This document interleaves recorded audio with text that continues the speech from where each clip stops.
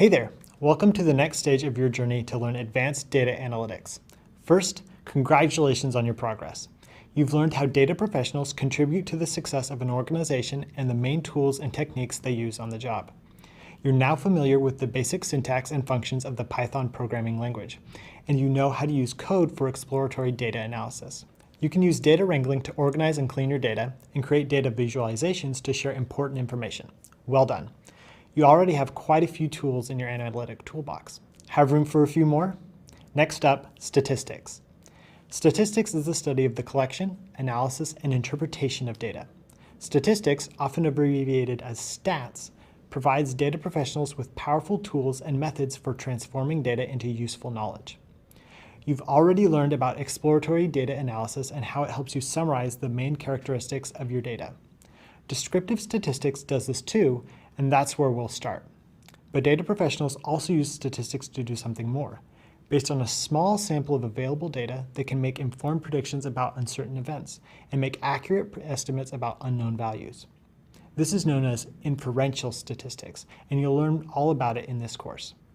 For example, data professionals use statistics to predict future sales revenue, the success of a new ad campaign, the rate of return on a financial investment, or the number of downloads for a new app. Statistical analysis can tell you which version of a website will attract more new customers for longer periods of time, or that new users will typically create an account after spending 3 minutes on the company's website.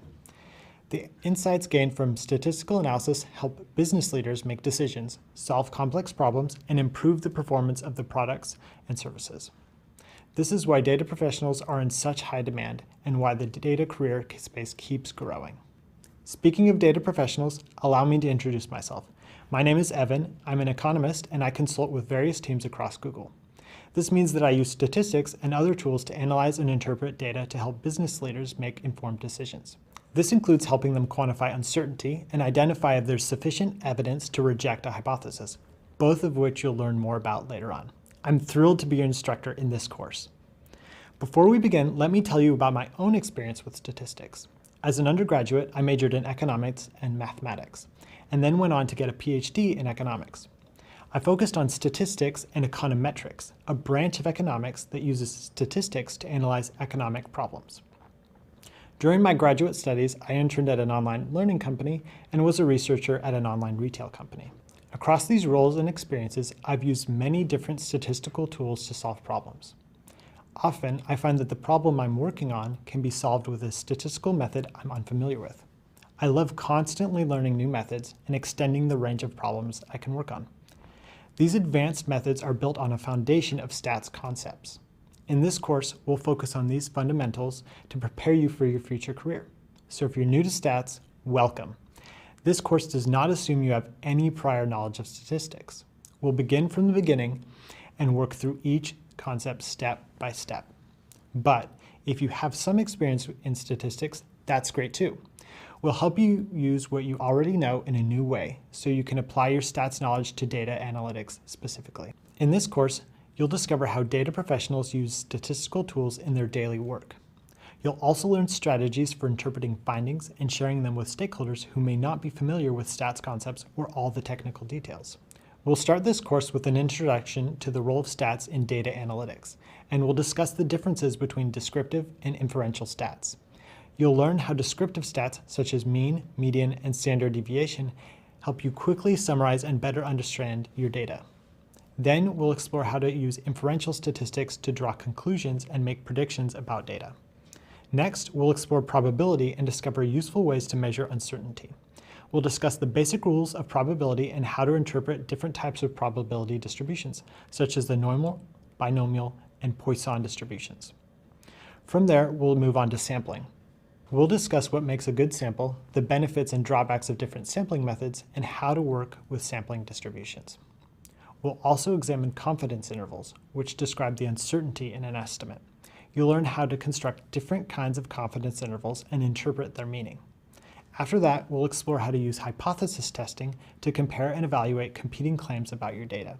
We'll go over the steps for applying different tests to specific data sets, and we'll demonstrate how to interpret test results. Finally, you'll get a chance to apply your stats knowledge in your next portfolio project. The portfolio project features a scenario based on A/B testing, an important practical application of statistics. In future job interviews, you can share your project as a demonstration of your skills and impress potential employers.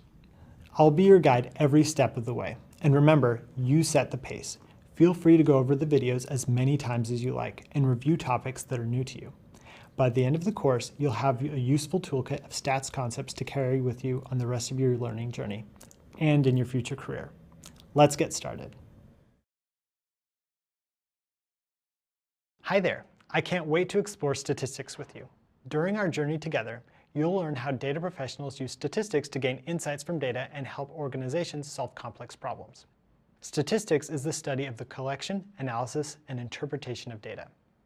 We'll start off by discussing the foundational role of statistics in data-driven work and the importance of fundamental stats concepts. Next, you'll have an opportunity to observe stats in action. We'll explore an example of how data professionals use statistical methods to conduct an A/B test. Then we'll discuss the two main types of statistics, descriptive and inferential. Data professionals use descriptive stats to explore and summarize data. They use inferential stats to draw conclusions and make predictions about data. Next, we'll consider three different types of descriptive statistics and how they can help you better understand different aspects of data. Measures of central tendency, such as the mean, allow you to describe the center of a data set. Measures of dispersion, like standard deviation, let you describe the spread of data. Measures of position, such as percentiles, help you determine the relative position of the values in a data set. Finally, you'll learn how to use Python to compute descriptive statistics and summarize a data set. When you're ready, join me in the next video. Earlier, you learned that statistics is the study of the collection, analysis, and interpretation of data. Today, humans generate and collect more data than ever before. Whenever we send a text message, make a purchase online, or post a photo on social media, we generate new data. As the amount of data grows, so does the need to analyze and interpret it. This is a big reason why stats and data-driven work is so important. And the field of data analytics is growing almost as fast as the data itself. Data professionals use statistics to analyze data in business, medicine, science, engineering, government, and more. In this video, we'll discuss the role of statistics in data science and why learning fundamental stats concepts is essential for every data professional. Data professionals use the power of statistical methods to identify meaningful patterns and relationships in data, analyze and quantify uncertainty, generate insights from data, make informed predictions about the future, and solve complex problems. Even if you've never studied statistics, you probably use stats daily. For example, you may start your day by going online and checking the weather, where you learn that this forecast is for a 70% chance of rain or a 50% chance of snow. Perhaps you visit a sports website to learn the batting average of your favorite cricket player or the scoring average of your favorite basketball player. On a news app, you might come across an election poll that reports a 3% margin of error and notes that an online survey was used to collect the data. Or perhaps you're a parent, and when you take your child to their yearly checkup, you learn that your child is in a certain percentile for height and weight. When you ask for more information, the doctor shows you the median height and weight for all kids who are the same age. These scenarios include statistical concepts that you'll learn more about in this course. The weather report is based on probability, or the likelihood of an event. The sports stats express average value. The election poll shows margin of error. The doctor uses the concepts of percentile and median. And all these stats give you useful knowledge that you can apply to your own life. Data professionals use the same concepts in their work. For example, a data professional might use probability to predict the future rate of return on an investment. They might estimate the annual average sales revenue for a company, calculate the margin of error to quantify the uncertainty of an employee satisfaction survey, or use percentiles to rank median home prices in different cities. On the job, data professionals use stats to transform data into insights that help stakeholders make decisions. Statistics is the foundation of data analytics and is the basis for the most advanced methods of analysis that data professionals use. And it all begins with the fundamental concepts that we're exploring in this course. Consider the role grammar plays in your conversations. For example, when you chat with friends or coworkers, you're probably not thinking about grammatical concepts like the parts of speech. If you're having a conversation, then you already know how to use nouns, verbs, and adjectives.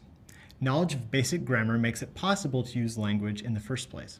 This is why it's so foundational.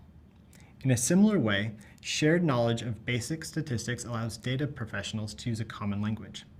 Learning the basics will eventually let you join the conversation about more advanced topics. You'll build on your foundation in statistics with more complex methods, like hypothesis testing, classification, regression, and time series analysis. I hope you're getting excited about how data professionals use stats to make sense of their data and gain useful knowledge. Coming up, you'll get a chance to check out an example of stats in action. Today's economy is all about data. Business leaders want to make data-driven decisions based on evidence and analysis. Companies that use insights gained from data to guide their decision-making process are more likely to be successful than companies that don't. And data professionals are the people that generate those insights. They use statistics to transform data into knowledge and help stakeholders make informed decisions. All the fundamental stats concepts that we cover in this course have valuable practical applications. In this video, you'll get a chance to check out stats in action.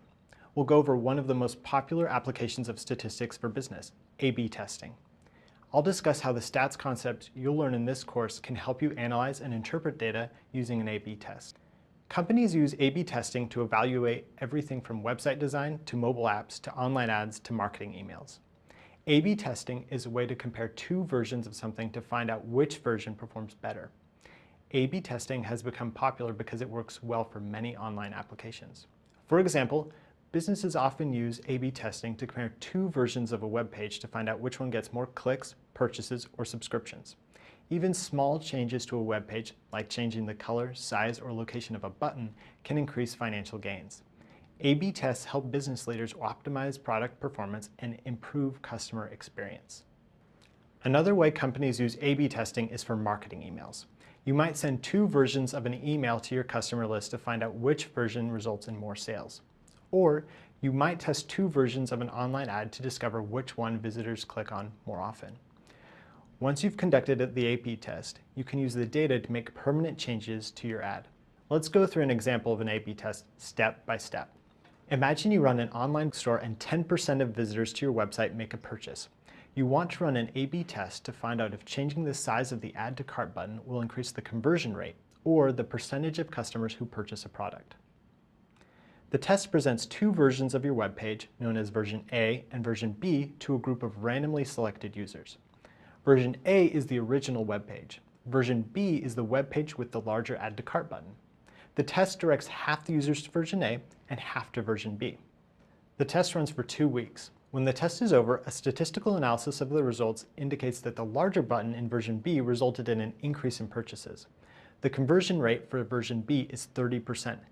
This is 3 times greater than the conversion rate for version A, which is 10%. That's a notable increase. Because of your A/B test, your company has a data-driven reason for replacing the current web page with version B and increasing the size of an Add to Cart button. Now that you know how an A/B test works, let's explore the stats concepts behind A/B testing. Later on, we'll cover each concept in more detail. Think of this list as a brief preview of your future stats knowledge. The A/B test analyzes a small group of users drawn from the total population of all users that visit the website. In stats, we call this smaller group the sample. The sample is a subset of the larger population. You can use data from a sample to make inferences or draw conclusions about the entire population. Data professionals use inferential statistics to make inferences about a dataset based on a sample of the data. In other words, stats are a powerful tool for predicting outcomes you don't know using data you do know. For example, you have no way of knowing how the next 100,000 website visitors will behave. What you can do is observe the next 1,000 visitors and then use inferential statistics to predict how the following 99,000 will behave. And as you'll discover, stats can help you make that prediction with accuracy. This is why observing a sample through A/B testing can be so valuable to companies. They can use the results of the test to make changes that improve their business. Sampling, the process of selecting a subset of data from a population, is a critical part of an A/B test. Before you conduct the test, you need to decide on the sample size, or the number of users in the test. Choosing the right sample size helps you get valid test results and avoid statistical errors. For example, you'll use stats to help you determine whether you need to use a sample size of 1,000 or 10,000 in order to predict customer behavior accurately. Like any statistical test, an A/B test can't predict user behavior with 100% certainty. What stats can do is construct a confidence interval, or a range of values that describes the uncertainty surrounding an estimate. Knowing how to construct and interpret a confidence interval helps you make informed decisions about all users based on your test sample. Using stats, you can quantify the uncertainty of your A/B test and share this information with stakeholders to help them interpret the results. We'll talk more about how to interpret a confidence interval later on. After the test is complete, you'll need to determine the statistical significance of your results. Statistical significance refers to the claim that the results of a test or experiment are not explainable by chance alone. For instance, is the difference between version A and version B due to random chance, or due to the fact that you changed the Add to Cart button? A hypothesis test is a statistical method that helps you answer this question. The test helps quantify whether the result is likely due to chance or if it's statistically significant. A hypothesis test gives you data-driven support for changing your web page to version B, or for keeping it the same with version A. Software can help you calculate complex math problems, but having a working knowledge of stats lets you properly design, conduct, and interpret the results of a real test. By the end of this course, you'll know how to use all the stats concepts we just reviewed to analyze and interpret data. In fact, you'll be able to put your stat skills to work in a portfolio project based on a realistic A/B testing scenario. Plus, your knowledge of stats will serve as a foundation for more advanced data analytics methods that you'll explore later on. Now that you know more about the role of statistics in data science, let's discuss the two main types of statistical methods: descriptive and inferential. Data professionals use each method to get different insights from their data. In this video, you'll learn the difference between descriptive and inferential stats and how data professionals use both to better understand their data. Descriptive statistics describe or summarize the main features of a data set. Descriptive stats are very useful because they let you quickly understand a large amount of data.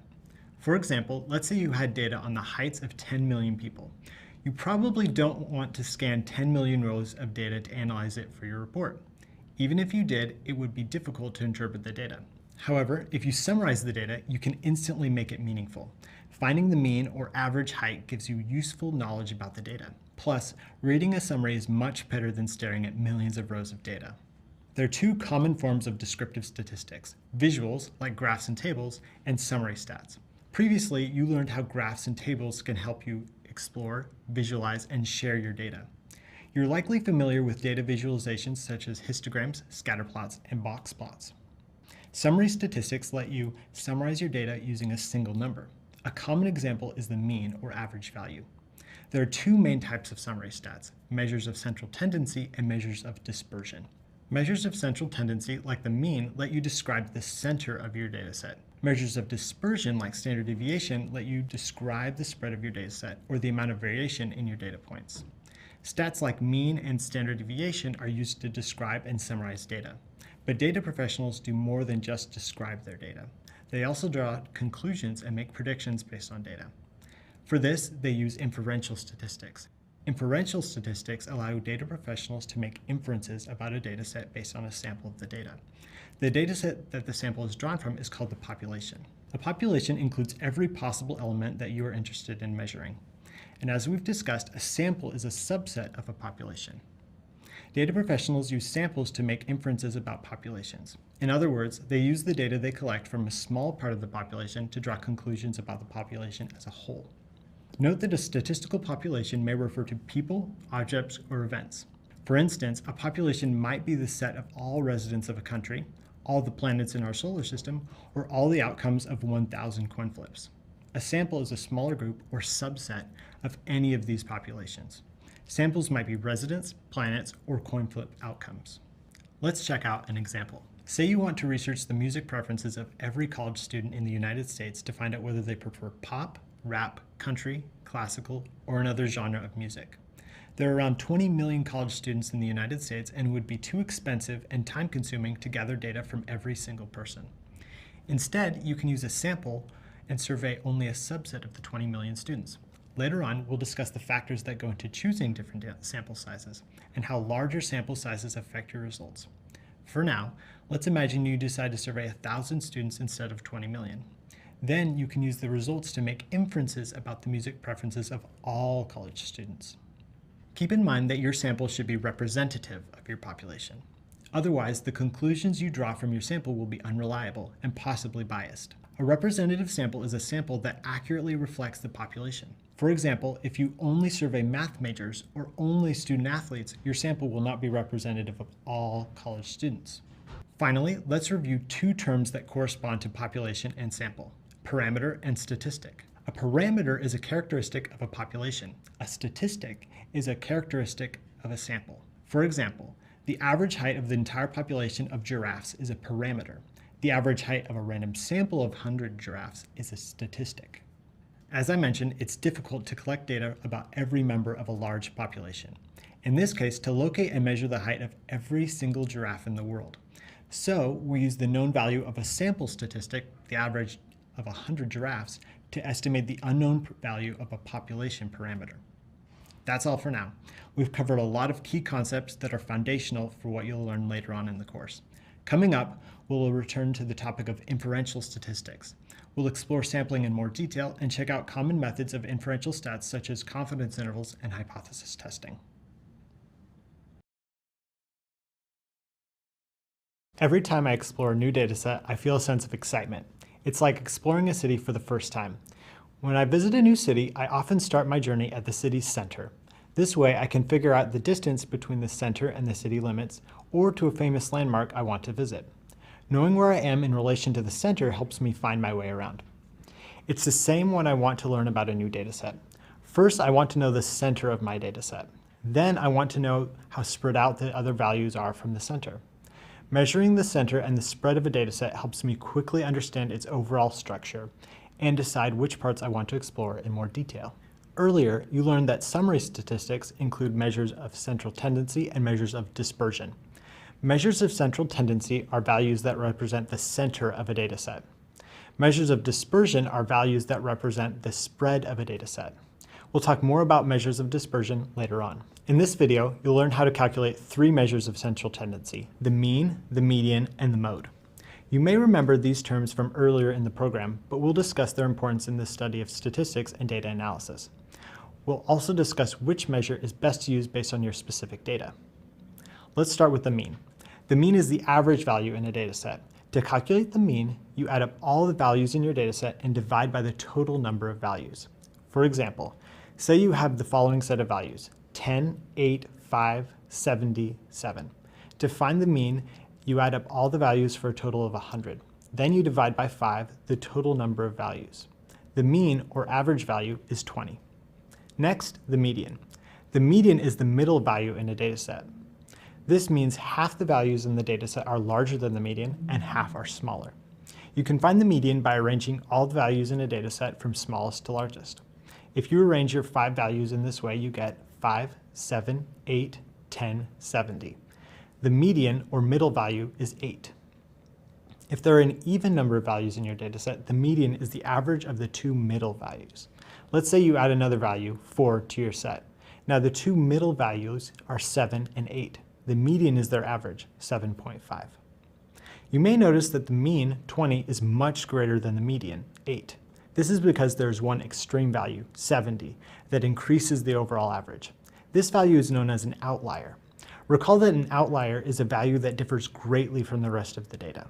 As measures of central tendency, the mean and the median work better for different kinds of data. If there are outliers in your dataset, the median is usually a better measure of the center. If there are no outliers, the mean usually works well. For example, imagine you want to buy a home in a specific neighborhood. You tour 10 homes in the area to get an idea of the average price. The first 9 homes have a price of $100,000. The 10th home has a price of $1 million. This is an outlier that pulls up the average. If you add all the home prices and divide by 10, you find that the mean, or average, price is $190,000. The mean doesn't give you a good measure of the typical value of a home in this neighborhood. In fact, only 1 home out of 10 costs more than $100,000.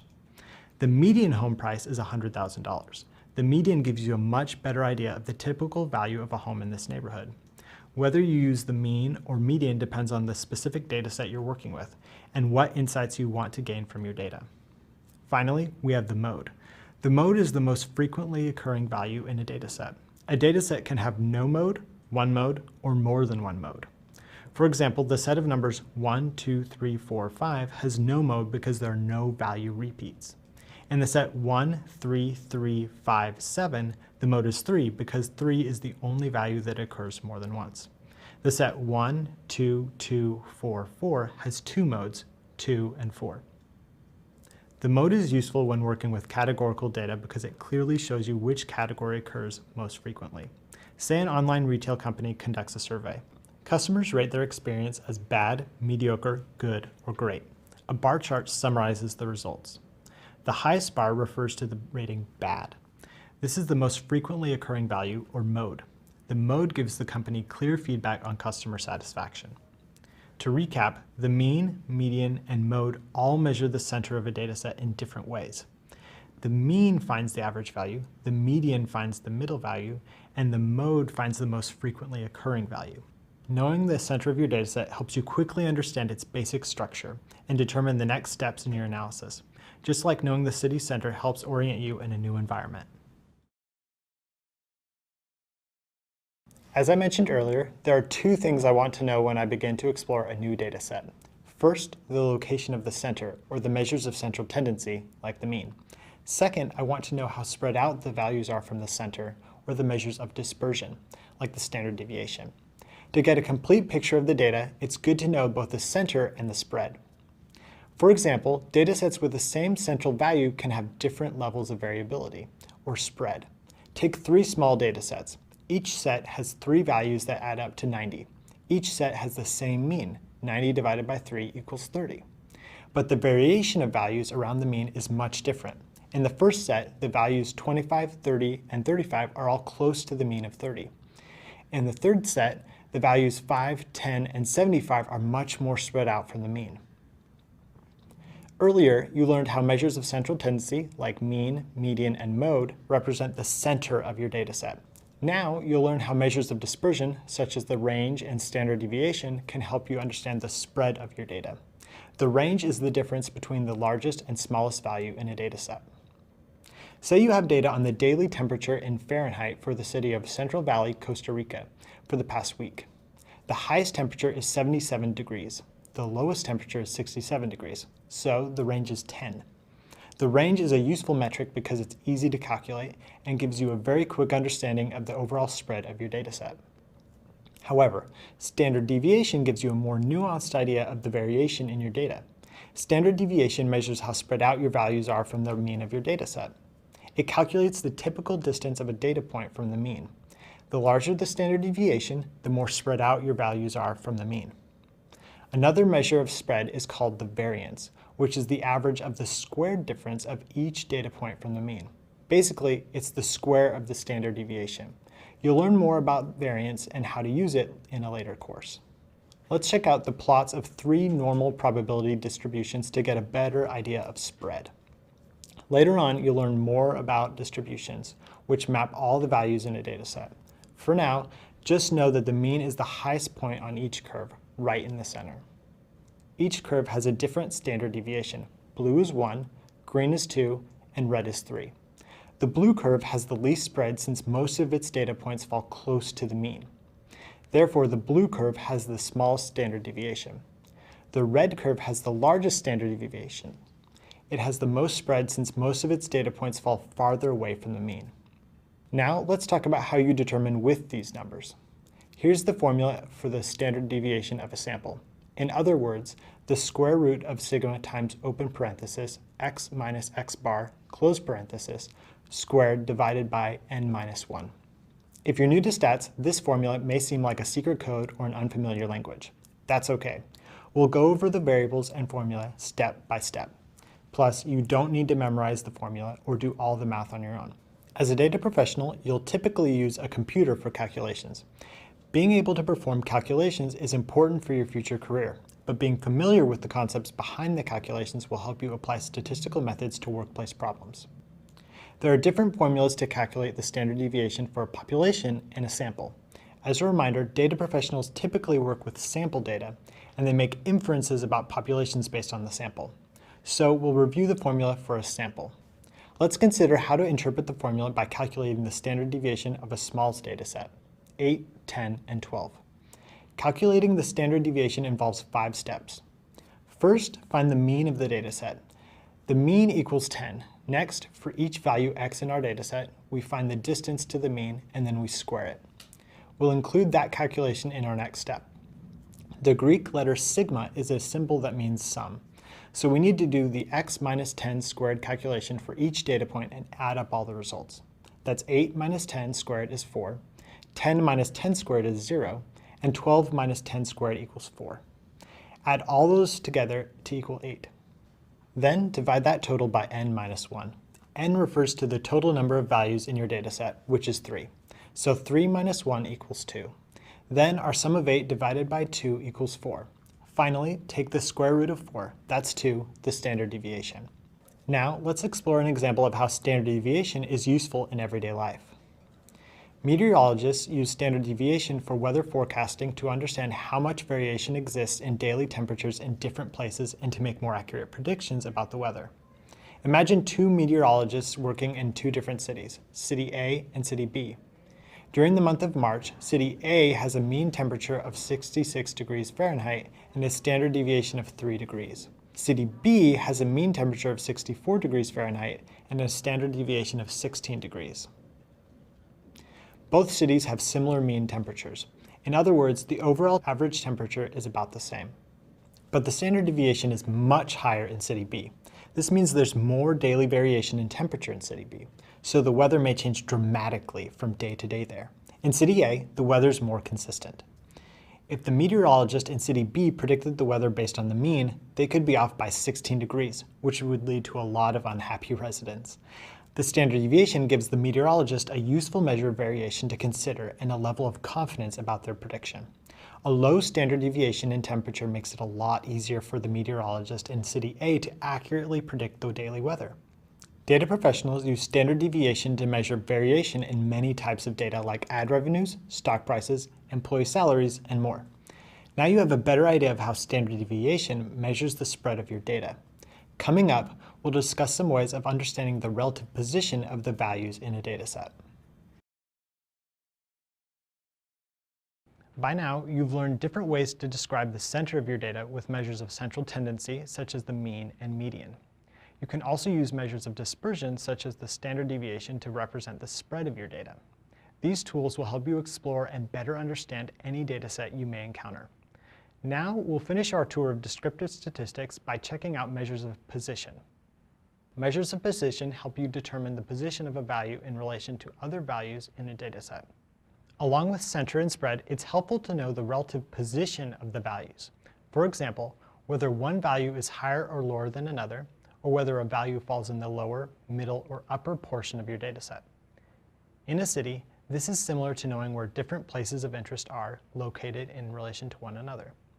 For example, it's useful to know how far the art museum is from the city park, or if the famous restaurant you want to eat at is close to the historical monument you want to visit.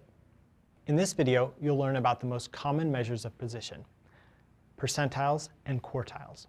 You'll also learn how to calculate the interquartile range and use the 5-number summary to summarize your data. A percentile is the value below which a percentage of data falls. Percentiles show the relative position or rank of a particular value in a data set. Some universities ask applicants to take standardized tests. For example, in the United States, the SAT and the ACT are common exams. When a student receives their test score, they usually also receive a corresponding percentile. For example, let's say a test score falls in the 99th percentile. This means the score is higher than 99% of all test scores. If a score falls in the 75th percentile, the score is higher than 75% of all test scores. If a score falls in the 50th percentile, the score is higher than half or 50% of all test scores, and so on. Percentiles are useful for comparing values. For example, different exams may have different scoring systems. SAT scores range from 400 to 1600. ACT scores range from 1 to 36. And a typical school exam in math or history may range from 0 to 100. If you only know the raw scores for each test, say 1,000 for the SAT, 20 for the ACT, and 70 for the school exam, you have no way of making a meaningful comparison. If you know that all 3 test scores fall in the 50th percentile, then you can meaningfully compare student performance across the different exams. You can use quartiles to get a general understanding of the relative position of values. A quartile divides the values in a dataset into 4 equal parts. Quartiles let you compare values relative to the 4 quarters of data. Each quarter includes 25% of the values in your dataset. The first quartile is the middle value in the first half of the dataset. The first quartile, Q1, is also called the lower quartile. 25% of the data points are below Q1 and 75% are above it. The second quartile is the median value in the set. Q2 is the median. 50% of the data points are below Q2 and 50% are above it. The third quartile is the middle value in the second half of the dataset. 75% of the data points are below Q3 and 25% are above it. Note the relationship between quartiles and percentiles. Q1 refers to the 25th percentile, Q2 the 50th percentile, and Q3 to the 75th percentile. For example, say you're the manager of a sports team. You have data that shows how many goals each player on your team scored over the course of an entire season. You want to compare the performance of each player based on scoring. You can calculate quartiles for your data using these steps. First, arrange the values from smallest to largest: 11, 12, 14, 18, 22, 23, 27, 33. Second, find the median of your dataset. This is the second quartile, Q2. There are an even number of values in the dataset, so the median is the average of the 2 middle values, 18 and 22. Q2 equals 20. Third, find the median of the lower half of your dataset. This is the lower quartile, Q1. Q1 equals 13. Finally, find the median of the upper half of your dataset. This is the upper quartile, Q3. Q3 equals 25. Breaking the data into quartiles gives you a clear idea of player performance. You now know that the lower quartile of players scored 13 goals or less, and the upper quartile scored 25 goals or more. In other words, the lower 25% of players scored 13 goals or less, and the upper 25% scored 25 goals or more. The middle 50% of players scored between 13 and 25 goals. The middle 50% of your data is called the interquartile range, or IQR. The interquartile range is the distance between the first quartile, Q1, and the third quartile, Q3. Technically, IQR is a measure of dispersion because it measures the spread, or the middle half of, or middle 50% of your data. This is the same as the distance between the 25th and 75th percentiles, or between Q1 and Q3. IQR is also useful for determining the relative position of your data values. IQR equals Q3 minus Q1. In this case, Q3 equals 25 and Q1 equals 13. So IQR equals 12. Finally, you can summarize the major divisions in your dataset with the 5-number summary. The 5 numbers include the minimum, the first quartile, the median, or second quartile, the third quartile, and the maximum. For your sports data, the 5-number summary is 11, 13, 20, 25, 38. The 5-number summary is useful because it gives you an overall idea of the distribution of your data, from the extreme values to the center. You can visualize it with a box plot. The box part of the box plot goes from the first quartile to the third quartile. The vertical line in the middle of the box is the median. The horizontal lines on each side of the box, known as whiskers, go from the first quartile to the minimum value, and from the third quartile to the maximum value. The following box plot shows the data on goals. We can find the values on the box plot and determine the interquartile range. Q1, or the lower quartile, equals 13. Q3, or the upper quartile, equals 25. The interquartile range is the length of the box. 25 minus 13 equals 12. Data professionals use measures of position, such as percentiles and quartiles, to better understand all kinds of data.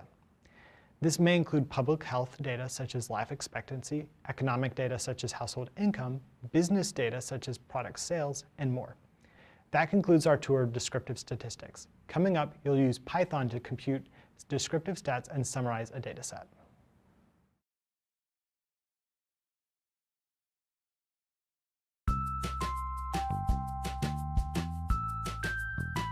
I'm Alok. I'm a data science developer advocate at Google Cloud.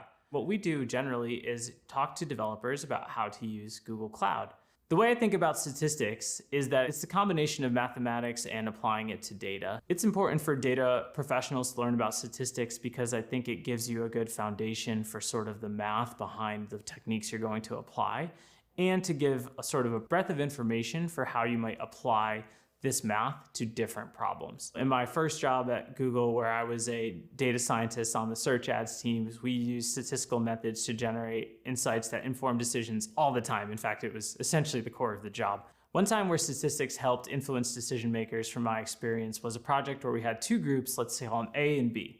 And we were seeing some big differences in the behavior of these two groups in a particular metric. The executives were kind of worried about why were they different, maybe it shouldn't be so different. And statistical methods were crucial to this. We had to adjust for things like mix effects, looking at different slices of our data, adding confidence intervals around the sort of mean difference we're seeing. And what we found was that the difference was not as large as we had seen, and it could be attributed to sort of these other things like mix among our users or things like that. And when we presented this to the executives, they were sort of relieved that the differences were not as big, and there wasn't something necessarily to do to change the dynamic between group A and B. It was sort of within the reasonable difference that they felt was okay.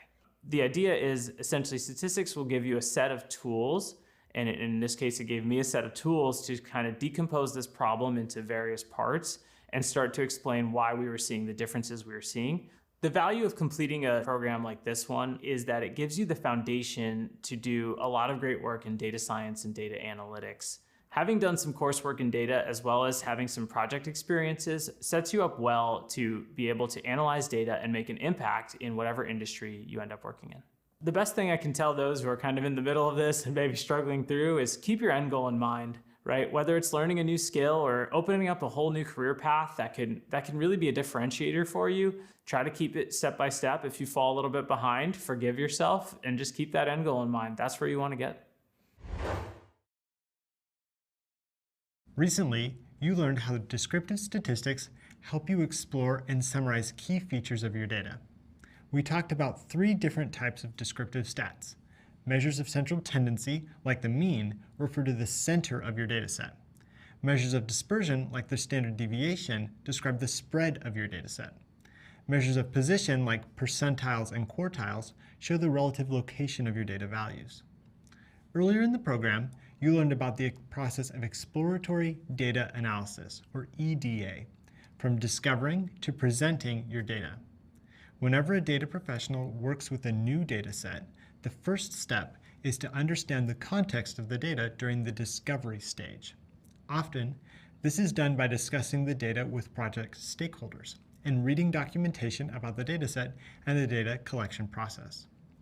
After that, a data professional moves on to data cleaning and deals with issues like missing data and incorrect values. Computing descriptive stats is a common step to take after data cleaning. Now, you'll learn how to use Python to compute descriptive statistics and summarize a dataset. The great thing about using Python for stats is that it does all the difficult work for you and takes care of all the complex calculations. With a single line of code and the push of a button, you have the mean, median, standard deviation, and more. Using Python is like having a friendly math genius working right alongside you, a genius who never gets tired or distracted or needs a coffee break. Also, you're well prepared to use Python for stats. You've already learned how to use Python to organize, clean, and visualize your data. In this course, we'll introduce some new functions specific to stats, but we'll continue to use the same syntax and coding concepts you're familiar with. Now, let's explore our example. Imagine you're a data professional working for the government of a large nation. The government's Department of Education is seeking to understand the current literacy rates across the country. The literacy rate is defined by the percentage of the population of a given age group that can read and write. You're asked to analyze data about the literacy rate among primary and secondary school students. These are students who range in age from 6 to 18 years old. There's data available for every state and district in the country. You'll use descriptive stats to get a basic understanding of the literacy rate data for each district. So, let's open a Jupyter Notebook and get started. To start, import the Python packages you will use, NumPy and Pandas. and the library you'll use, matplotlib.pyplot. You worked with NumPy, pandas, and matplotlib.pyplot when you learned about EDA. They'll also help you compute descriptive stats. To save time, rename each package and library with an abbreviation: NP, PD, and PLT. We've provided a file to download so you can follow along. For this example, we'll name our data education_district-wise. This tells us that we're dealing with education data organized by district. As a best practice, choose names that clearly state the main content or purpose of the data. This way, you can easily access and remember your data in the future. Start with the head function to get a quick overview of the first 10 rows of your dataset. Recall that head will return as many rows of data as you input into the variable field. Before you start computing descriptive stats, review the contents of your dataset to understand what the column headers mean. Your dataset has 7 columns and 680 rows. The first 5 columns refer to different administrative units: district name, state name, blocks, villages, and clusters. In other words, this is the system the nation uses for organizing its population into different sized units, or sections. The nation is divided into states. States are further divided into districts. A large state may have more than 40 districts. A small state may have fewer than 4 districts. Each district is further divided into blocks, clusters, and villages. The total population column, abbreviated TOT-POPULAT, refers to population. The overall literacy rate column, abbreviated OVERALL_LI, refers to literacy rate. To interpret this data correctly, it's important to understand that each row or observation refers to a different district, and not, for example, to a state or a village. So, the village column shows how many villages are in each district. The total population column shows the population for each district. The overall literacy column shows the literacy rate for each district. Now that you have a better understanding of your dataset, use Python to compute descriptive stats. When computing descriptive stats in Python, the most useful function to know is describe. Data professionals use the describe function as a convenient way to calculate many key stats all at once. If you use this function for a column with numeric data, you get a count of all the observations in the column, along with the following stats: the mean or average value, the median or middle value, the standard deviation, or the value that measures the spread of the data, the minimum and maximum values, and the first and third quartiles. Your main interest is the literacy rate. This data is contained in the overall literacy column, which shows the literacy rate for each district in the nation. Use the describe function to show key stats about literacy rate. The output lists key stats for all districts, and the count category confirms there are 634 districts in your dataset. Note that the number of observations for the overall literacy column is 634, but the number of rows in the dataset is 680. This is because the describe function does not include missing values. The summary of stats gives you valuable information about the overall literacy rate. For example, the mean helps to clarify the center of your dataset. You now know the average literacy rate is about 73% for all districts. This information is useful in itself, and also as a basis for comparison. Knowing the mean literacy rate for all districts helps you understand which individual districts are significantly above or below the mean. This will help the department decide how to devote resources to improving literacy. Note that the categories 25%, 50%, and 75% refer to Q1, Q2, and Q3, respectively. Remember that Q2 is also the median of your dataset. You can also use the describe function for a column with categorical data, like the state name column. In this case, you get a count of all the observations in the column, along with the following information: the number of unique values, the most common value, or mode, and the frequency of the most common value. Use the describe function to find out how many states are in your dataset and which state has the most districts. The unique category shows you that there are 36 states in your data set. The top category shows that state 21 is the most common value and contains the most districts. The frequency category tells you that state 21 appears in 75 rows, which means it includes 75 different districts. This is the mode. This information may be helpful in determining which states will need more educational resources based on their number of districts. The describe function is so useful because it shows you a variety of key stats all at once. Python also has separate functions for stats, such as mean, median, standard deviation, minimum, and maximum. And you use the mean and median functions earlier in the program to detect outliers. These individual functions are also useful if you want to do further computations based on descriptive stats. For example, you can use the min and max functions together to compute the range of your data. The range will show you the difference between the highest and lowest literacy rates among all districts. To compute the range, use the max and min functions to subtract the highest literacy rate from the lowest literacy rate. First, name a new variable, range underscore overall underscore li. Then use the max function on the overall literacy column, input a minus sign, and use the min function on the same column. Finally, display the value of your variable. The range in literacy rates for all districts is about 61.5 percentage points. This is the maximum value of 98.7% minus the minimum value of 37.2%. The large difference tells you that some districts have much higher literacy rates than others. In an upcoming video, you'll continue to analyze this data, and you can discover which districts have the lowest literacy rates. This will help the government better understand literacy rates nationally and build on their successful educational programs. Using descriptive stats to summarize your dataset is an important early step in the analysis process, giving you a basic understanding of your data.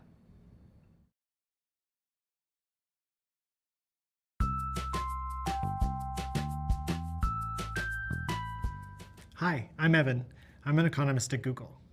When I was in high school, I was pretty good at math, but wasn't overly interested in it. When I got to college, I took an economics course and was very interested in using that framework to view the world and solve problems. A typical day on the job involves me working with business leaders to understand their problems and then help them brainstorm solutions to their problems. Sometimes this is just talking and consulting on problems and helping them figure out solutions, or other times I'll go and I'll gather data on my own from the company, and I'll perform analyses and solve problems and help them identify interesting measures or results that could inform their decisions and solve their problems. I also like to devote time each day to doing my own research on topics that I'm unfamiliar with so that I'm always growing my skills and increasing my toolkit. Some of the soft skills that were most important in starting a career in data analytics was first being able to present your results. So you can do tons of work in getting data, mining through the data, trying to find some interesting pieces of information, and you may find something, but then being able to clearly communicate that to other people who may not be experts in what you're studying is actually quite difficult. Make sure you master the basics and don't try to go too fast. And if there's something you don't understand, rewatch it, do the reading, make sure you know the fundamentals. It all builds on itself. If I could give myself some advice when I was starting my first data analytics role, is to take time to meet other people in the field and to network with them and learn what they know. I think a lot of data professionals in this field have built up lots of knowledge that's quite useful, specific to their company, specific to their role, specific to certain types of problems, and that knowledge lives inside their head. It's not written in a book, it's not in a manual, but they have this knowledge. And so the more you talk with people, the more you meet people and talk about these different problems that you have, the faster you can grow and the faster you can learn. Instead of having to learn these things on your own and kind of solve the problems bit by bit, you can work with other people and they can just help you to solve these so much quicker because they've already solved the problem and learned that information. We've come to the end of the first section of your statistics course. Wow, you've learned a lot already. Along the way, we've explored how data professionals use statistics to gain insights from their data. This helps business leaders make decisions and solve complex problems. We began with the two main types of statistics, descriptive and inferential. Data professionals use descriptive stats to explore and summarize their data. They use inferential stats to draw conclusions and make predictions about their data. During your tour of descriptive stats, you learned about measures of central tendency, dispersion, and position. Finally, you learned that Python is a powerful tool for statistical analysis. You used Python to explore a dataset and quickly calculate descriptive statistics to summarize your data. You can use these skills to better understand any new dataset you may encounter in your future career. Coming up, you have a graded assessment. To prepare, check out the reading that lists all the new terms you've learned. And feel free to revisit videos, readings, and other resources that cover key concepts. Congrats on your progress so far, and I'll meet you again soon. Hey there. I really enjoyed exploring descriptive statistics with you, and I'm excited for what's next, probability. Probability is the branch of mathematics that deals with measuring and quantifying uncertainty. In other words, probability uses math to describe the likelihood of something happening.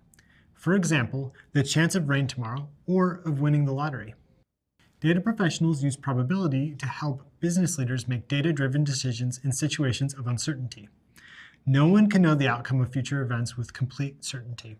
But what data professionals can do is use all the available data to make reasonable predictions based on probability. For instance, imagine you're working with a stakeholder at a large aerospace company. They need to decide whether or not to invest in a new technology to improve the production process for their jet engines. As a data professional, you can estimate the probability that the new technology will have a positive impact and predict what its potential costs and benefits might be. The stakeholder can use this information to make an informed decision about what's best for the organization. We'll start by reviewing the two main types of probability, objective and subjective. We'll cover basic rules of probability like the complement rule, the addition rule, and the multiplication rule. Then we'll go over conditional probability and how to describe the relationship between dependent events.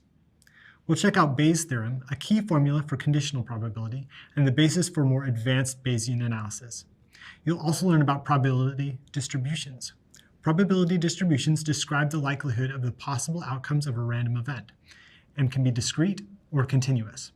We'll check out discrete probability distributions such as the binomial and Poisson and find out how they can help you model specific kinds of data. Then we'll explore continuous probability distributions and focus on the normal distribution, the most widely used distribution in all statistics. You'll discover its main features and how it applies to many different data sets. Next, we'll also discuss how z-scores can help you better understand the relationship between data values in a standard normal distribution. Finally, you'll learn how to use Python's SciPy stats module to apply probability distribution to your data. When you're ready to start learning about probability, join me in the next video. Probability helps you measure and quantify uncertainty and make informed decisions about uncertain outcomes. For example, you might use probability to decide what to wear on a given day. Today's weather forecast says there's a 70% chance of snow. Based on this data, you decide to wear your hat, gloves, and snow boots.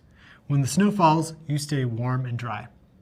Data professionals might use probability to predict the chances that a company will sell a certain amount of product in a given time period, a financial investment will have a positive return, a political candidate will win an election, or a medical test will be accurate. In this video, we'll explore the two main types of probability, objective and subjective. Objective probability is based on statistics, experiments, and mathematical measurements. Subjective probability is based on personal feelings, experience, or judgment. Let's start with objective probability. Data professionals use objective probability to analyze and interpret data. There are two types of objective probability, classical and empirical. Classical probability is based on formal reasoning about events with equally likely outcomes. To calculate classical probability for an event, you divide the number of desired outcomes by the total number of possible outcomes. For example, if you flip a coin, the result will be either heads or tails. Heads and tails are terms commonly used to refer the two sides of a coin. There are only two possible outcomes, and both outcomes are equally likely.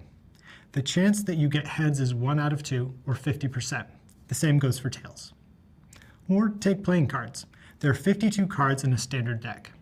Choosing a card gives you a 1 in 52 chance, or 1.9% of getting any card in the deck, whether it's the Ace of Hearts, 10 of Clubs, or 4 of Spades. But most events are more complex and do not have equally likely outcomes. Usually, the weather isn't a 50% chance of rain or snow. There might be an 80% chance of rain tomorrow and a 20% chance of some other outcome. While classical probability applies to events with equally likely outcomes, data professionals use empirical probability to describe more complex events. Empirical probability is based on experimental or historical data. It represents the likelihood of an event occurring based on the previous results of an experiment or past events.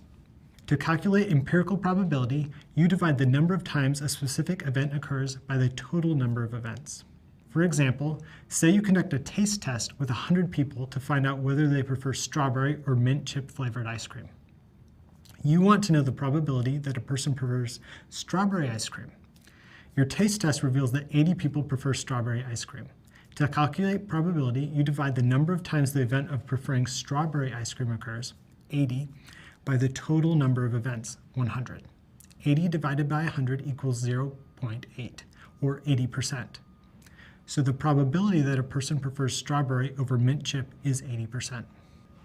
Earlier, you learned about inferential statistics and how data professionals use sample data to make inferences or predictions about larger populations. Inferential statistics uses probability too. For instance, a retail company might survey a representative sample of 100 customers to predict the shopping preferences of all their customers. Data professionals rely on empirical probability to help them make accurate predictions based on sample data. For example, in an A/B test of a website, you test a sample of users to make a prediction about the future behavior of all users. Say the sample of users prefer a green add to cart button over a blue one. You may infer from this data that the larger population of future users will probably share their preference. An A/B test lets you make a reasonable prediction about future users based on empirical probability.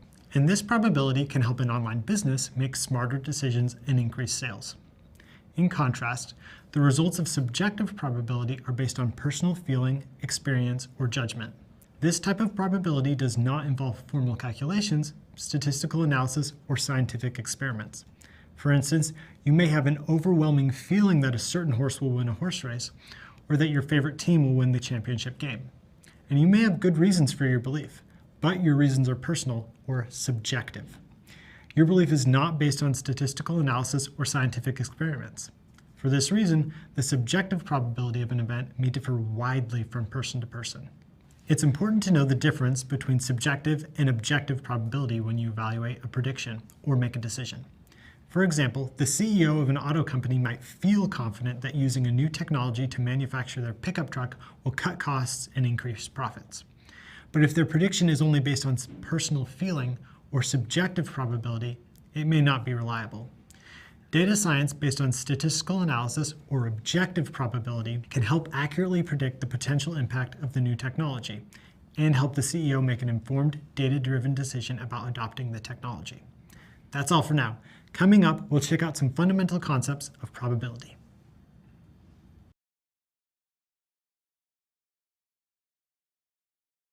Recently, you learned that probability uses math to deal with uncertainty, or to determine how likely it is that an event will occur. In this video, you'll learn some fundamental concepts of probability. We'll discuss the mathematical definition of probability and how to calculate probability for single random events. First, I want to give you some context about the types of examples we'll be using.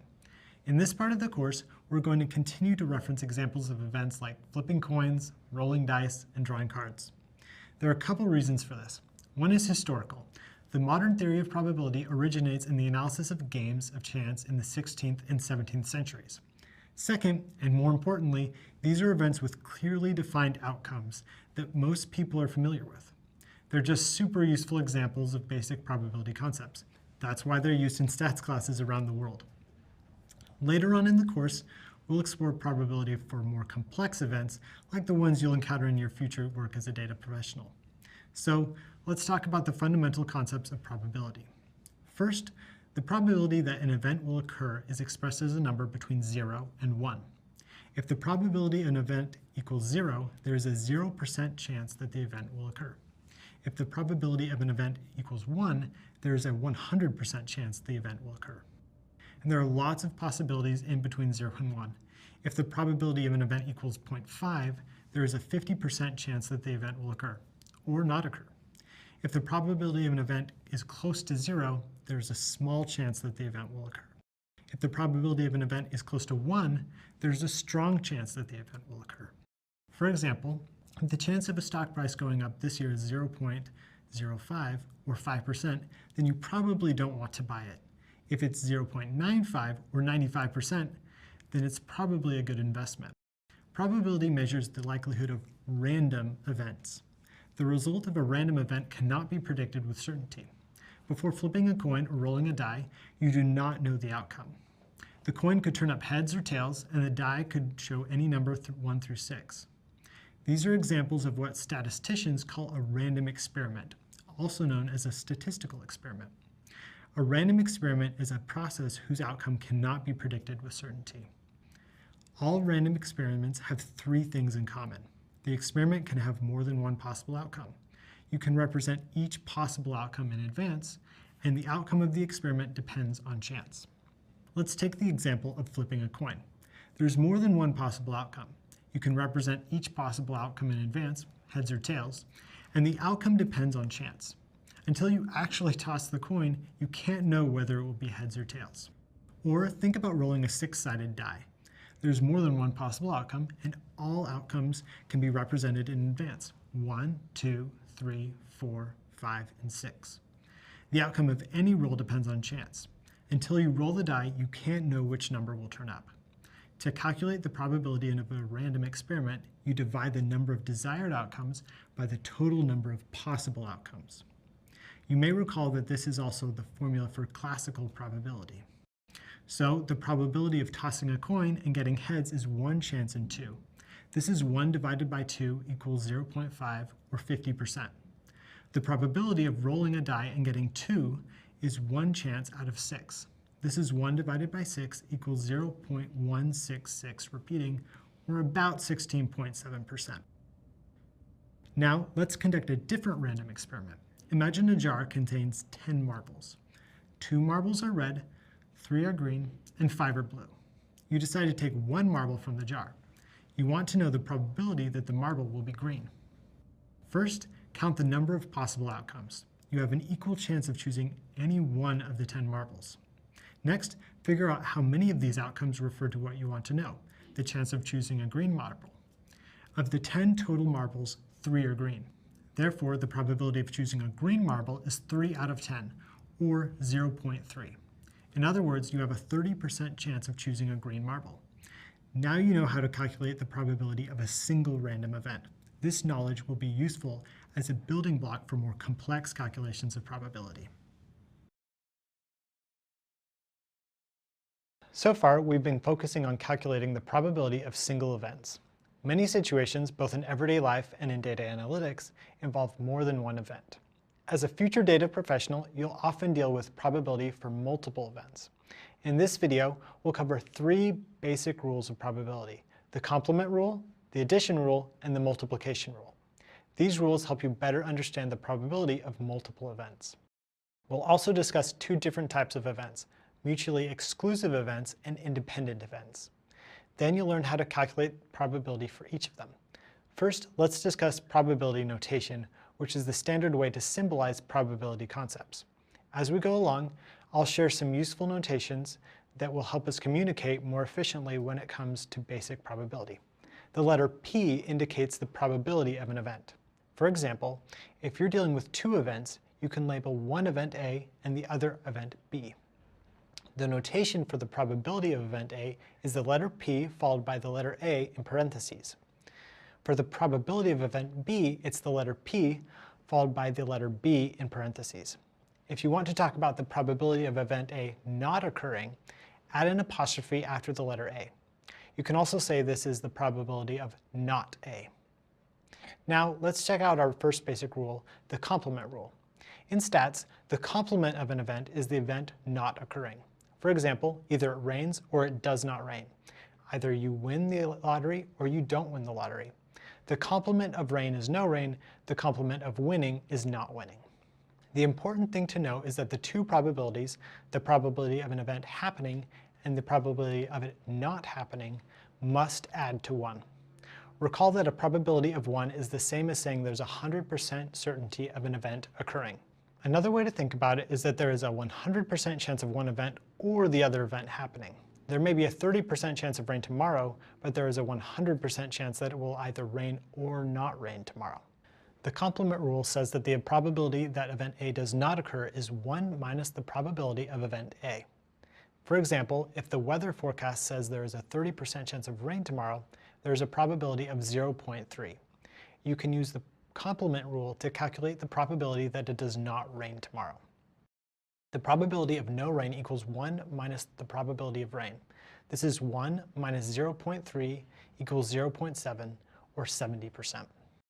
Both the complement rule and our next rule, the addition rule, apply to events that are mutually exclusive. Two events are mutually exclusive if they cannot occur at the same time. For example, you can't visit both Argentina and China at the same time, or turn left and right at the same time. The addition rule says that if the events A and B are mutually exclusive, then the probability of A or B happening is the sum of the probabilities of A and B. Let's check out an example using a six-sided die. Say you want to find out the probability of rolling either a 2 or a 4 on a single roll of the die. These two events are mutually exclusive. You can roll a 2 or a 4, but not both at the same time. The addition rule says that to find the probability of either event happening, you should sum up their probabilities. The odds of rolling any single number on a six-sided die are 1 out of 6. So the probability of rolling a 2 is 1 over 6, and the probability of rolling a 4 is 1 over 6. 1/6 plus 1/6 equals 1/3. The probability of rolling either a 2 or a 4 is 1 out of 3, or 33%.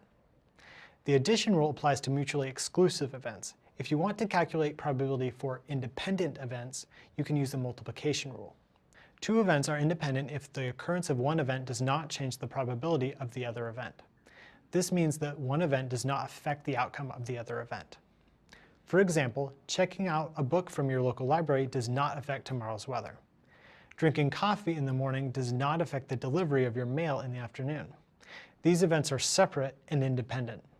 The multiplication rule says that if the events A and B are independent, then the probability of both A and B happening is the probability of A multiplied by the probability of B. For instance, imagine two consecutive tosses. Say you want to know the probability of tails on the first toss and heads on the second toss.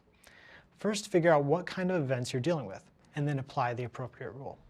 Two coin tosses are independent events. The first toss does not affect the outcome of the second toss. For any toss, the probability of getting either heads or tails always remains 1 out of 2, or 50%.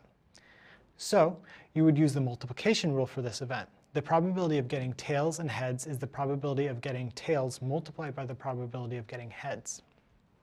The probability of each event is 0.5, or 50%. Now, plug in the numbers.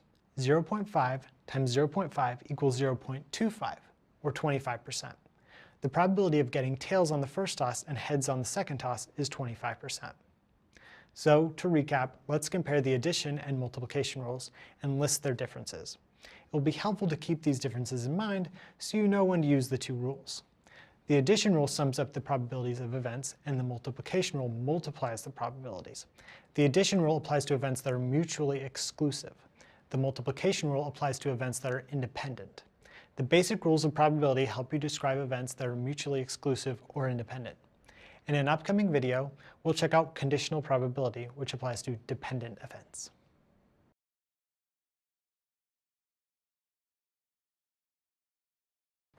So far, you've learned how to calculate probability for a single event and for two or more independent events. Remember, two events are independent if one event does not affect the outcome of the other event, like two coin flips. In this video, you learn how to calculate probability for two or more dependent events. This type of probability is known as conditional probability. Conditional probability refers to the probability of an event occurring given that another event has already occurred. Conditional probability is used in many different fields, like finance, insurance, science, and machine learning. For example, an agency that sells life insurance might use conditional probability to decide how risky it is to insure someone who skydives for a living. Data professionals, like those who work on machine learning models, use conditional probability to make accurate predictions about complex data sets. Before we get into calculating conditional probability, let's go over the concept of dependence. Two events are dependent if the occurrence of one event changes the probability of the other event. This means that the first event affects the outcome of the second event.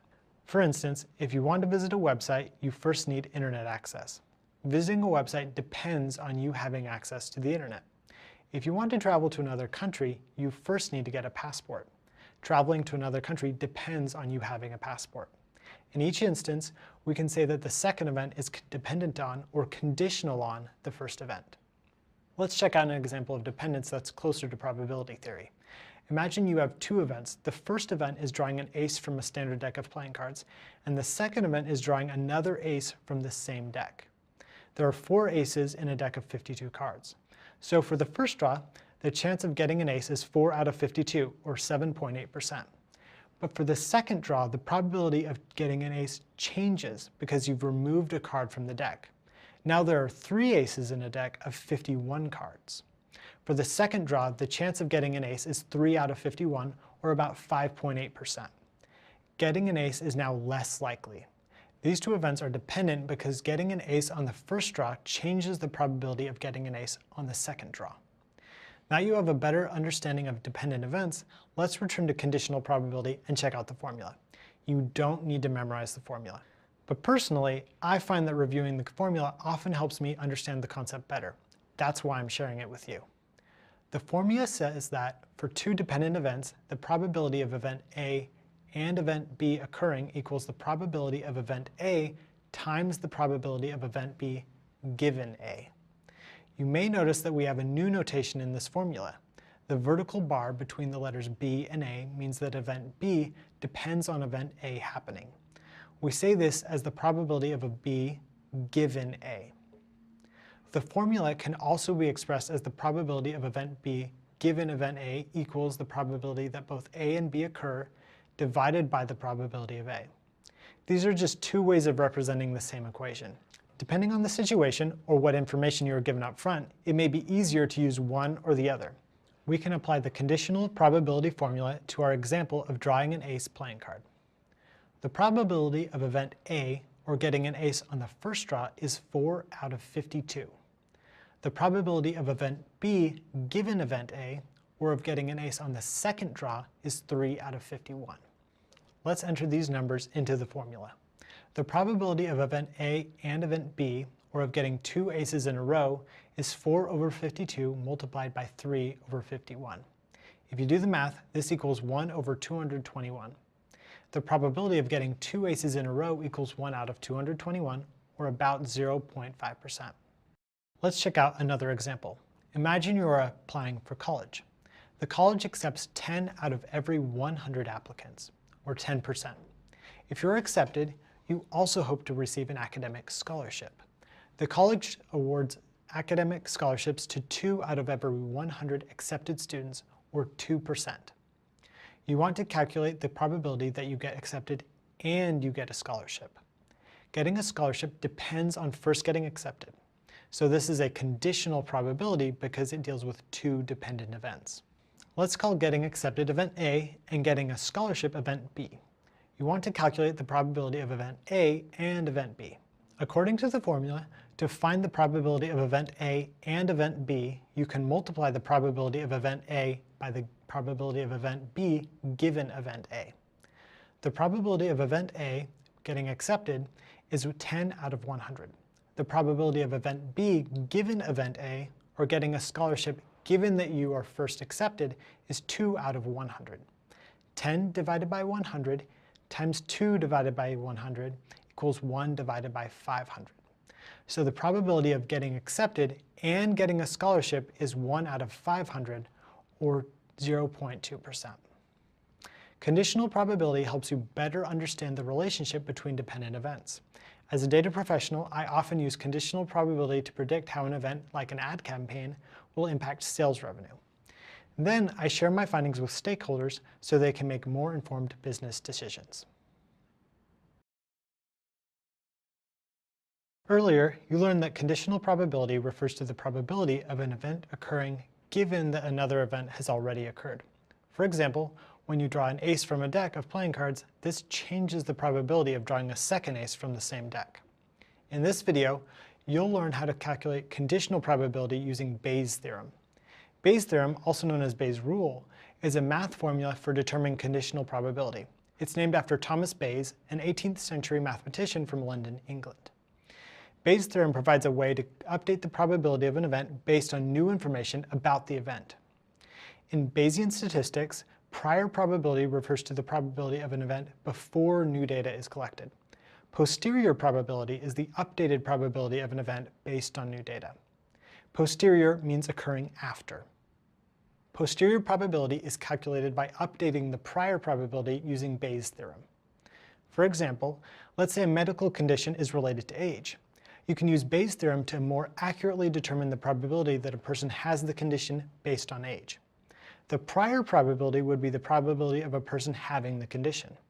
The posterior or updated probability would be the probability of a person having the condition if they are in a certain age group. Bayes' theorem is the foundation for the field of Bayesian statistics, also known as Bayesian inference, which is a powerful method for analyzing and interpreting data in modern data analytics. Data professionals apply Bayes' theorem in a wide variety of fields, from artificial intelligence to medical testing.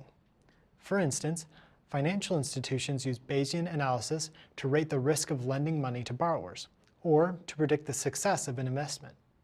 Online retailers use Bayesian algorithms to predict whether or not users will like certain products and services. Marketers rely on Bayes' theorem for identifying positive or negative responses in customer feedback.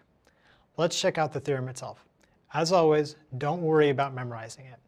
Bayes' theorem is a bit complicated, and this is the basic version of it. Bayes' theorem says that for any two events A and B, the probability of A given B equals the probability of A multiplied by the probability of B given A divided by the probability of B. In math terms, prior probability is the probability of event A.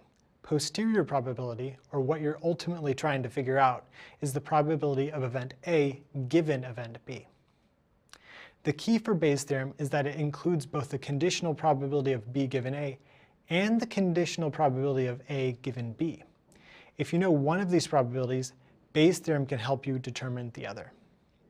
Let's check out an example. Say you're planning a big outdoor event, like a graduation party. The success of the event depends on good weather. On the day of the event, you notice that the morning is cloudy. You want to find out the chance of rain, given that this day starts off cloudy. If there's a high probability of rain, you may decide to move the event indoors or even cancel it. You know the following information. At this time of year, the overall chance of rain is 10%.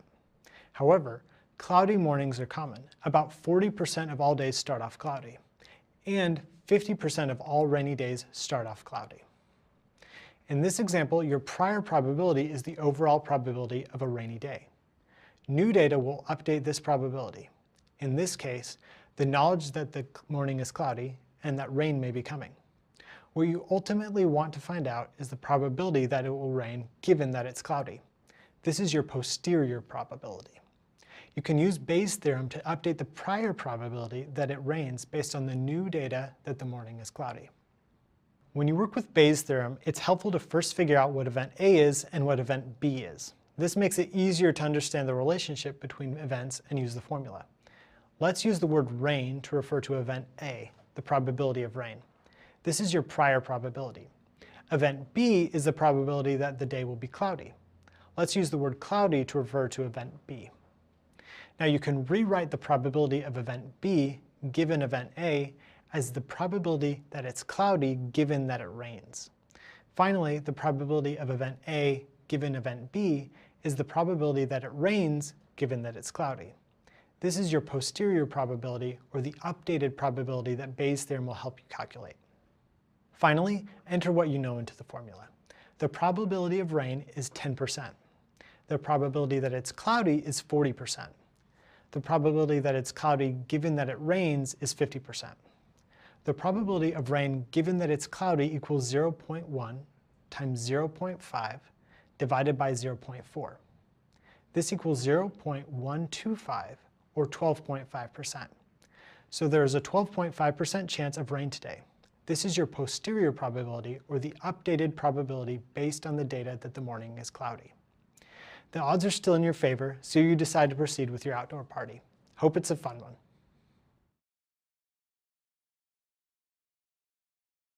You've already learned that Bayes' theorem tells you how to update the probability of an event based on new data about the event.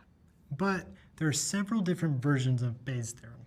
They're written in different ways and used for different types of problems. In this video, you'll learn about an expanded version of Bayes' theorem and how to use it to predict the accuracy of a test. The expanded version of Bayes' theorem is long. If you're not an experienced statistician, it may seem quite intimidating. You don't need to worry about memorizing this formula. What's important to know is that the expanded version works better than the basic version in certain situations. The theorem goes like this. The probability of event A given event B equals the probability of B given A multiplied by the probability of A divided by the probability of B given A times the probability of A plus the probability of B given not A multiplied by the probability of not A. Wow, that was a lot. You can use the two versions of Bayes' theorem to deal with different types of problems. Sometimes, for instance, you don't know the probability of event B, which is in the denominator of the equation for the basic Bayes' theorem. In that case, you can use the expanded version of Bayes' theorem because you don't need to know the probability of event B to use the expanded version. This longer version of Bayes' theorem is often used to evaluate tests such as medical diagnostic tests, quality control tests, or software tests such as spam filters. When evaluating the accuracy of a test, Bayes' theorem can take into account the probability for testing errors known as false positives and false negatives. A false positive is a test result that indicates something is present when it really is not. For example, a spam filter may incorrectly identify a legitimate email as spam. False positives often refer to medical testing, but they also apply to other areas like software testing. For instance, antivirus software may indicate that a computer file is a virus, even though the file is normal. A false negative is a test result that indicates something is not present when it really is. For example, a spam filter may incorrectly identify a spam email as legitimate. False negatives also apply to all kinds of tests. In manufacturing, for instance, a quality control test may incorrectly identify a defective part as an acceptable part. Next, let's explore a detailed example of how to use the longer Bayes' theorem to evaluate a test. Let's say you want to evaluate the accuracy of a diagnostic test that checks for the presence of a peanut allergy. Suppose that 1% of the population is allergic to peanuts. Based on historical data, if a person has the allergy, there's a 95% chance that the test is positive. If a person doesn't have the allergy, there's still a 2% chance that the test is positive. This is a false positive because it's a positive result for a person who does not actually have the allergy. You want to know, given that a person tests positive, what are the chances that they actually have the allergy? You can also think of the situation in terms of prior and posterior probability, which you learned about earlier in connection with your basic version of Bayes' theorem. You start off with the prior probability that a person has the allergy. This is 1%. Then you'll update this prior probability with new data based on testing, the probability of getting true positive and false positive test results. Finally, you want to figure out the posterior probability that the allergy is present given that the test is positive. There are two main events in this situation. First, actually having the allergy. Second, testing positive. Let's call having the allergy event A and testing positive event B. Remember, these two events are different because you can test positive and not have the allergy, which is a false positive. Now, let's review what you know. First, there's the probability that a person actually has the allergy, which is 1%. So the probability of event A equals 1%. Next, there's a 95% chance that a test is positive if the person has the allergy. This is a conditional probability for two dependent events, the probability of a positive test given that the allergy is present. So the probability of event B given event A equals 95%. Then there's the false positive result, the 2% chance that the test is positive given that the allergy is not present. This is another conditional probability, the probability of event B given not A equals 2%. Finally, if you use the complement rule, you can also figure out one more probability, the probability of not having the allergy. The complement rule says that the probability that event A does not occur is 1 minus the probability of event A. So if the probability of event A actually having the allergy is 1%, or 0.01, then the probability of not having the allergy is 1 minus 0.01. This equals 0.99, or 99%. So the probability of not A equals 99%. These are the probabilities you know. What you don't know is the probability of event B, the probability that a person gets a positive test result. This is where you'd have trouble using the basic version of Bayes' theorem, because the probability of event B is part of the formula. Instead, you can use the expanded version since you don't need to know the probability of event B for that formula. Now you can enter what you know into the formula. The probability of A is 1%, or 0.01. The probability of not A equals 99%, or 0.99. The probability of B given A equals 95%, or 0.95.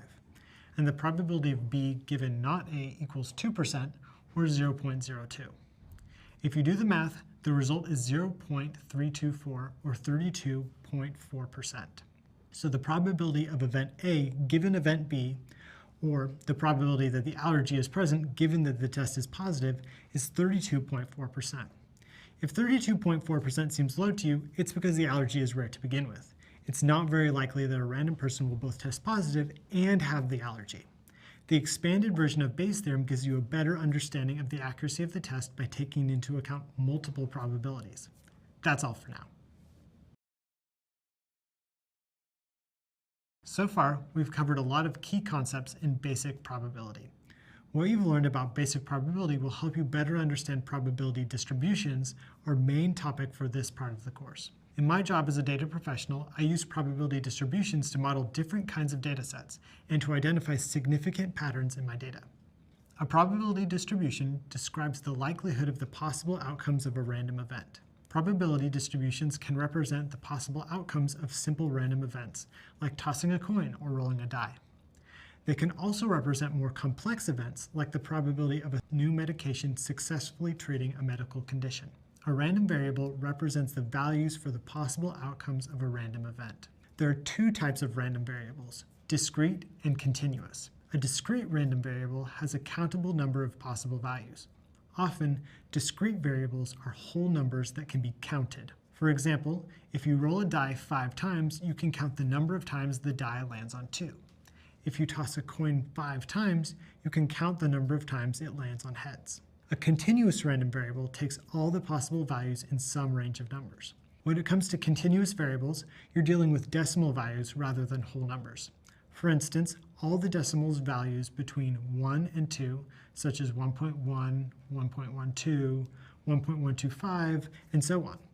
These values are not countable since there is no limit to the possible number of decimal values between 1 and 2. Typically, these are decimal values that can be measured, such as height, weight, time, or temperature. For example, if you measure the height of a person or object, you can keep on making your measurement more accurate. The height of a person could be 70.2 inches, 70.23 inches, 70.237 inches, 70.2375 inches, and so on. There is no limit to the number of possible values. It's not always immediately obvious if a variable is discrete or continuous. To help choose between the two, you can use the following general guidelines. If you can count the number of outcomes, you are working with a discrete random variable. For example, counting the number of times a coin lands on heads. If you can measure the outcome, you are working with a continuous random variable. For example, measuring the time it takes for a person to run a marathon. Now that we've explored random variables, let's return to the topic of probability distributions, which describe the probability of each possible value of a random variable. Discrete distributions represent discrete random variables, and continuous distributions represent continuous random variables. Once you know the sample space of a random variable, you can assign probabilities to each of the possible values. In statistics, you can use the term sample space to describe the set of all possible values for a random variable. For example, a single coin toss is a random variable with 2 possible values, heads and tails. So the sample space is heads and tails. If you roll a 6-sided die, you have a random variable with 6 possible values, or a sample space of 1, 2, 3, 4, 5, and 6. Let's check out an example of a discrete probability distribution. Take the familiar random event of a single die roll. The sample space for a single die roll is 1, 2, 3, 4, 5, and 6. The probability of each outcome is the same, 1 out of 6, or 16.7%. You can display a discrete probability distribution as a table or a graph. The distribution table summarizes the probability for each possible outcome. The top row lists each outcome of the die roll, and the bottom lists the corresponding probability. The bar graph or histogram shows the same probability distribution, but in a different form. For a discrete probability distribution, the random variable is plotted along the x-axis and the corresponding probability is plotted along the y-axis. In this case, the x-axis represents each possible outcome of a single die roll, 1 through 6. The y-axis represents the probability of each outcome. Continuous probability distributions and their graphs work a little differently from discrete distributions. This is due to the difference between discrete and continuous random variables. The probability distribution for a discrete random variable can tell you the exact probability for each possible value of the variable. For instance, the probability of rolling a die and getting a 3 is 1 out of 6, or about 16.7%. The probability distribution for a continuous random variable can only tell you the probability that the variable takes on a range of values. Let's check out an example to learn more. A continuous random variable may have an infinite number of possible values. Imagine you want to measure the height of an oak tree you picked at random from a nearby forest. In this example, the height of the tree is a continuous random variable. The tree's height could be, say, 15 feet, or 15.2 feet, or 15.2187 feet, and so on. You can keep on adding another decimal place to the measurement without limit. Now, say you want to know the probability that the height of the oak tree is exactly 15.2 feet. Because the height of the tree could be any decimal value between the range of 15 feet and 16 feet, the probability that the tree is exactly any single value is essentially 0. In this example, you'll need to use a continuous probability distribution to tell you the probability that the height of the oak tree is in a certain range or interval, such as between 15 feet and 16 feet. The probability of any specific value is 0, so it only makes sense to talk about the probabilities of intervals. A convenient way to show the probabilities of a range or interval of values is with a curve. On a graph, continuous distributions appear as curves. You may have heard of the bell curve, which refers to the graph for a continuous distribution called the normal distribution. On the curve, the x-axis refers to the value of the variable you're measuring, in this case, oak tree height. The y-axis refers to something called probability density. This is a math function that deals with the values of intervals. You don't need to focus on the math part right now. Just know that probability density is not the same thing as probability. There's a lot more to learn about probability distributions and how they can help you model different kinds of data. These topics are complex, so feel free to revisit the video to go over this part again.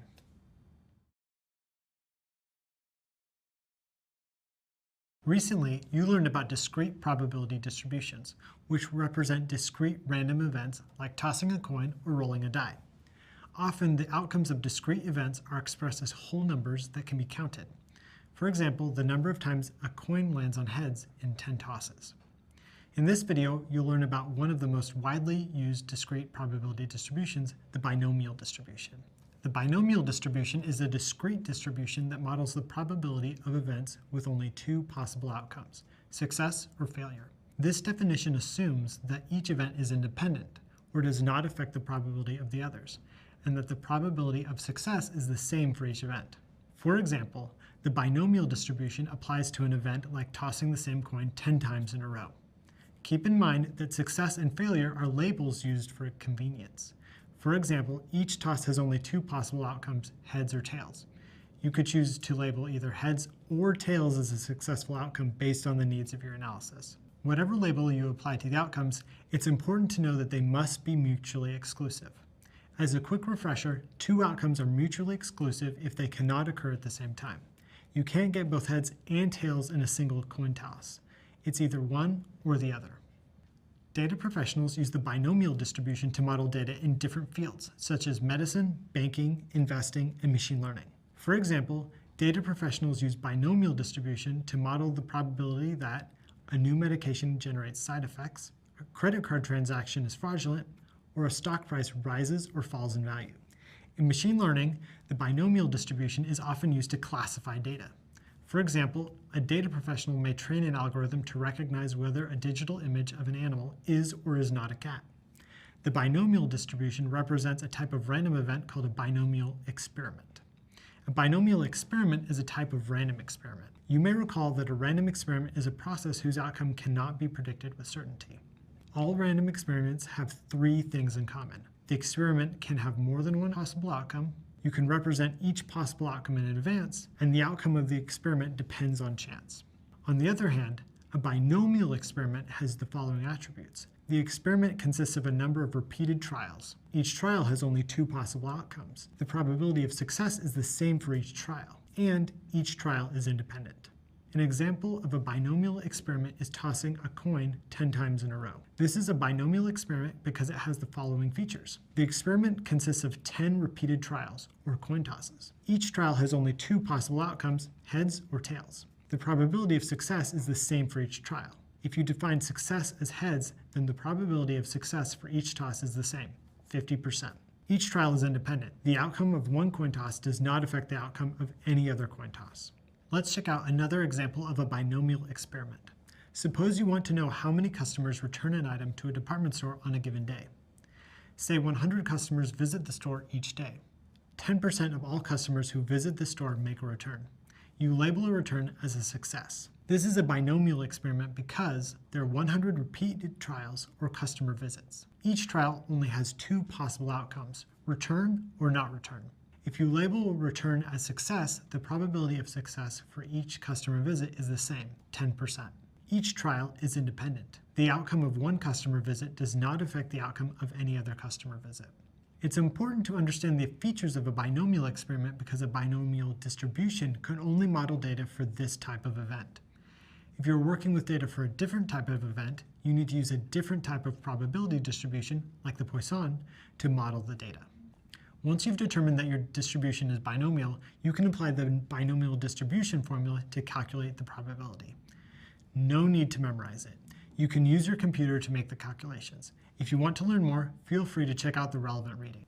In brief, the binomial distribution formula helps you determine the probability of getting a certain number of successful outcomes in a certain number of trials. For example, getting a certain number of heads in a certain number of coin flips. In this formula, K refers to the number of successes, N refers to the number of trials, P refers to the probability of success on a given trial, and N choose K refers to the number of ways to obtain K successes in N trials.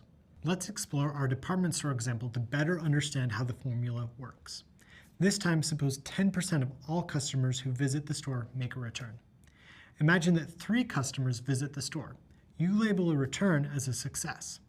You can use the formula to determine the probability of getting 0, 1, 2, and 3 returns among the 3 customers. In the calculation, X refers to the number of returns. I'll skip the calculations and go directly to the results. If you plug in for the probability that X equals 0 returns, the result is 0.729.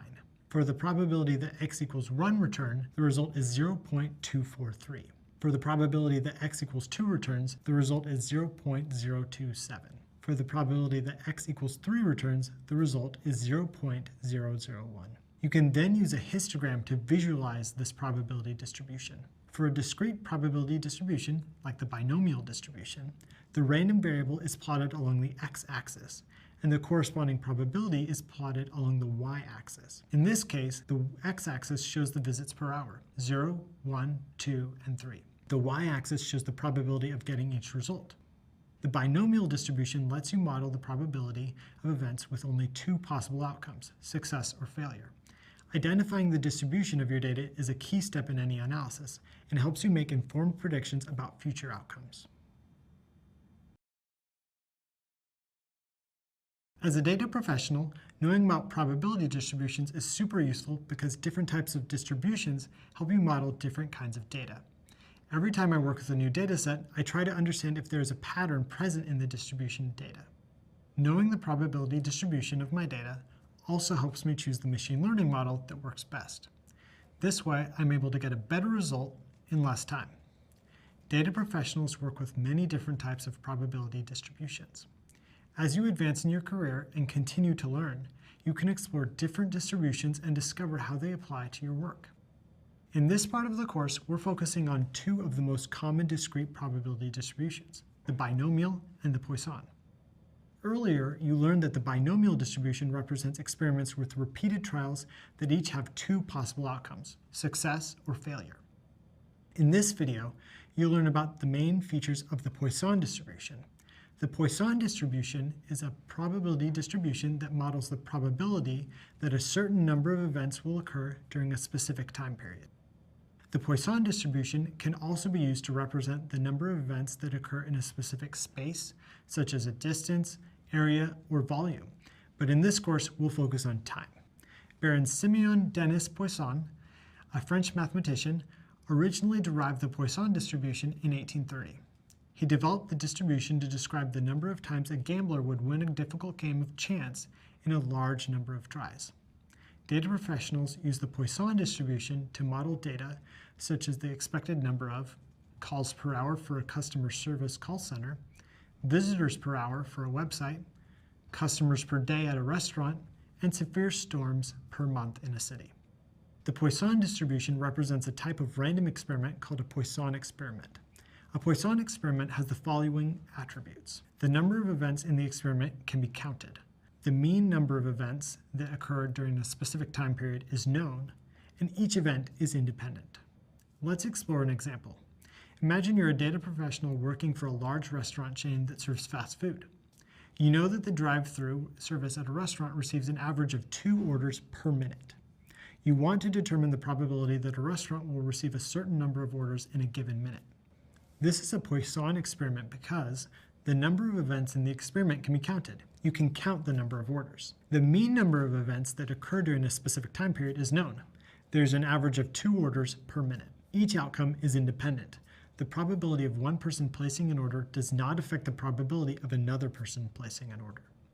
Once you know that you're working with the Poisson distribution, you can apply the Poisson distribution formula to calculate the probability.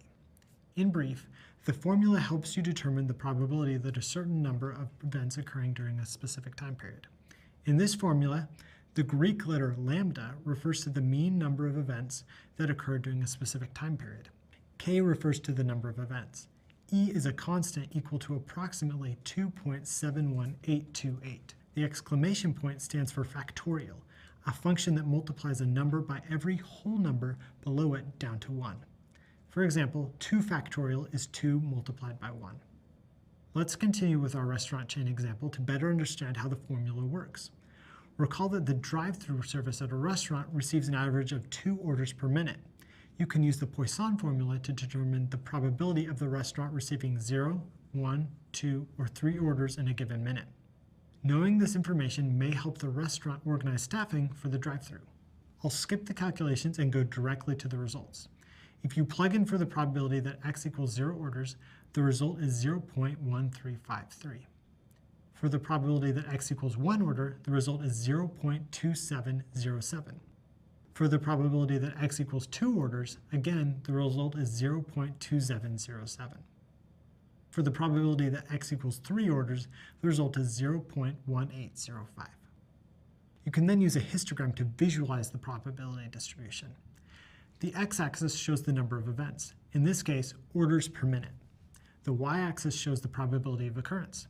For example, the probability of getting 0 orders in a minute is about 0.1353, or 13.53%.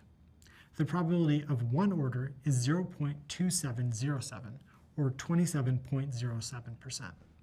The probability of 2 orders is also 0.2707, or 27.07%. The probability of 3 orders is 0.1805, or 18.05%. Before we finish up, let's compare the 2 discrete probability distributions you recently learned about, the binomial and the Poisson. Sometimes it can be challenging to figure out if you should use a binomial distribution or a Poisson distribution. To help you choose between the two, you can use the following general guidelines. Use the Poisson distribution if you are given the average probability of an event happening for a specific time period, and you want to find out the probability of a certain number of events happening in that time period. For example, If a call center averages 10 customer service calls per hour, you can use the Poisson distribution to find the probability of getting 12 calls between 2 p.m. and 3 p.m. Use the binomial distribution if you are given the exact probability of an event happening, and you want to find out the probability of the event happening a certain number of times in a repeated trial. For example, if the probability of getting heads for any coin toss is 50%, you can use the binomial distribution to find the probability of getting 8 heads in 10 coin tosses. That's all for discrete probability distributions. In your future career as a data professional, you'll use discrete distributions like the binomial and the Poisson to better understand your data and make informed predictions about future outcomes. So far, we've been talking about discrete probability distributions, where the outcomes of experiments are represented by countable whole numbers. For example, rolling a die can result in a 2 or a 3, but not a decimal value such as 2.178 or 3.394. Now, we'll move from discrete to continuous probability distributions. Recall that continuous probability deals with outcomes that can take on all the values in a range of numbers. Typically, these are decimal values that can be measured, such as height, weight, time, or temperature. For example, you can keep on measuring time with more accuracy: 1.1 seconds, 1.12 seconds, 1.1257 seconds, and so on. In this video, we'll explore the most widely used probability distribution in statistics, the normal distribution. The normal distribution is a continuous probability distribution that is symmetrical on both sides of the mean and bell-shaped. The normal distribution is often called the bell curve because its graph has the shape of a bell, with a peak at the center and 2 downward sloping sides. It is also known as the Gaussian distribution, after the German mathematician Karl Gauss, who first described the formula for the distribution. While we're on the subject of formulas, if you want to learn more about this formula, please check out the relevant reading where it's discussed in more detail. The normal distribution is the most common probability distribution in statistics because so many different kinds of data sets display a bell-shaped curve. For example, if you randomly sample 100 people, you will discover a normal distribution curve for continuous variables such as height, weight, blood pressure, IQ scores, salaries, and more. For example, think of the typical results of standardized tests. The majority of people will score close to the average score, or mean. Fewer numbers of people will score below or above average, farther out from the mean. A very small percentage of people will score extremely high or extremely low, very far away from the mean. This distribution of scores generates a bell curve. Most of the data values are relatively close to the mean. The further a value is away from the mean, the less likely it is to occur. On a normal curve, the x-axis refers to the value of the variable you're measuring, and the y-axis refers to how likely you are to observe the value. In the case of test scores, the x-axis is the raw score, and the y-axis is the percentage of the population that gets that score. Data professionals use the normal distribution to model all kinds of different data sets in the fields of business, science, government, machine learning, and others. Understanding the normal distribution is also important for more advanced statistical methods such as hypothesis testing and regression analysis, which you'll learn more about later. Plus, many machine learning algorithms assume that data is normally distributed. All normal distributions have the following features. The shape is a bell curve. The mean is located at the center of the curve. The curve is symmetrical on both sides of the center, and the total area under the curve equals 1. To clarify the features of the normal distribution, let's graph the weights of Honeycrisp apples. Assume that the weights of Honeycrisp apples are approximately normally distributed with a mean of 100 grams and a standard deviation of 15 grams. First, find the mean at the center of the curve. This is also the highest point or peak of the curve. This data point represents the most probable outcome in the dataset, mean weight of 100 grams. Second, notice that the curve is symmetrical on each side of the mean. 50% of the data is above the mean and 50% is below the mean. Third, the farther a point is away from the mean, the lower the probability of those outcomes. The points farthest from the mean represent the least probable outcomes in the dataset. These are apples that have more extreme weights, either low or high. Finally, the area under the curve is equal to 1. This means that the area under the curve accounts for 100% of the possible outcomes in the distribution. On a normal distribution, the distance of a data point from the mean is often measured in standard deviations. As a refresher, the standard deviation calculates the typical distance of a data point from the mean of your data set. While the mean refers to the center of your data, the standard deviation measures spread. As standard deviations become larger, data values become more spread out from the mean. In our apple example, the mean weight is 100 grams and the standard deviation is 15 grams. So an apple that is one standard deviation above the mean will weigh 115 grams, or the mean weight of 100 grams plus the standard deviation of 15 grams. An apple that is one standard deviation below the mean will weigh 85 grams, or 100 grams minus 15 grams. An apple that's two standard deviations above the mean will weigh 130 grams, and an apple that's two standard deviations below the mean will weigh 70 grams. The values on a normal curve are distributed in a regular pattern based on their distance from the mean. This is known as the empirical rule. It states that for a given data set with a normal distribution, 68% of values fall within one standard deviation of the mean. 95% of values fall within two standard deviations of the mean, and 99.7% of values fall within three standard deviations of the mean. The empirical rule can give you a clear idea of how the values in your data set are distributed, which helps you save time and better understand your data. Let's continue with our apple example. The empirical rule tells you that most apples, or 68%, will fall within one standard deviation of the mean weight of 100 grams. This means that 68% of apples will weigh between 85 grams, which is one standard deviation below the mean, and 115 grams, one standard deviation above the mean. 95% of apples will weigh between 70 grams and 130 grams, or within two standard deviations from the mean. Almost all apples, or 99.7%, will weigh between 55 grams and 145 grams, or within three standard deviations of the mean. The empirical rule is useful for estimating data, especially for large data sets like height and weight data for an entire population. You can use the empirical rule to get an initial estimate of the distribution of values in your data set, such as what percentage of values will fall within 1, 2, or 3 standard deviations of the mean. This saves time and helps you better understand your data. Plus, knowing the location of your values on a normal distribution is useful for detecting outliers.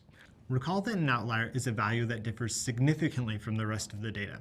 Typically, data professionals consider values that lie more than 3 standard deviations below or above the mean to be outliers.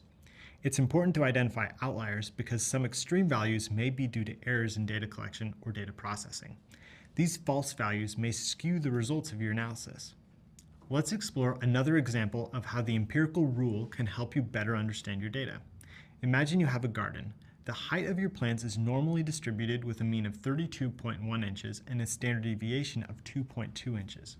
Let's say you want to find out what percentage of plants are greater than 29.9 inches tall. You want your plants to be at least this tall as part of your landscape design plan for your backyard.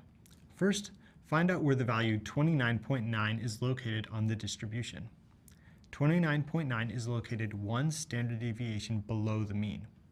The empirical rule tells you that 68% of values fall within one standard deviation of the mean. Half of these values, or 34%, fall below the mean. Now you know that 34% of values are between 29.9 and the mean, because 29.9 is one standard deviation below the mean. Plus, 50% of all values in a normal distribution fall above the mean, or center of the curve. The sum of these two percentages will tell you the overall percentage of values greater than 29.9. 34% plus 50% equals 84%. So 84% of your plants are greater than 29.9 inches tall. The empirical rule helps you quickly understand the overall distribution of your data values. Now you know that most of your plants are tall enough for your landscape design plan. As a future data professional, you'll use the normal distribution to identify significant patterns in a wide variety of data sets.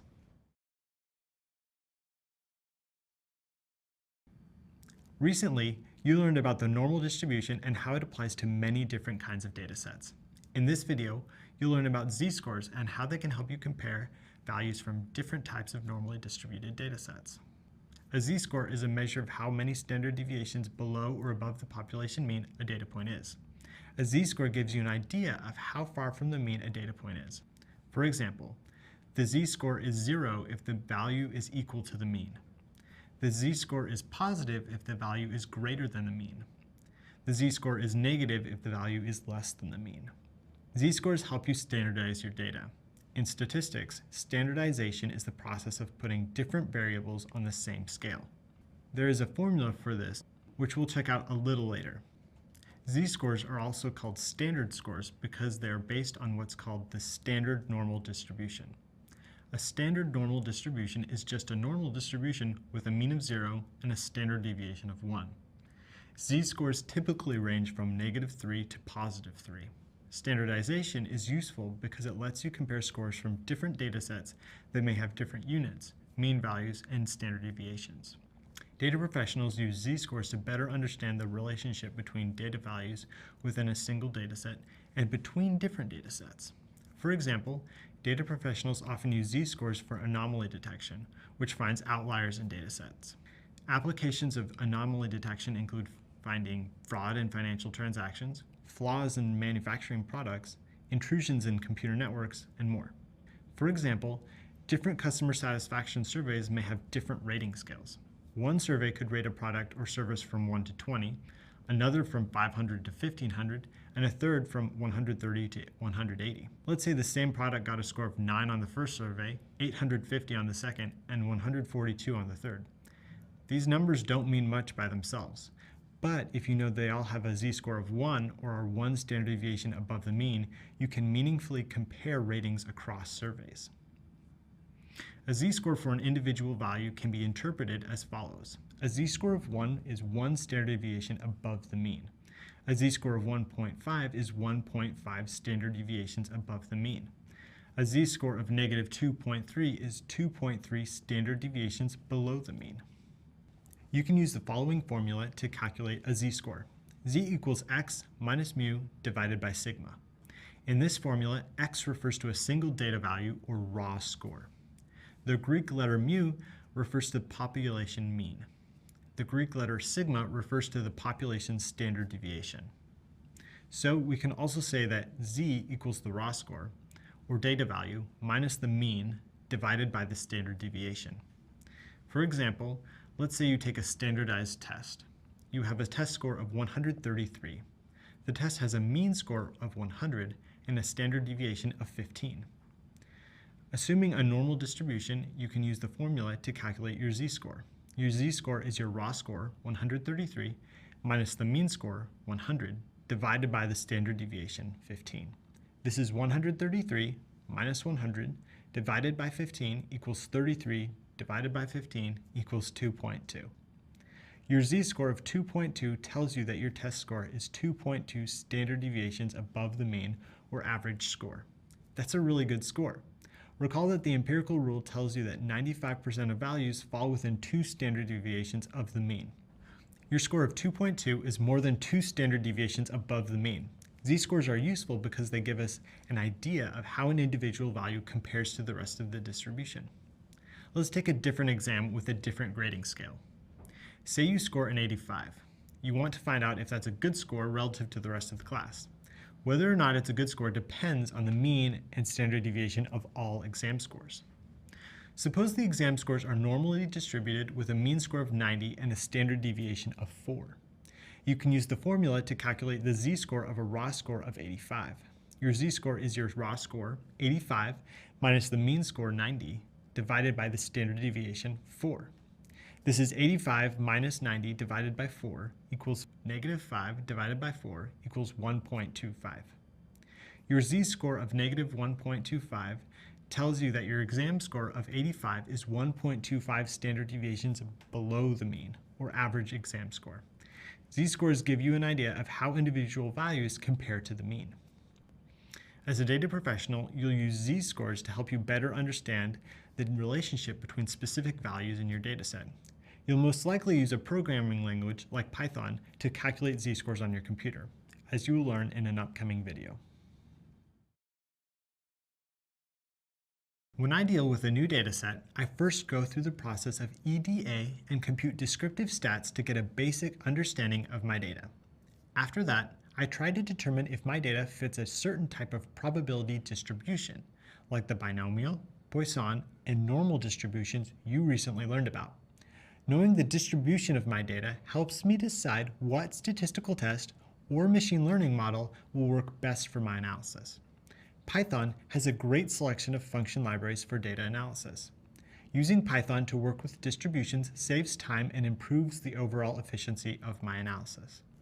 In this video, you'll use Python to model your data with the normal distribution. Then, you'll compute z-scores to find any outliers in your data. We'll continue with our previous scenario, in which you're a data professional working for the Department of Education of a large nation. Recall that you're analyzing data on the literacy rate for each district, and you've already computed descriptive statistics to summarize your data. You'll continue to use the dataset you worked with before. If you need to access the data, do so now. Along with pandas, numpy, and matplotlib.pyplot, you'll use two Python packages that may be new to you, scipystats and stats models. SciPy is an open source software you can use for solving mathematical, scientific, engineering, and technical problems. It allows you to manipulate and visualize data with a wide range of Python commands. SciPy Stats is a module designed specifically for statistics. Stats Models is a Python package that lets you explore data, work with statistical models, and perform statistical tests. It includes an extensive list of stats functions for different types of data. Now that you know more about the packages you'll be working with, let's open up a Jupyter notebook and load them up. To start, import the Python packages you will use, numpy, pandas, and statsmodels.api, and the library you will use, matplotlib.pyplot. To save time, rename each package and library with an abbreviation, np, pd, plt, and sm. To load the SciPy Stats module, write from SciPy import stats. For the next part of your analysis, you want to find out if the data on district literacy rate fits a specific type of probability distribution. The first step in trying to model your data with a probability distribution is to plot a histogram. This will help you visualize the shape of your data and determine if it resembles the shape of a specific distribution. Use matplotlib's histogram function to plot a histogram of the district literacy rate data. Recall that the overall _li column contains this data. The x-axis of your plot refers to the literacy rate of each district, and the y-axis refers to count, or to the number of districts. The histogram shows that the distribution of your literacy rate data is bell-shaped and symmetric about the mean. Recall that the normal distribution is a continuous probability distribution that is bell-shaped and symmetrical on both sides of the mean. The mean literacy rate, which is around 73%, is located in the center of the plot. The shape of your histogram suggests that the normal distribution might be a good modeling option for your data. To verify that your data is normally distributed, you can use Python to find out if your data follows the empirical rule. Recall that the empirical rule says that for every normal distribution, about 68% of values fall within one standard deviation of the mean, 95% fall within 2 standard deviations of the mean, and 99.7% fall within 3 standard deviations of the mean. Since the normal distribution seems like a good fit for the district literacy rate data, you can expect the empirical rule to apply relatively well. In other words, you can expect that about 68% of literacy rates will fall within 1 standard deviation of the mean, 95% will fall within 2 standard deviations, and 99.7% will fall within 3 standard deviations. First, name 2 new variables to store the values for the mean and standard deviation of the district literacy rate. Name your first variable mean_overall_li and compute the mean. Display the value of your variable. The mean district literacy rate is about 73.4%. Name your second variable, std_overall_li, and compute the standard deviation, and display the value of your variable. the standard deviation is about 10%. If your data follows the empirical rule, you can expect roughly 68% of your values to fall within one standard deviation of the mean district literacy rate of 73%. One standard deviation below the mean is 63%, or 73 minus 1 times 10. One standard deviation above the mean is 83%, or 73 plus 1 times 10. So you can expect roughly 68% of your values to fall within this range of 63 to 83%. Now compute the actual percentage of district literacy rates that fall within one standard deviation of the mean. To do this, first name two new variables, lower underscore limit and upper underscore limit. The lower limit will be one standard deviation below the mean, or the mean minus 1 times the standard deviation. The upper limit will be one standard deviation above the mean, or the mean plus 1 times the standard deviation. To write the code for the calculations, use your two previous variables, mean underscore overall underscore li and std underscore overall underscore li, for the mean and standard deviation. Next, add a line of code that tells the computer to decide if each value in the overall literacy column is between the lower limit and upper limit. In other words, to decide if each value is greater than or equal to one standard deviation below the mean and less than or equal to one standard deviation above the mean. To do this, use the relational operators greater than or equal to and less than or equal to and the bitwise operator AND. Finally, use the mean function to divide the number of values that are within one standard deviation of the mean by the total number of values, and run the code. The output shows you that about 0.664 or 66.4% of your district literacy rates fall within one standard deviation of the mean. This is very close to the roughly 68% that the empirical rule suggests. You can use the same code structure to determine how many values of your literacy rate values fall within 2 and 3 standard deviations of the mean. Just multiply the standard deviation by 2 or 3 instead of 1. About 0.954 or 95.4% of your values fall within 2 standard deviations of the mean, and about 0.996 or 99.6% of your values fall within 3 standard deviations of the mean. Your values of 66.4, 95.4, and 99.6% are very close to what the empirical rule suggests, roughly 68, 95, and 99.7%. At this point, it's safe to say your data follows a normal distribution. Knowing that your data is normally distributed is useful for analysis because many statistical tests and machine learning models assume a normal distribution.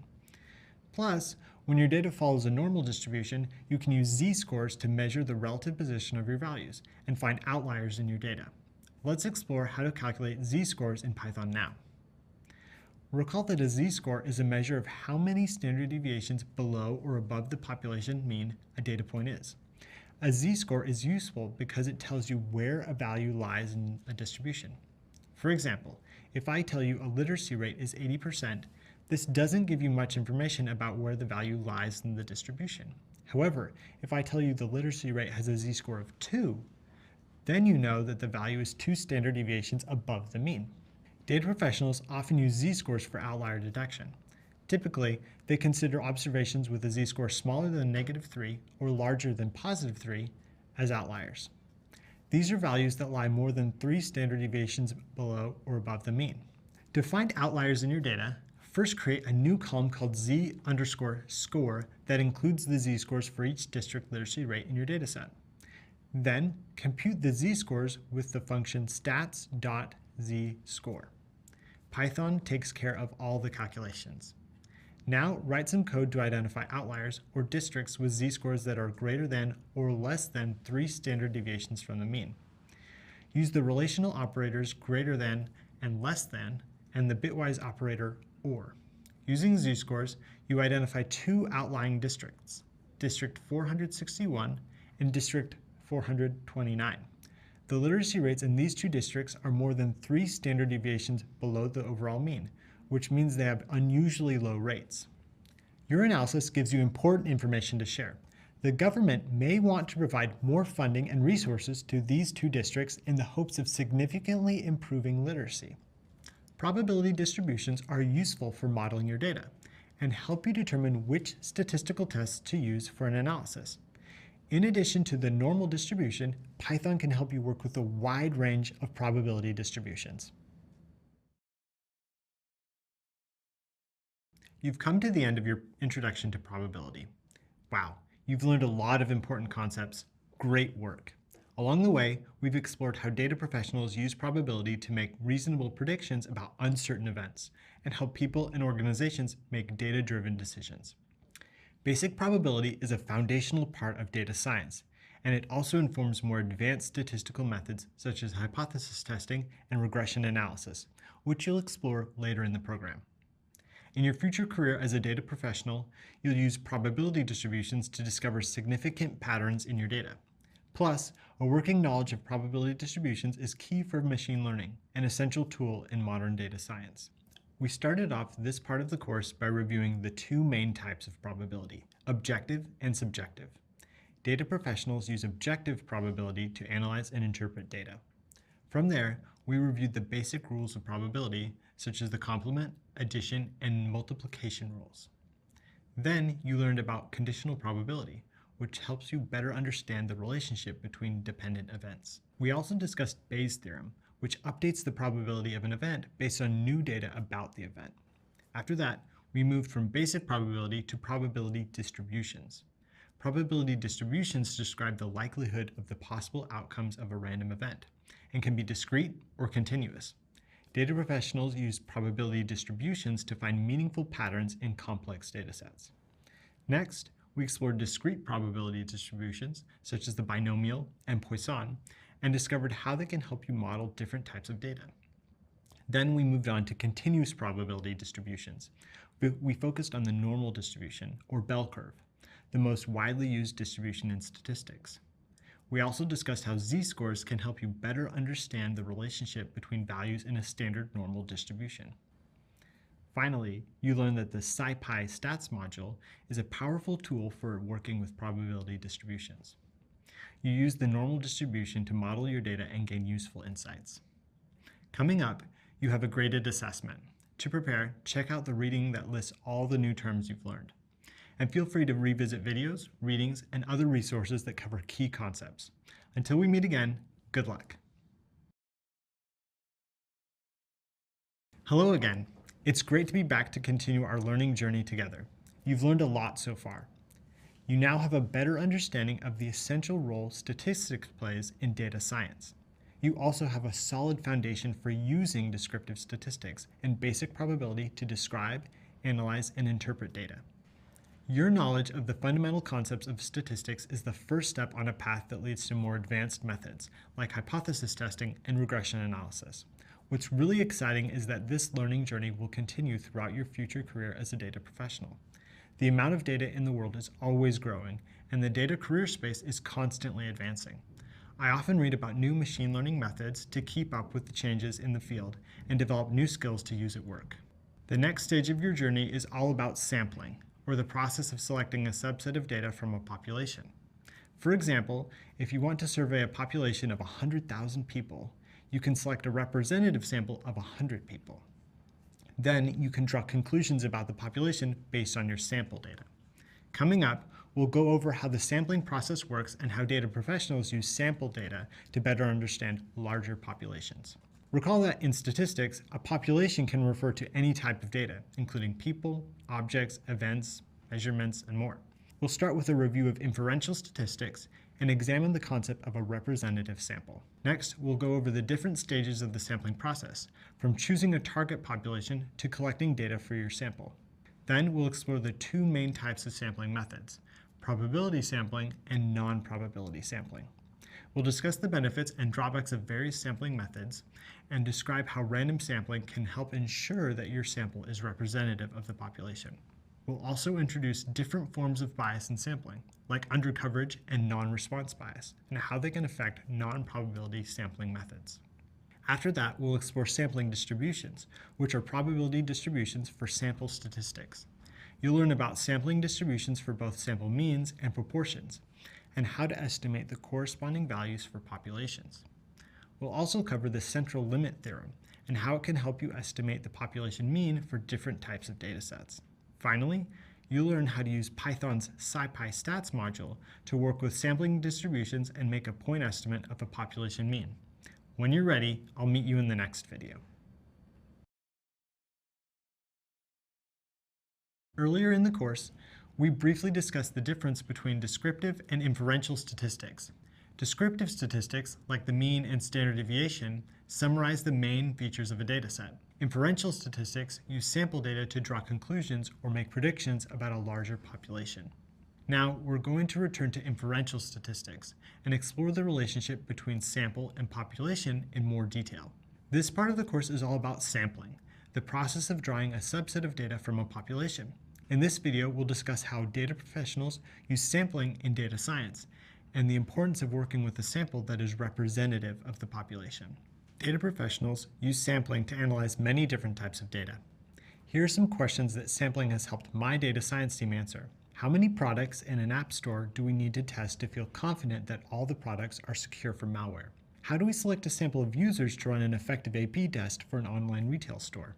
And how do we select a sample of customers of a video streaming service to get reliable feedback on the shows they watch? Sampling is useful in data science because selecting a sample requires less time than collecting data on every item in a population. Using a sample saves money and resources, and analyzing a sample is more practical than analyzing an entire population. This is especially important in modern data analytics, where you often deal with extremely large data sets. For example, let's say you want to know the percentage of people in a large city who use a laptop computer. One way to do this is to survey every resident in the city. First, it would be very difficult to access contact information for every resident of a city. Second, giving a survey to every resident of the city would be very expensive, complicated, and time-consuming. Another way is to find a much smaller subset of residents and give them a survey. This subset is your sample. Then you can use the sample data you collect about laptop use to draw conclusions about the laptop use of the entire population. Collecting a sample is faster, more practical, and less expensive than collecting data on every member of the population. Keep in mind that your sample should be representative of your population. Recall that a representative sample accurately reflects the characteristics of a population. The inferences and predictions you make about your population are based on your sample data. If your sample doesn't accurately reflect your population, then your inferences will not be reliable, and your predictions will not be accurate. And this can lead to negative outcomes for stakeholders and organizations. For instance, let's say you only contact computer scientists for your laptop survey. Your sample will not accurately reflect the overall population. Computer scientists are much more likely to use a laptop computer than the typical city resident. Many residents may not have access to any kind of computer, or even know how to use one. A sample that only includes computer scientists is not representative. A representative sample would include people with different levels of computer knowledge and access. Let's consider another scenario. Imagine you want to find out the average height of every adult in the United States. That's a lot of people. It would take an incredible amount of time, energy, and money to even attempt to measure every person in the country. Instead, you can take a sample of 100 people and use that sample data to draw conclusions about the entire population. Now, let's say you have sample data only from professional basketball players. Pro basketball players are really tall. Some are over 7 feet tall. On average, they're much taller than almost everybody else in the population. Their average height does not accurately reflect the average height of the overall population. A sample that includes only pro basketball players is not representative of every adult in the US. As a data professional, I work with sample data every day. I can tell you that having a representative sample is super important. A wise teammate of mine once said that a good model can't overcome a bad sample. And they're right. Data professionals work with powerful statistical tools that can model complex data sets and help generate valuable insights. But if the sample data you're working with does not accurately reflect your population, that is, if your sample is not representative, then it ultimately doesn't matter how good your model is. If your predictive model is based on a bad sample, then your predictions will not be accurate. Ultimately, the quality of your sample helps determine the quality of the insights you share with stakeholders. To make reliable inferences about all your customers based on feedback from a sample of customers, make sure your sample is representative of the population. As a data professional, you'll work with sample data all the time. Often, this will be sample data previously collected by other researchers. Sometimes, your team may collect their own data. Either way, it's important to know how the sampling process works because it directly affects the quality of your sample data. The sampling process helps determine whether your sample is representative of the population and whether your sample is unbiased. If you estimate the mean height of a country's total adult population based on a sample of professional basketball players, your estimate will not be accurate. In this video, we'll go over the main stages of the typical sampling process. This will give you a useful framework for understanding how sampling is conducted and how the sampling process can affect your sample data. To get a clear overview of the sampling process, let's divide it into 5 steps. Step 1, identify the target population. Step 2, select the sampling frame. Step 3, choose the sampling method. Step 4, determine the sample size. And step 5, collect the sample data. As an example, let's consider a public opinion poll. Imagine the city government of Vancouver, Canada, wants to build a new subway system. The public will vote on whether or not to move forward with the project. The city government wants to find out if there is public support for the project. They ask you to take a poll and estimate the percentage of adult residents that support the project. Legal adults are 18 years or older. The first stage in the sampling process is to identify your target population. The target population is the complete set of elements that you're interested in knowing more about. In this case, the target population includes every resident in the city who is 18 years or older and eligible to vote. Let's say that the city contains 100,000 such residents. Since it's too difficult and too expensive to survey everyone in the target population, you decide to take a sample. The next step in the sampling process is to create a sampling frame. A sampling frame is a list of all the items in your target population. Basically, it's a complete list of everyone or everything you're interested in researching. The difference between a target population and a sampling frame is that the population is general and the frame is specific. So, if your target population is 100,000 city residents who are 18 years or older and eligible to vote, your sampling frame could be a list of names for all these residents, from Alana Aoki to Zoe Zappa. For practical reasons, your sampling frame may not accurately match your target population, because you may not have access to every member of the population. For instance, the city may not have reliable contact information about each resident, or perhaps not all eligible voters are actually registered to vote, so their opinions about the potential subway system aren't relevant, since the project will be decided by an election. For reasons like these, your sampling frame will not exactly overlap with your target population. Your sampling frame will include the list of residents 18 or over that you're able to obtain useful information about. So the sampling frame is the accessible part of your target population. Next, you need to choose a sampling method, which is step 3 of the sampling process. One way to help ensure that your sample is representative is to choose the right sampling method. There are 2 main types of sampling methods, probability sampling and non-probability sampling. In later videos, we'll explore the specifics in more detail. For now, just know that probability sampling uses random selection to generate a sample. Non-probability sampling is often based on convenience or the personal preferences of the researcher rather than random selection. Because probability sampling methods are based on random selection, every person in the population has an equal chance of being included in the sample. This gives you the best chance to get a representative sample, as your results are more likely to accurately reflect the overall population. So, assuming you have the budget and the time, you can use a probability sampling method for your poll about the subway project. Using random selection gives you the best chance of getting a sample that's representative of your population. Step 4 of the sampling process is to determine the best size for your sample, since you don't have the resources to pull everyone in your sampling frame. In statistics, sample size refers to the number of individuals or items chosen for a study or experiment. Sample size helps determine the accuracy of the predictions you make about the population. In general, the larger the sample size, the more accurate your predictions. Based on the desired level of accuracy for your survey, you can decide how many eligible voters to include in your sample. Now, you're ready to collect your sample data. This is the final step in the sampling process. To pull the residents selected for your sample, you decide to conduct a survey. Based on the survey responses, you determine the percentage of eligible voters 18 and over who favor the proposed subway project. Then you share this information with city leaders to help them make a more informed decision. Effective sampling ensures that your sample data is representative of your target population. Then, when you use sample data to make inferences about the population, you can be reasonably confident that your inferences are reliable. Your poll will give Cedar leaders a better idea of public support for the new subway and help inform future decisions about the project. The decisions you make at each step of the sampling process can affect the quality of your sample data. Understanding the sampling process will make you a better data professional, whether you're analyzing data collected by the researchers or conducting a survey on your own. In a previous video, you learned the differences between probability and non-probability sampling. Then you conducted a survey using probability sampling, which is the third step of the sampling process. In this video, you will learn more about the different methods of probability sampling. Then we'll discuss the benefits and drawbacks of each method.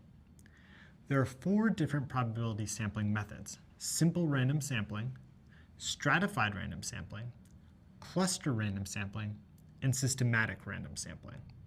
In a simple random sample, every member of a population is selected randomly and has an equal chance of being chosen. You can randomly select members using a random number generator or by another method of random selection. For example, say you want to survey the employees of a company about their work experience. The company employs 1,000 people. You can assign each employee in the company database a number from 1 to 1,000, and then use a random number generator to select 100 people for your sample. The main benefit of simple random samples is that they're usually fairly representative, since every member of the population has an equal chance of being chosen. Random samples tend to avoid bias, and surveys like these give you more accurate results. However, in practice, it's often expensive and time-consuming to conduct large, simple random samples. And if your sample size is not large enough, a specific group of people in the population may be underrepresented in your sample. If you use a larger sample size, your sample will more accurately reflect the population. The next method of probability sampling is a stratified random sample. In a stratified random sample, you divide a population into groups and randomly select some members from each group to be in the sample. These groups are called strata. Strata can be organized by age, gender, income, or whatever category you're interested in studying. For example, say you want to survey high school students about how much time they spent studying on weekends. You might divide the student population according to age: 14, 15, 16, and 17-year-olds. Then you can survey an equal number of students from each age group.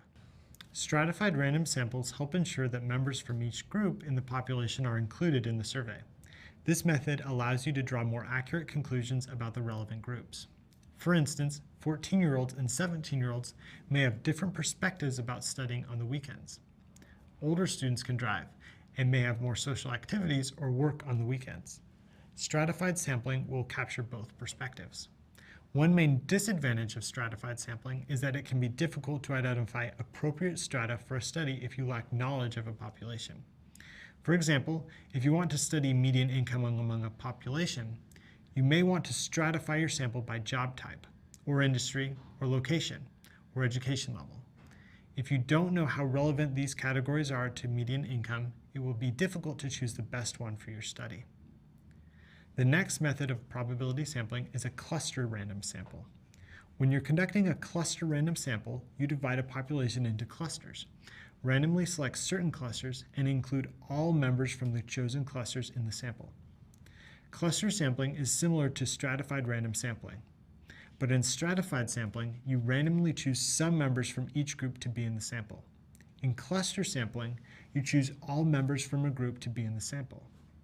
Clusters are divided using identifying details, such as age, gender, location, or whatever you want to study. For example, imagine you want to conduct a survey of employees at a global company using cluster sampling. The company has 10 offices in different cities around the world. Each office has about the same number of employees in similar job roles. You randomly select 3 offices in 3 different cities as clusters. You include all the employees at the 3 offices in your sample. One advantage of this method is that a cluster sample gets every member from a particular cluster, which is useful when each cluster reflects the population as a whole.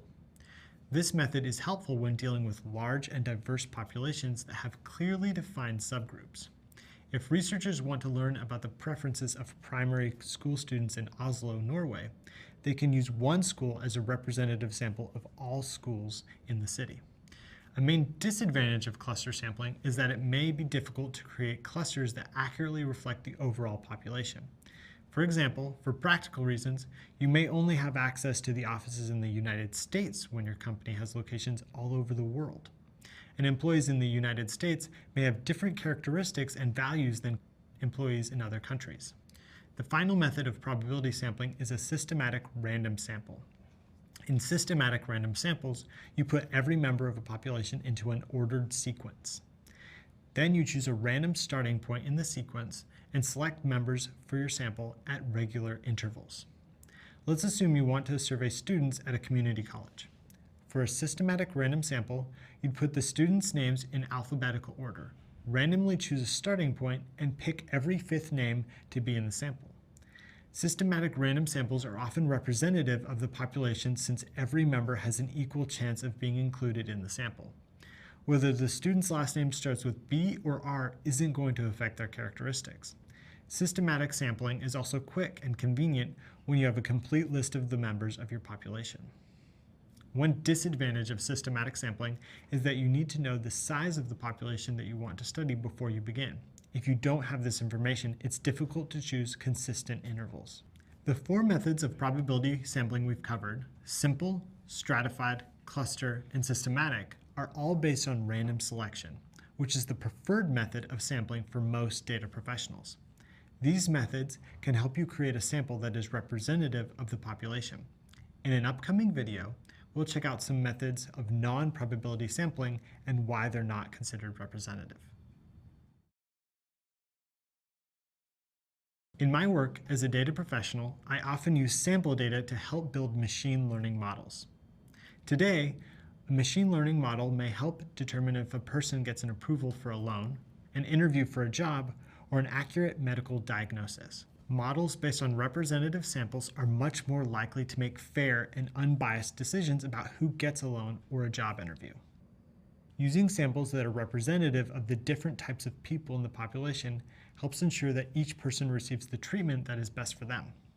Unfortunately, bias can affect sample data. Sampling bias occurs when a sample is not representative of the population as a whole. To eliminate bias, I try to use samples that are representative of the overall population. The consequences of drawing conclusions from a non-representative sample can be serious. Recently, you learned that probability sampling methods use random selection, which helps avoid sampling bias. A randomly chosen sample means that all members of the population have an equal chance of being included. In contrast, non-probability sampling methods do not use random selection, so they do not typically generate representative samples. In fact, they often result in biased samples. However, non-probability sampling is often less expensive and more convenient for researchers to conduct. Sometimes, due to budget, time, or other reasons, it's just not possible to use probability sampling. Plus, non-probability methods can be useful for exploratory studies, which seek to develop an initial understanding of a population, not draw conclusions or make predictions about the population as a whole. In this video, we'll discuss 4 methods of non-probability sampling and learn how sampling bias can affect each method. These 4 methods are convenience sampling, voluntary response sampling, snowball sampling, and purposive sampling. Let's start with convenience sampling. In this method, you choose members of a population that are easy to contact or reach. As the name suggests, conducting a convenient sample involves collecting a sample from somewhere convenient to you, such as your workplace, a local school, or a public park. For example, to conduct an opinion poll, a researcher might stand in front of a local high school during the day and poll people that happen to walk by. Because these samples are based on convenience to the researcher and not a broader sample of the population, convenient samples often show undercoverage bias. Undercoverage bias occurs when some members of a population are inadequately represented in the sample. For instance, people who don't work at or attend the school will not be represented as much in this sample. The next method of non-probability sampling is voluntary response sampling. This type of sample consists of members of a population who volunteer to participate in a study. For example, the owners of a restaurant want to know how people feel about their dinner options. They ask their regular customers to take an online survey about the quality of the restaurant's food. Voluntary response samples tend to suffer from non-response bias, which occurs when certain groups of people are less likely to provide responses. People who voluntarily respond will likely have stronger opinions, either positive or negative, than the rest of the population. This makes the volunteer customers at the restaurant an unrepresentative sample. The next non-probability sampling method is snowball sampling. In a snowball sample, researchers recruit initial participants to be in a study and then ask them to recruit other people to participate in the study.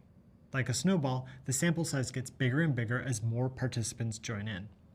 For example, if a study was investigating cheating among college students, potential participants might not want to come forward. But if a researcher can find a couple of students willing to participate, these two students may know others who have also cheated on exams. The initial participants could then recruit others by sharing the benefits of the study and reassuring them of confidentiality. Although it may seem convenient that study participants help build the sample, this type of recruiting can lead to sampling bias. Because initial participants recruit additional participants on their own, it's likely that most of them will share similar characteristics, and these characteristics might be unrepresentative of the total population under study. In purposive sampling, researchers select participants based on the purpose of their study. Because participants are selected for the sample according to the needs of the study, applicants who do not fit the profile are rejected. For example, a researcher wants to survey students on the effectiveness of certain teaching methods at their university. The researcher only wants to include students who regularly attend class and have an established record of academic achievement. So, they select the students with the highest grade point averages to participate in the study. In purposive sampling, the researcher often intentionally excludes certain groups from the sample to focus on a specific group they think is most relevant to their study. In this case, the researcher excludes students who don't have high grade point averages. This could lead to biased outcomes because the students in the sample are not likely to be representative of the overall student population. As a data professional, you have to think about bias and fairness from the moment you start collecting sample data to the time you present your conclusions. Once you become aware of some common forms of bias, you can remain on the alert for bias in any form.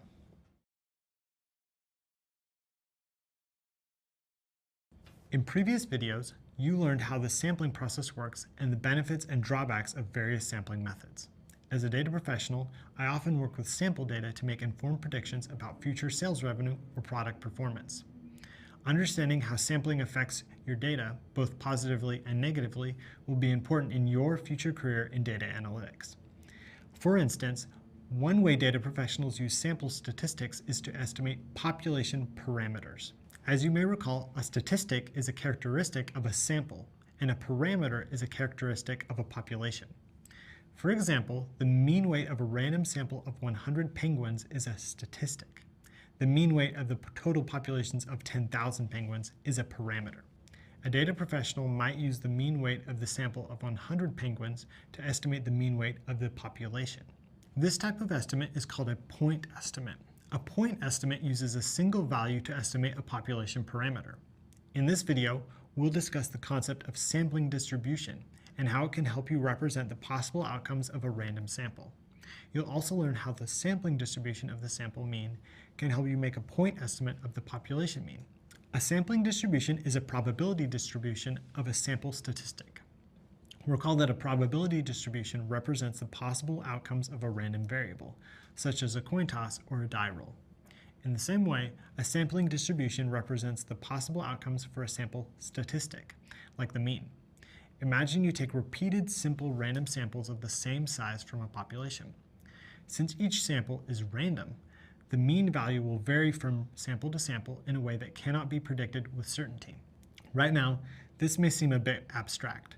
To get a better idea of the sampling distribution of the mean, let's continue with our penguin example. Imagine you're studying a population of 10,000 blue penguins, which are the smallest of all known penguin species. You want to find out the mean weight of a blue penguin in this population. Since it would take too long to locate and weight every single penguin, You instead collect sample data from the population. Let's say you take repeated simple random samples of 10 penguins, each from the population. In other words, you randomly choose 10 penguins from the group, weigh them, and then repeat this process with a different set of 10 penguins. For your first sample, you find the mean weight of the 10 penguins is 3.1 pounds. For your second sample, the mean weight of the 10 penguins is 2.9 pounds. For your third sample, the mean weight is 2.8 pounds, and so on. Imagine that the true mean weight of a penguin in this population is 3 pounds.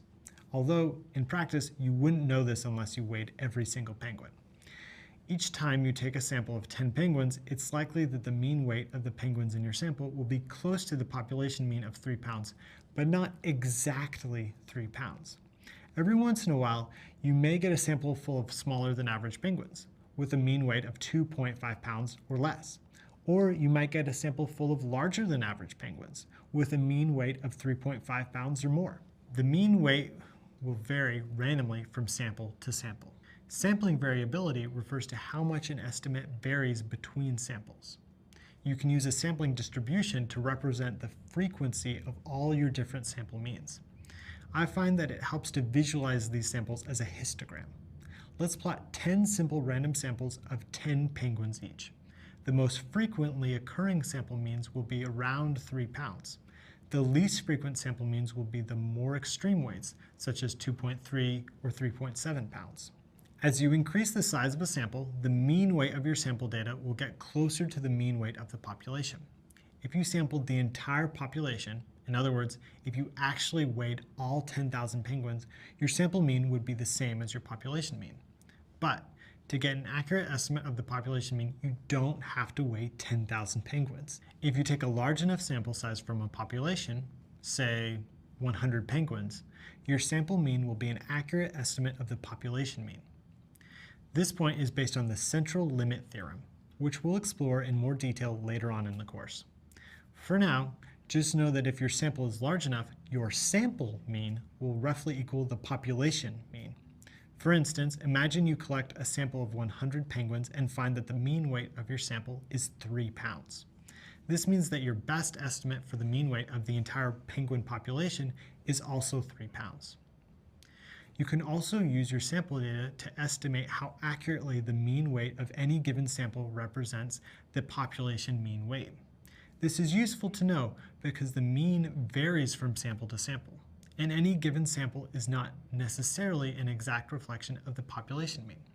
For example, the true mean weight for the penguin population might be 3 pounds. The mean weight for any given sample of penguins might be 3.3 pounds, 2.8 pounds, 2.4 pounds, and so on. The more variability in your sample data, the less likely it is that the sample mean is an accurate estimate of the population mean. Data professionals use the standard deviation of the sample means to measure this variability. Recall that the standard deviation measures the variability of your data, or how spread out your data values are. The more spread between the data values, the larger the standard deviation. In statistics, the standard deviation of a sample statistic is called the standard error. The standard error of the mean measures variability among all your sample means. A larger standard error indicates that the sample means are more spread out, or that there's more variability. A smaller standard error indicates that the sample means are closer together, or that there's less variability. The less standard error, the more likely it is that your sample mean is an accurate estimate of the population mean. For example, say you take 3 random samples of 10 penguins each. The mean weight of the first sample is 3.3 pounds, the second is 3.1 pounds, and the third is 2.9 pounds. There's not much variability among these 3 sample means. The values are all close together. The standard error will be relatively small. Now, say you take another 3 random samples of 10 penguins each. The mean weight of the first sample is 2.2 pounds, the second is 3.2 pounds, and the third is 4.2 pounds. There's more variability among these 3 sample means. The values are more spread out. The standard error will be relatively large. Note that the concept of standard error is based on the practice of repeated sampling. In reality, researchers usually work with a single sample. It's often too complicated, expensive, or time-consuming to take repeated samples of a population. Instead, statisticians have derived a formula for calculating the standard error based on the mathematical assumption of repeated sampling. You can use the following formula to calculate the standard error of the sample mean: S divided by the square root of n, where S is the sample standard deviation and n is the sample size. For example, in your study of penguin weights, imagine that a sample of 100 penguins has a mean weight of 3 pounds and a standard deviation of 1 pound. You can calculate the standard error by dividing the sample standard deviation, 1, by the square root of the sample size, 100. 1 divided by the square root of 100 equals 0.1. This means that your best estimate for the true population mean weight of all penguins is 3 pounds. But you should expect that the mean weight from one sample to the next will vary with a standard deviation of about 0.1 pounds. As your sample size gets larger, your standard error gets smaller. This is because standard error measures the difference between your sample mean and the actual population mean. As your sample gets larger, your sample mean gets closer to the actual population mean. The more accurate the estimate of the population mean, the smaller the standard error. Say you collect a sample of 10,000 penguins instead of 100 penguins. You find that the sample mean weight is 3 pounds and the sample standard deviation is 1 pound. The standard error is 1 divided by the square root of 10,000, which equals 0.01. Your best estimate for the sample mean will still be 3 pounds. But now you can expect that the mean weight from one sample of penguins to the next will vary with a standard deviation of just 0.01 pounds. In general, you can have more confidence in your estimates as the sample size gets larger and the standard error gets smaller. This is because the mean of your sampling distribution gets closer to the population mean. Coming up, we'll explore this idea further when we talk about the central limit theorem. Recently, we talked briefly about the central limit theorem and the relationship between sample size and the sample mean. Data professionals use the central limit theorem to estimate population parameters for data in economics, science, business, and other fields. For example, they may use the theorem to estimate the mean annual household income for an entire city or country, the mean height and weight for an entire animal or plant population, or the mean commute time for all the employees of a large corporation. In this video, you'll learn more about the central limit theorem and how it can help you estimate the population mean for different types of data. The central limit theorem states that the sampling distribution of the mean approaches a normal distribution as the sample size increases. In other words, as your sample increases, your sampling distribution assumes the shape of a bell curve. And if you take a large enough sample of the population, the sample mean will be roughly equal to the population mean. For example, say you want to estimate the average height for a university student in South Africa. Instead of measuring millions of students, you can get data on a representative sample of students. If your sample size is large enough, the mean height of your sample will be roughly equal to the mean height of the population. There is no exact rule for how large a sample size needs to be in order for the central limit theorem to apply. In general, a sample size of 30 or more is considered sufficient. Exploratory data analysis can help you determine how large of a sample is necessary for a given data set. What's really powerful about the central limit theorem is that it holds true for any population. You don't need to know the shape of your population distribution in advance to apply the theorem.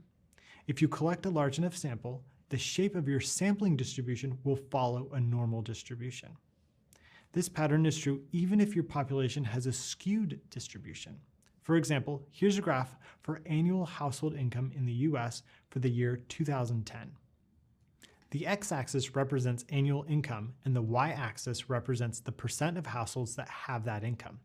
You may notice how the data is skewed to the right, and the shape of the distribution is far from normal. The distribution for annual income is skewed because of the extraordinarily high incomes of the wealthiest households. However, if you sample incomes at random among all households and take a large enough sample, your sampling distribution will follow a normal distribution. This is true even though the population distribution, every US household, is not normal. And the mean income of your sampling distribution will give you an accurate estimate of the mean income of the entire population. Let's check out another example. Imagine you're studying the population of coffee drinkers in the United States. You want to know the average amount of coffee each person drinks per day, but you don't have the time or money to survey every single coffee drinker in the US, which, by the way, is around 150 million people.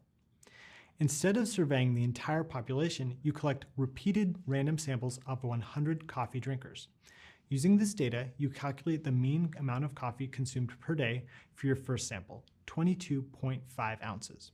For your second sample, the mean amount is 28.2 ounces. You take a third sample.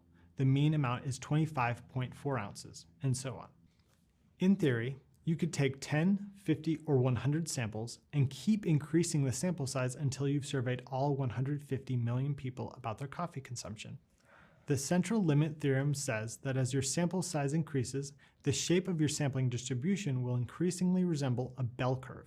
In practice, the specific sample size you choose will depend on factors like budget, time, resources, and the desired level of confidence for your estimate. If you take a large enough sample from the population, the mean of your sampling distribution will equal the population mean.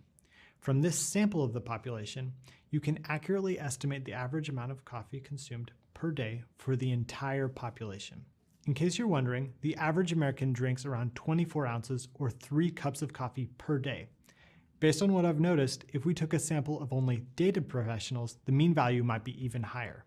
Whether you're measuring coffee consumption or household income, the central limit theorem is a useful method for better understanding the distribution of your data. In this part of the course, we've been talking about how data professionals use sample statistics to estimate population parameters. Recently, you learned how to use the sampling distribution of the mean to estimate the actual population mean. For example, you might estimate the mean weight of an animal population or the mean salary of all the people who work in the hospitality industry. Data professionals also use sampling distributions to estimate population proportions. In statistics, a population proportion refers to the percentage of individuals or elements in a population that share a certain characteristic. Proportions measure percentages or parts of a whole. For example, you might survey 100 employees at a large company to estimate what percentage of all employees like the food at the office cafeteria. Data professionals might also use the sampling distribution of the proportion to estimate the proportion of all visitors to a website who make a purchase before leaving, assembly line products that meet quality control standards, or voters who support a candidate in an upcoming election. In this video, you'll learn about the sampling distribution of the sample proportion and how it can help you estimate the population proportion. Imagine you work for a market research firm. Your client is a company that manufactures sneakers and wants to make sure their sneakers appeal to the largest audience. You're asked to research sneaker preferences among residents of Santiago, Chile, who are between 16 and 19 years old. There are 100,000 teenagers in that age group. You might want to find out what proportion of this population prefers slip-on sneakers over sneakers with shoelaces. Since it would take too long to locate and survey all 100,000 teens, you instead collect sample data from the population. Let's say you take repeated simple random samples of 100 teenagers from the overall population. In your first sample, you find that 12% of teenagers prefer slip-on sneakers. In your second sample, you find that 8% prefer slip-on sneakers. You take a third sample and the proportion is 11%. Earlier, we talked about sampling variability for the sample means, or how the value of the mean varies from one sample to the next. The same holds true for proportions. Let's assume we know that 10% of teenagers in the total population prefer slip-on sneakers. In most of the samples, the proportion of teenagers who prefer slip-on sneakers will be close to the true population proportion of 10%, but not exactly 10%. Occasionally, a sample may turn out to have a proportion that's very small or very large. You can use a sampling distribution to represent the frequency of all your different sample proportions. For instance, if you take 10 simple random samples of 100 teenagers from this population, you can show the sampling distribution of the proportion in a histogram. The most frequently occurring values in your sample data will be around 10%. The values that occur least frequently will be the more extreme proportions, such as 5% or 15%. As with the sample means, the central limit theorem also applies to sample proportions. As your sample size increases, the distribution of the sample proportion will be approximately normal. The overall average or mean proportion is located in the center of the curve. If you take a sufficiently large enough sample of teenagers, the sample proportion will be an accurate estimate of the true population proportion. If you survey 1,000 teenagers and find that 10% prefer slip-on sneakers, this means that your best estimate for the proportion of all teenagers who prefer slip-ons is also 10%. As with the sample mean, you can use the standard error of the proportion to measure sampling variability. This tells you how much a particular sample proportion is likely to differ from the true population proportion. This is useful to know because the proportion varies from sample to sample, and any given sample proportion probably won't be exactly equal to the true population proportion. The true proportion of teenagers who prefer slip-on sneakers might be 10%, but the proportion of any given sample might be 12%, 9%, 7%, and so on. The more variability in your sample data, the less likely it is that the sample proportion is an accurate estimate of the population proportion. It's important to understand the accuracy of your estimate because stakeholder decisions are often based on the estimates you provide. You can use the following formula to calculate the standard error of the proportion. The square root of p hat, open parentheses, 1 minus p hat, close parentheses, divided by n. P hat refers to the population proportion and n refers to the sample size. In statistics, you say hat when you refer to the caret symbol above the letter p. The formula is the square root of p hat multiplied by 1 minus p hat divided by n. For example, suppose you survey 100 teenagers about their sneaker preferences and find that your estimate for the population proportion of teens who prefer slip-on sneakers is 10%, or 0.1. In this case, p hat is 0.1 and n is 100. When you plug in the numbers into the formula for standard error of the proportion, it equals 0.03. As your sample size gets larger, your standard error gets smaller, because standard error measures the difference between your sample proportion and the true population proportion. As your sample gets larger, your sample proportion gets closer to the true population proportion. The more accurate the estimate of the population proportion, the smaller the standard error.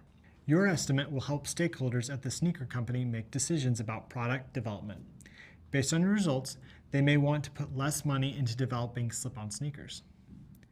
Typically, the next step for a data professional would be to use the standard error to construct a confidence interval. This describes the uncertainty of your estimate and gives your stakeholders more detailed information about your results. Later on in this course, you'll learn how to calculate and interpret confidence intervals to more accurately predict preferences of a population. Earlier, we talked about how data professionals use sample data to make point estimates about population parameters. For instance, if you want to know the average age of registered voters in Japan, you could take a survey of 100 registered voters. Then you could use the average age of the survey respondents as a point estimate of the average age of all registered voters. If your sample size is large enough, your sample mean will give you a pretty good estimate of the population mean. In this video, you'll use Python to simulate random sampling. Then, based on your sample data, you'll make a point estimate of a population mean. We'll continue with our previous scenario, in which you're a data professional working for the Department of Education of a large nation. Recall that you're analyzing data on the literacy rate for each district. You'll continue to use the dataset you worked with before. If you need to access the data, do so now. For this video, we'll make a slight change to our story. Imagine that you are asked to collect the data on district literacy rates, and that you have limited time to do so. You can only survey 50 randomly chosen districts instead of 634 districts included in your original dataset. The goal of your research study is to estimate the mean literacy rate for all 634 districts based on your sample of 50 districts. You can use Python to simulate taking a random sample of 50 districts from your dataset. Now, let's open up a Jupyter Notebook and get to work. To start, import the Python packages you will use, NumPy, Pandas, and statsmodels.api, and the library you will use, matplotlib.pyplot. To save time, rename each package and library with an abbreviation, np, pd, plt, and sm. To load the scipy stats module, write from scipy import stats. First, you will want to get a random sample of 50 districts. A cool feature of Python is that you can use code to simulate random sampling and choose the desired sample size. To do this, use the sample function in pandas. Before you write the code, let's review the function and its arguments. To simulate random sampling, use the following arguments in the sample function: n, replace, and random state.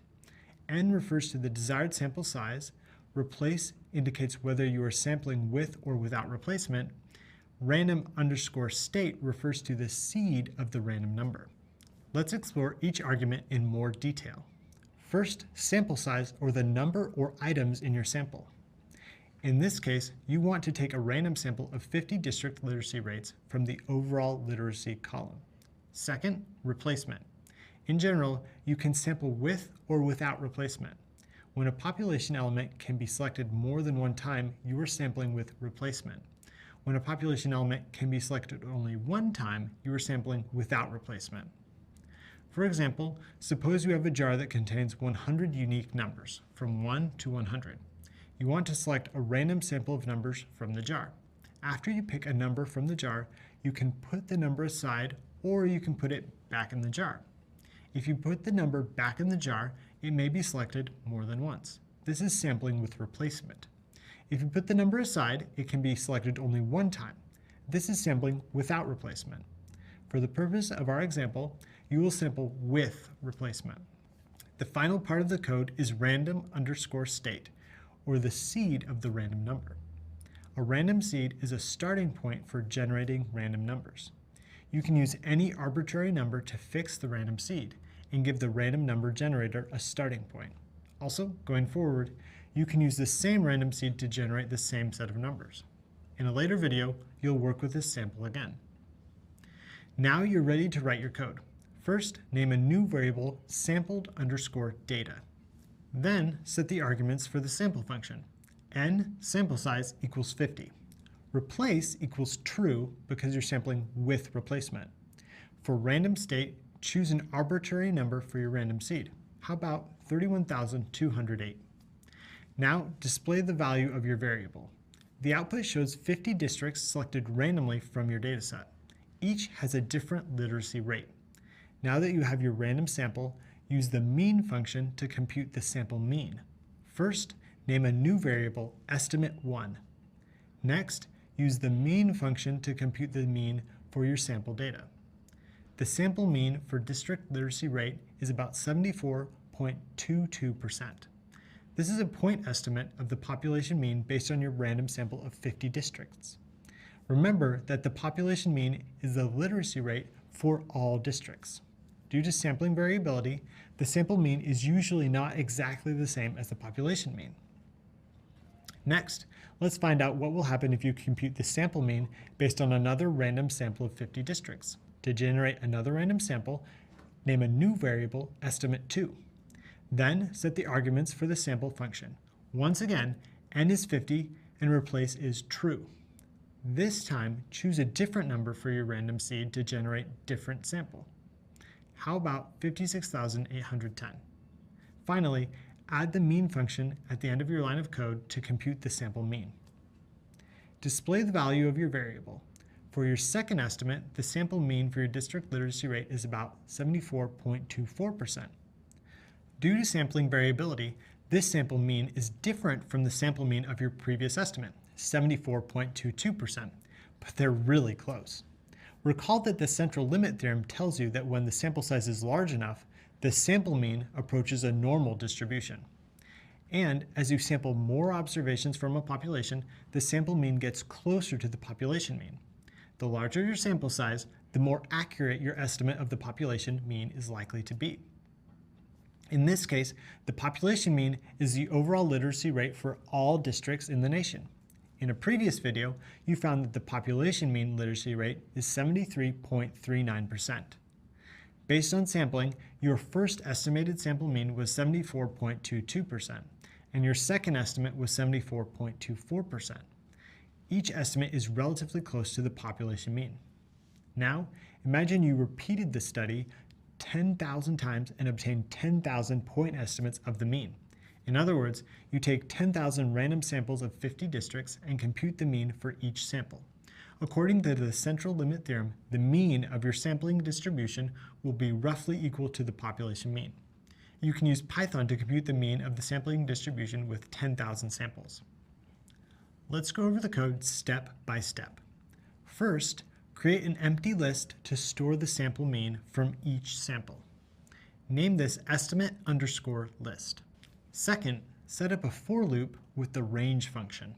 The range function generates a sequence of numbers from 1 to 10,000. The loop will run 10,000 times and iterate over each number in the sequence. Third, specify what you want to do in each iteration of the loop. The sample function tells the computer to take a random sample of 50 districts with replacement. The argument n equals 50 and the argument replace equals true. The append function adds a single item to an existing list. In this case, it appends the value of the sample mean to each item in the list. Your code generates a list of 10,000 values, each of which is the sample mean from a random sample. Next, create a new data frame for your list of 10,000 estimates.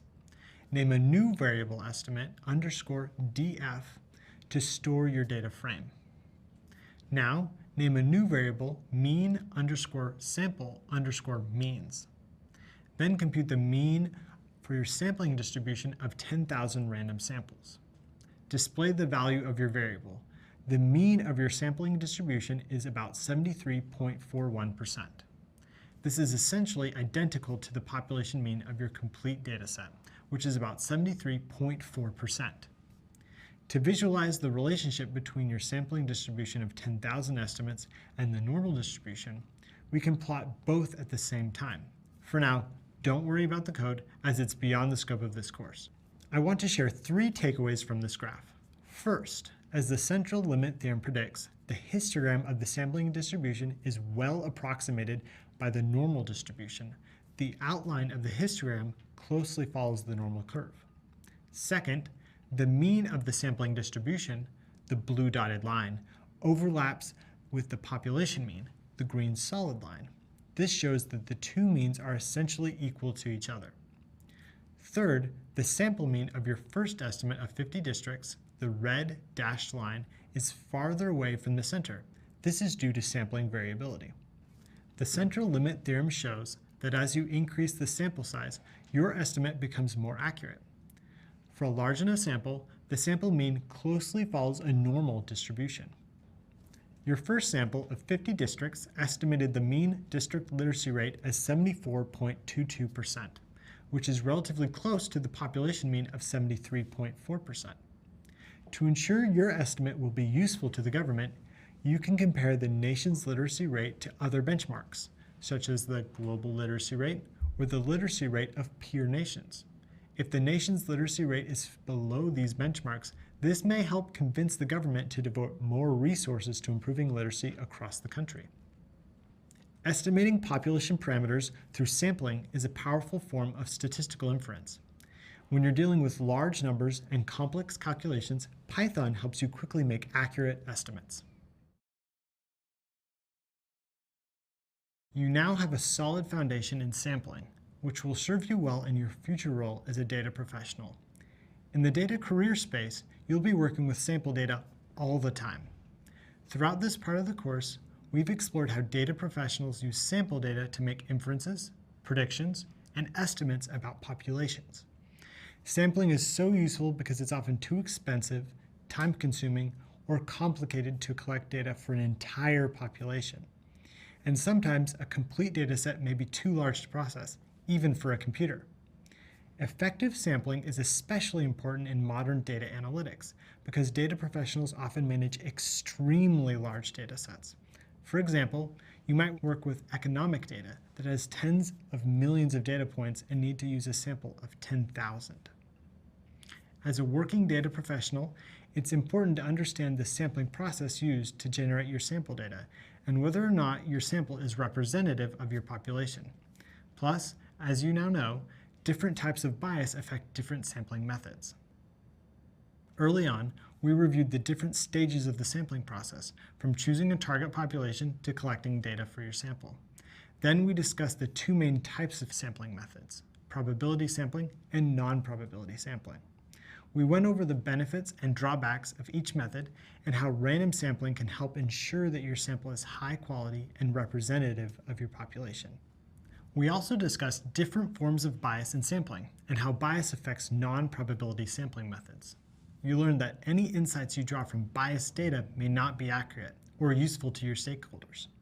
After that, you learned about sampling distributions for both sample means and proportions and how to estimate the corresponding population parameters.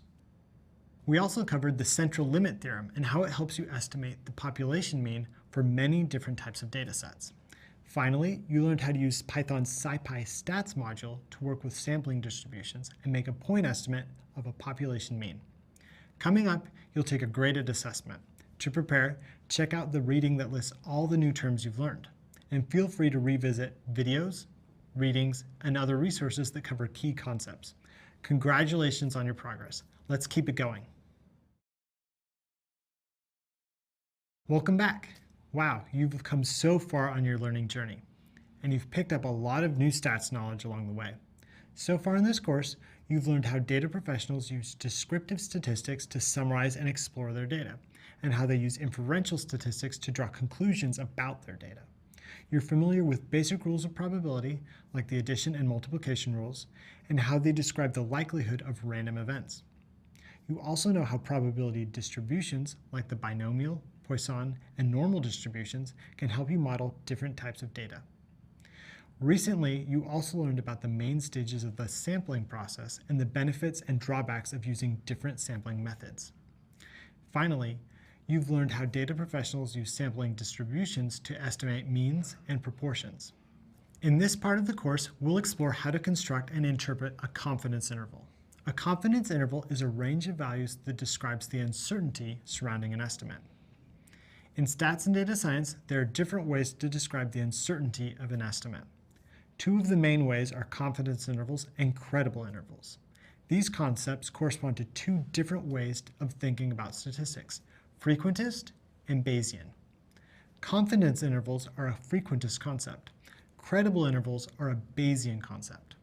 While the goal of confidence and credible intervals is similar, they have different statistical definitions and technical procedures.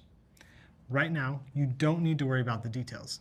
I just want you to be aware of the broader context of different stats methods and the tools data professionals use to analyze and interpret data. Today, there's a lively debate among statisticians, researchers, and data professionals about how to apply and interpret confidence intervals. While the nuances of this debate are beyond the scope of this course, you may want to learn more about confidence intervals as you pursue your career in data analytics.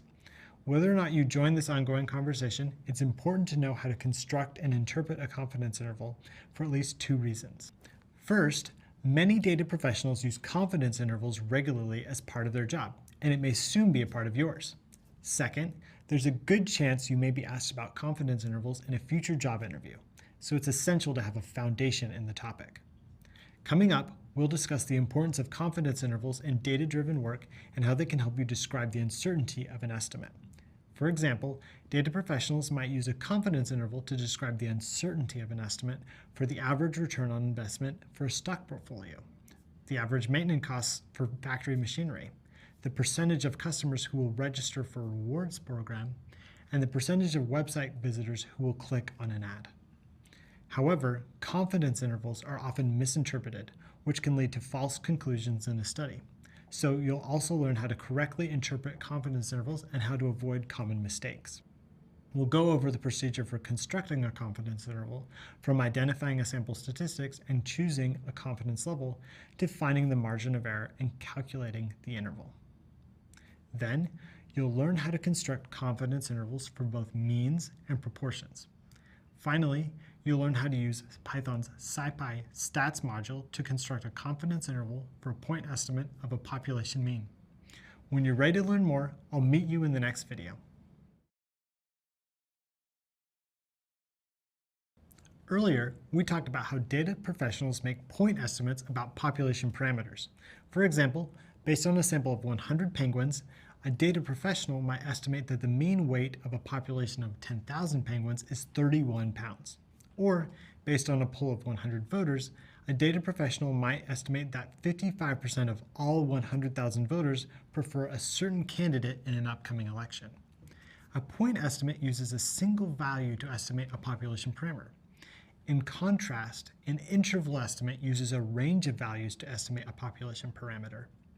A confidence interval is a type of interval estimate. For example, for penguin weight, you might construct a 95% confidence interval between 28 and 32 pounds.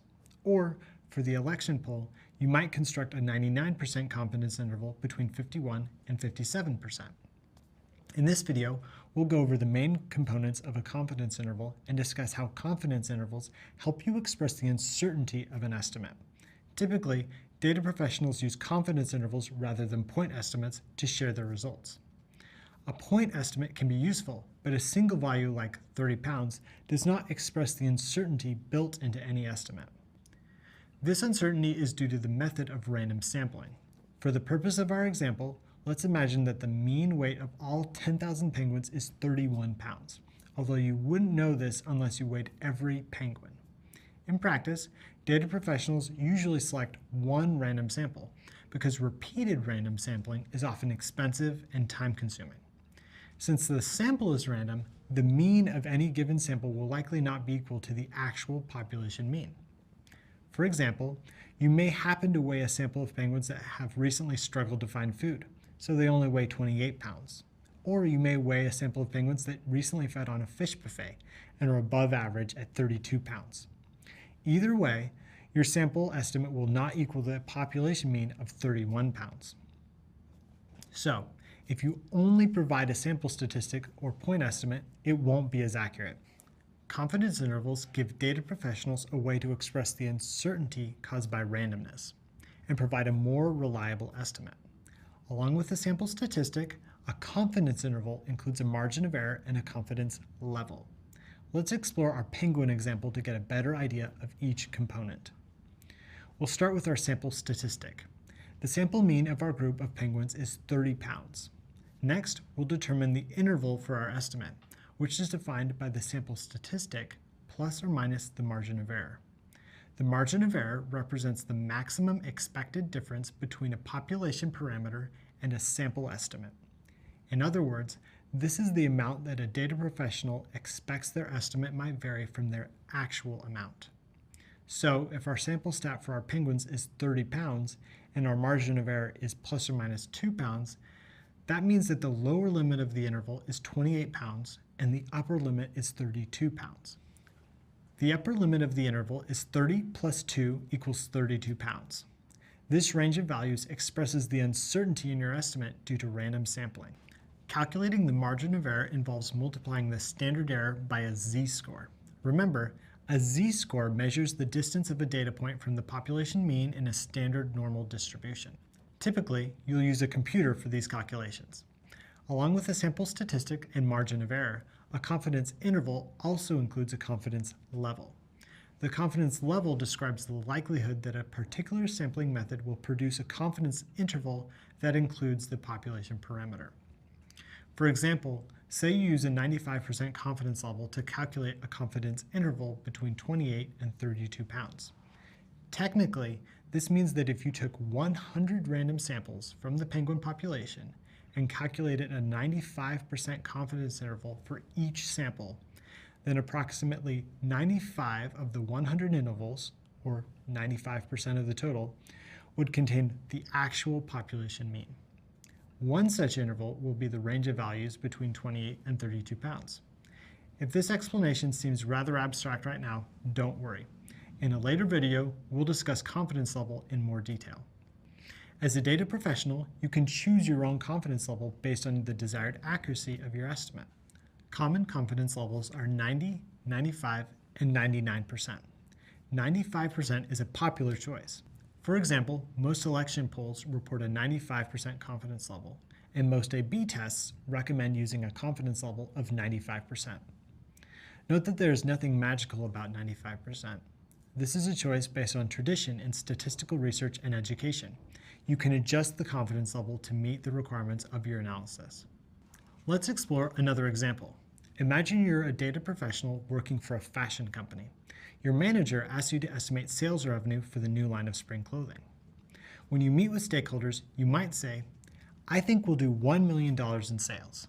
Or you might say, based on a 95% confidence level, I estimate that our sales revenue will be between $950,000 and $1,500,000. The first statement offers a point estimate. The second statement provides a confidence level and an interval estimate, and communicates the uncertainty in the estimate. It gives your stakeholders more information and helps them make more informed decisions about issues related to future sales revenue. As a data professional, you also have to make sure your stakeholders understand your results, so it's your job to clearly communicate how to interpret a confidence interval. We'll discuss interpretation more later on. Recently, you learned that data professionals use confidence intervals to express the uncertainty in their results. To better understand your results and effectively communicate them to stakeholders, it's important to know how to properly interpret a confidence interval. Confidence intervals are one of the most misunderstood concepts in statistics. Because it's a complicated topic, both new students and experienced researchers sometimes make inaccurate statements about confidence intervals. So, if you don't get the concept right away, don't worry, you're not alone. By the end of this video, you'll have a better understanding of how to interpret a confidence interval. You'll also learn some common forms of misinterpretation and how to avoid them. Let's explore an example. Imagine you're a data professional who works for an urban planning company in a large city. The city government asked your team to design new parks and walkways that feature red maple trees. For planning purposes, your manager asked you to estimate the mean height of all the red maple trees in the city. That's approximately 10,000 trees. Instead of measuring every single tree, you collect a sample of 50 trees. The mean height of the sample is 50 feet with a standard deviation of 7.5 feet. Based on a 95% confidence level, you calculate a confidence interval for mean height that stretches between 48 feet and 52 feet. This interval estimate will help your team design new parks and walkways that meet city ordinances for landscaping. At this point, you may be wondering, what does it mean to choose a 95% confidence level and to say that you're 95% confident in an interval estimate? Earlier, you learned that the confidence level expresses the uncertainty of the estimation process. Let's talk about what this means from a more technical perspective. 95% confidence means that if you take repeated random samples from a population and construct a confidence interval for each sample using the same method, you can expect that 95% of these intervals will capture the population mean. You can also expect that 5% of the total will not capture the population mean. In practice, data professionals usually select one random sample and generate one confidence interval, which may or may not contain the actual mean. This is because repeated random sampling is often difficult, expensive, and time-consuming. Confidence intervals give data professionals a way to quantify the uncertainty due to random sampling. In our example, you have a 95% confidence interval that the mean height is between 48 and 52 feet. For the purpose of this example, let's say the actual mean height of all 10,000 red maples is 51 feet. In practice, you would have no way of knowing this unless you measured every single tree in the city. This means that if you were to take 20 random samples of 50 trees and calculate a confidence interval for each sample, you can expect 19 out of your 20 intervals, or 95% of the total, will capture the population mean of 51 feet. One such interval will be the range of values between 48 and 52 feet. Let's pause for a moment. I know that's a lot of new info to digest. Confidence intervals can be a bit tricky. That's why they're misinterpreted so often. To better understand what it means to say you have 95% confidence in your estimate, let's explore our urban planning example in more detail. Imagine you take another 20 random samples of 50 trees using the same sampling method. Because each sample is randomly selected from a large population, the mean will vary from one sample to the next. Remember, this is called sampling variability. For your first sample of 50 trees, the mean height is 50 feet. For your second sample of 50 trees, the mean height turns out to be 49.5 feet. For your third sample, you get a mean height of 51.5 feet, and so on. Because of sampling variability, the mean height for any given sample will not necessarily be equal to the actual population mean. Confidence intervals help express this uncertainty. The confidence intervals you calculate based on each sample mean will also vary from one sample to the next, and any given interval will not necessarily contain the population mean of 51 feet. For example, your first sample has a mean height of 50 feet and a confidence interval between 48 feet and 52 feet. This interval captures the population mean of 51 feet. Your second sample has a mean height of 49.5 feet and a confidence interval between 47.5 to 50.5 feet. This interval does not capture the population mean of 51 feet. However, a 95% confidence level means that you can expect that 19 out of your 20 intervals, or 95% of the total, will capture the population mean. In other words, this method will produce an interval that contains the population mean with a success rate of 95%. And that's a pretty good success rate. Now that you have a better understanding of how to interpret a confidence interval, let's review 3 common misinterpretations of this concept. Being aware of these misinterpretations will help you avoid them in the future. The first common misinterpretation of confidence intervals is that a 95% confidence interval means that 95% of all the data values in your dataset fall within the interval. This is not necessarily true. For example, your 95% confidence interval for tree heights is between 48 feet and 52 feet. It may not be accurate to say that 95% of all the values in your dataset fall in this interval. It's possible that over 5% of the tree heights in your dataset are outside this interval, either shorter than 48 feet or taller than 52 feet. The second common misinterpretation is that a 95% confidence interval implies that 95% of all possible sample means fall within the range of the interval. This is not necessarily true. For example, your 95% confidence interval for tree height is between 48 feet and 52 feet. Imagine you take repeated samples using the same sampling method. It's possible that over 5% of your sample means will be less than 48 feet or greater than 52 feet. A third common misinterpretation is to assume that a confidence interval refers to the only possible source of error in your results. While every confidence interval includes a margin of error, many other kinds of errors can enter into statistical analysis. For example, the questions in a survey may be poorly designed, or sampling bias may affect the sample data. The margin of error is a useful measure of uncertainty and makes your estimate more reliable, but it's not the only possible source of error in your analysis. So, when you're interpreting a confidence interval, remember that the uncertainty lies in an estimation process based on random sampling.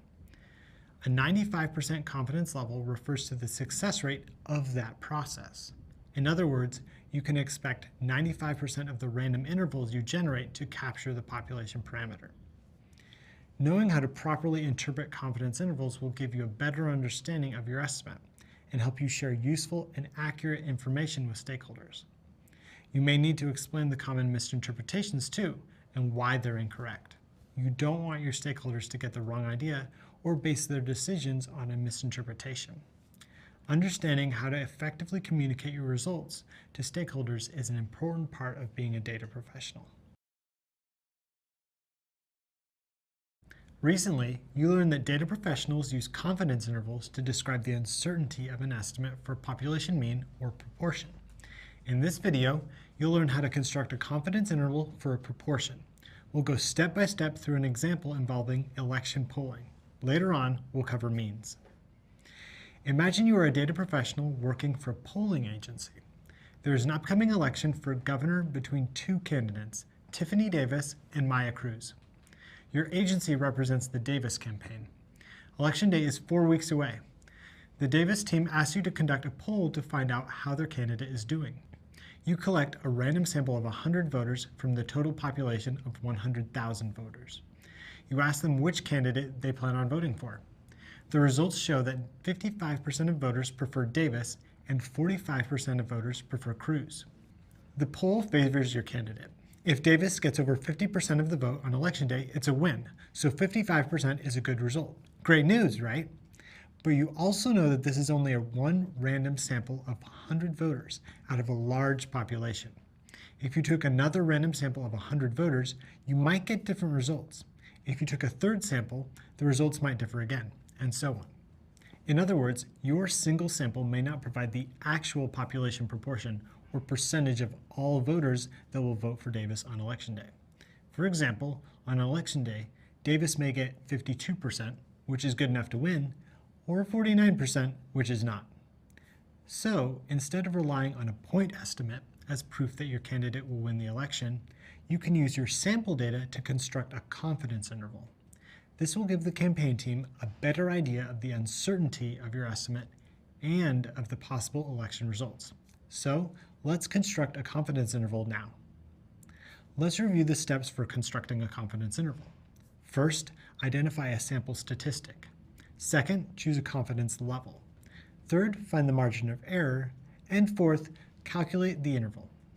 First, identify your sample statistic.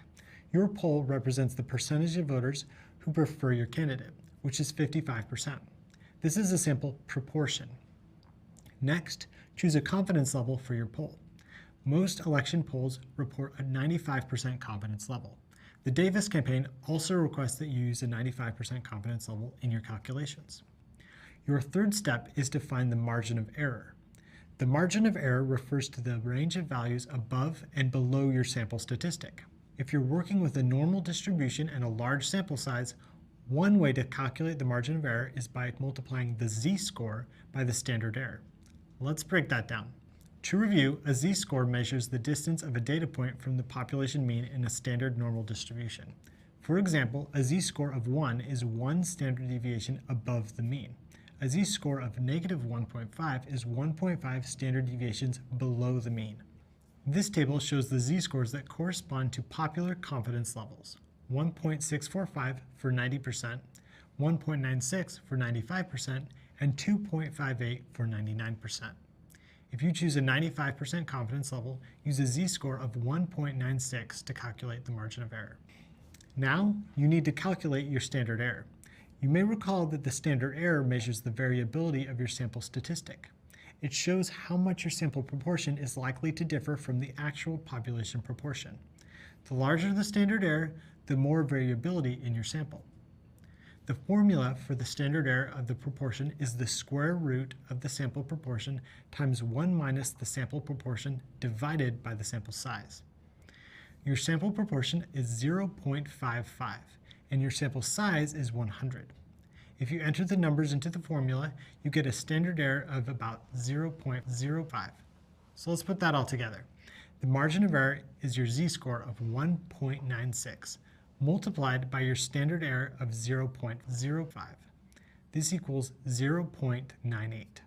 Finally, the last step in the process to construct a confidence interval is to calculate the interval.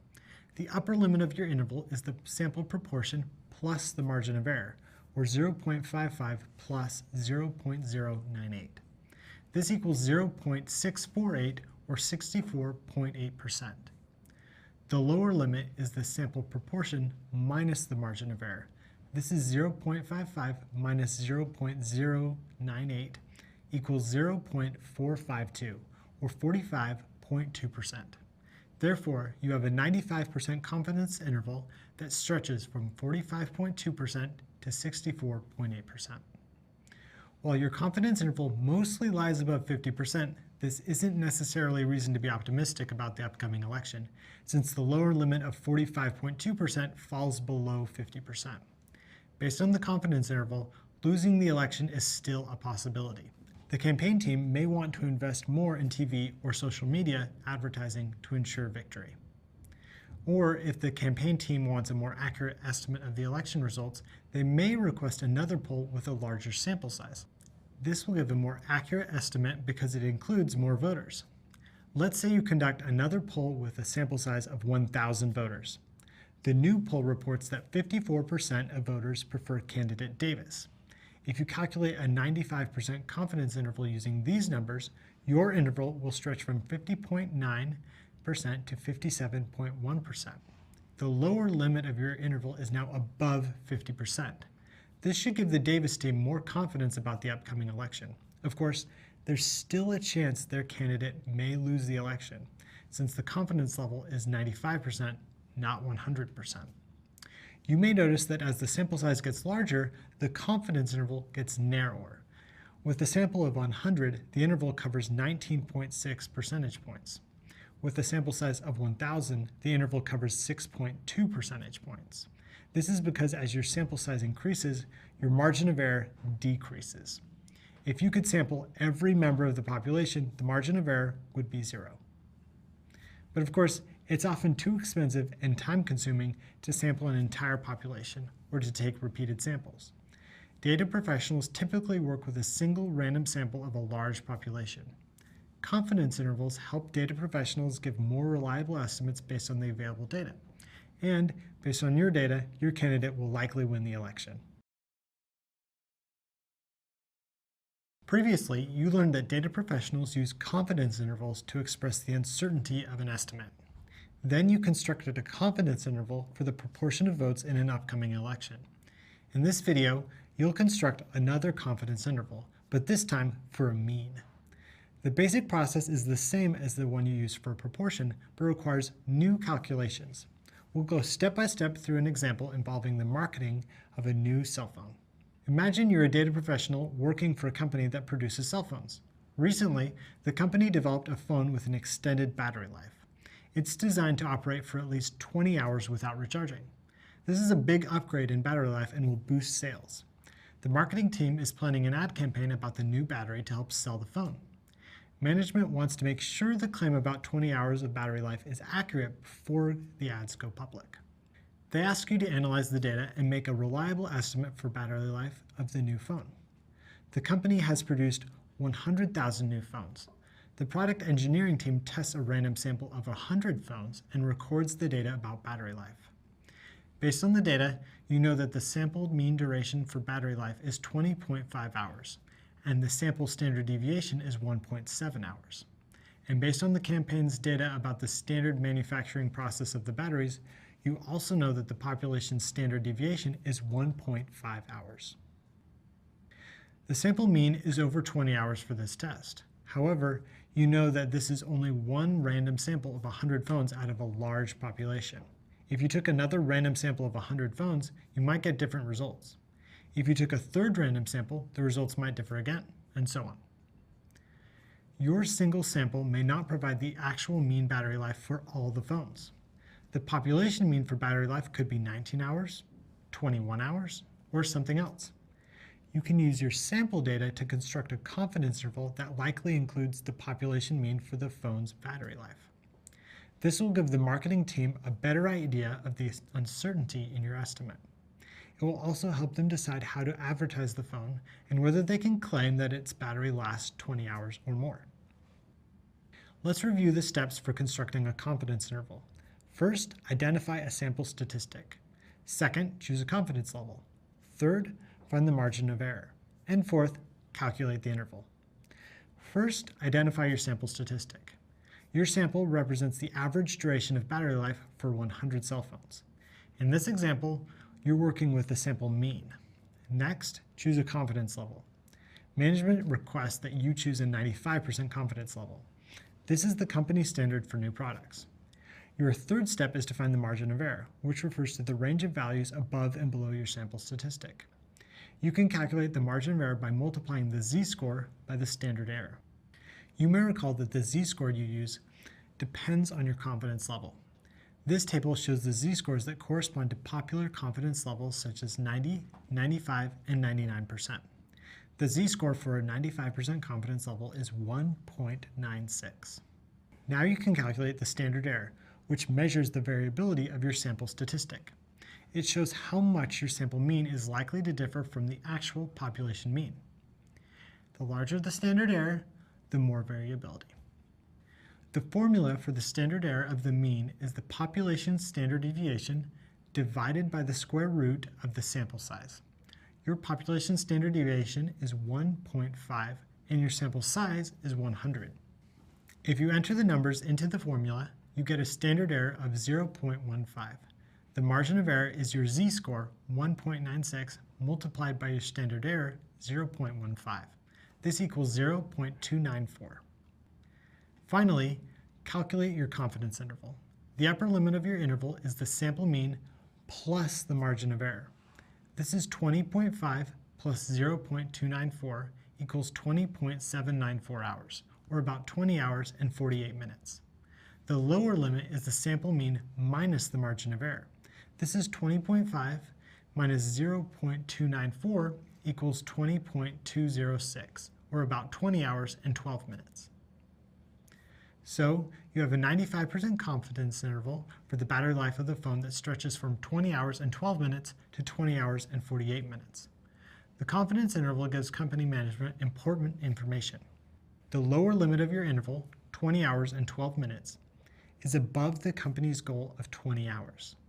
This helps the marketing team feel confident about advertising the battery life of the cell phone to be at least 20 hours. You present your findings to the company's stakeholders, and the results satisfy everyone except the head of marketing. The marketing director has put a lot of time and effort into developing the ad campaign and wants to be even more confident. The director requests that you analyze the data using a 99% confidence level.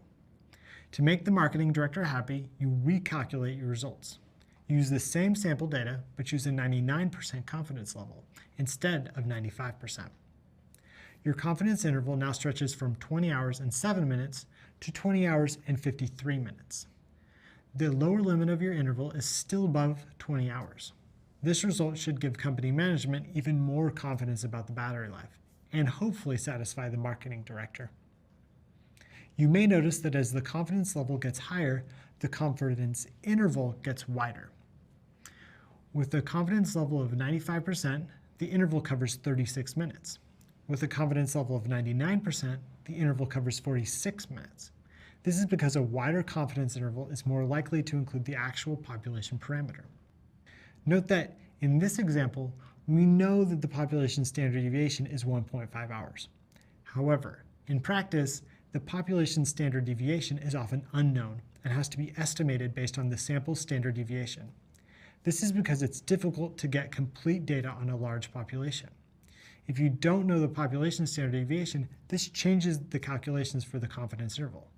To learn more, feel free to check out the relevant reading. As a data professional, you can use confidence intervals to help stakeholders make informed decisions based on accurate estimates. Your analysis of the data will help shape the company's strategy for the new product launch. As a data professional, you play a key role in the future success of the new product.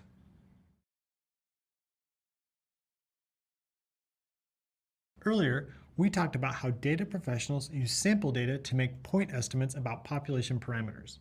For example, a data professional might take a random sample of 100 home prices in Mexico City to estimate the average price of all homes in Mexico City. A point estimate can provide a general idea of a population parameter, but estimates usually include some error due to sampling variability. And in practice, taking repeated samples to get improved estimates is often too expensive and time-consuming. So, data professionals use confidence intervals to describe the uncertainty of an estimate and give stakeholders more information to work with. In this video, you'll use Python to construct a confidence interval for a point estimate. We'll continue with our previous scenario, in which you're a data professional working for the Department of Education of a large nation. Recall that you're analyzing data on the literacy rate for each district. You'll continue to use the dataset you worked with before. If you need to access the data, do so now. In a previous video, we imagined that the Department of Education asked you to collect the data on district literacy rates. You were only able to survey 50 randomly chosen districts, instead of all 634 districts included in your original dataset. You used Python to simulate taking a random sample of 50 districts and making a point estimate of the population mean, or literacy rate, for all districts. Now, as a next step, imagine that the department asks you to construct a 95% confidence interval for your estimate of the mean district literacy rate. You can use Python to construct the confidence interval. Let's open up a Jupyter notebook and begin. First, import the Python packages you plan to use, NumPy and Pandas. To save time, rename your packages with abbreviations, NP and PD. To load the SciPy stats module, write from SciPy import stats. You can also use the same sample data that you worked with in a previous video. Write the code to have Python simulate the same random sample of district literacy rate data. First, name your variable sampled underscore data. Then, enter the arguments of the sample function. N, sample size, equals 50. Replace equals true because you are sampling with replacement. For random underscore state, choose the same random number to generate the same results. Previously, you used 31,208. Now, display the value of your variable. The output shows 50 districts selected randomly from your dataset. Each has a different literacy rate.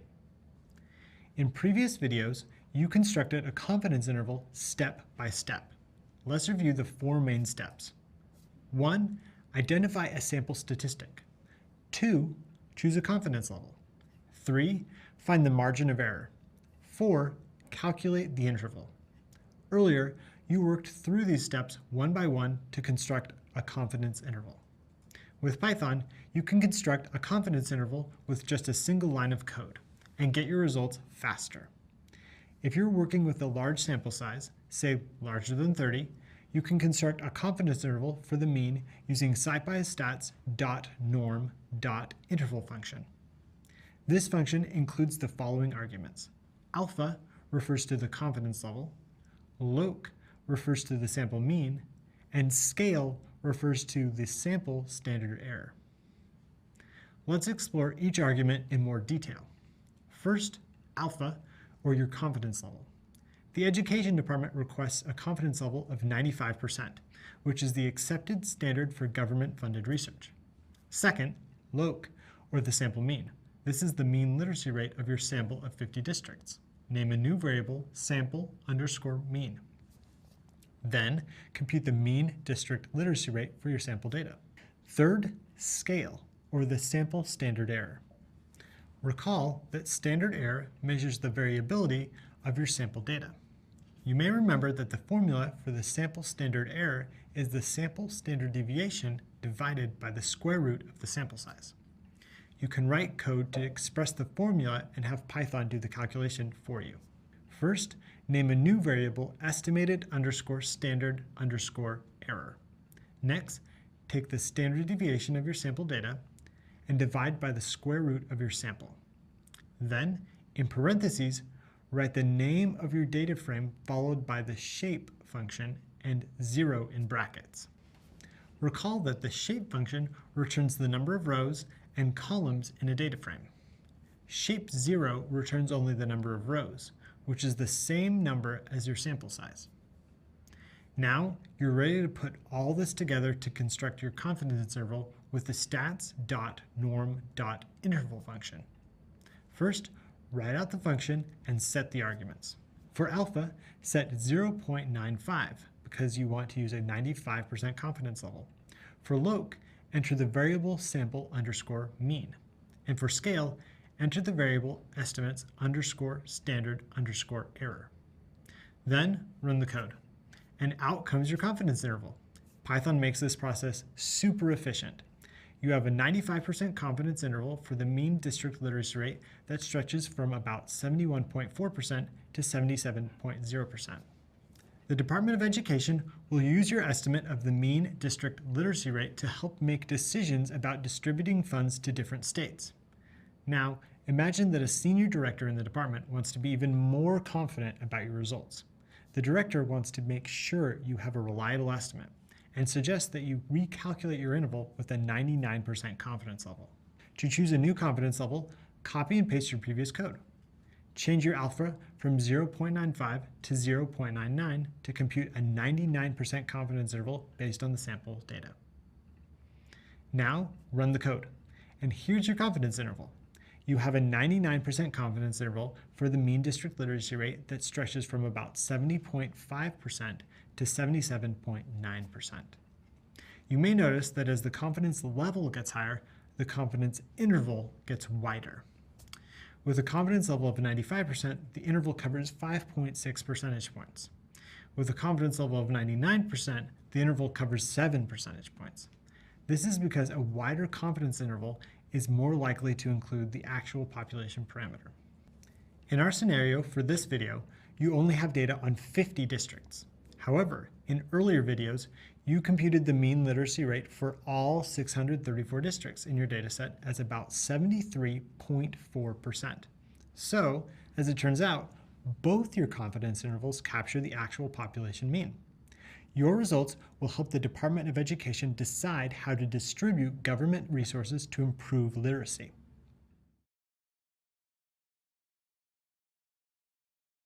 This is the end of your introduction to confidence intervals.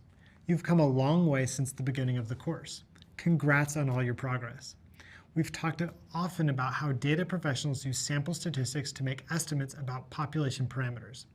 In this part of the course, we estimated the mean emission rate of a car engine and the mean battery life of a cell phone.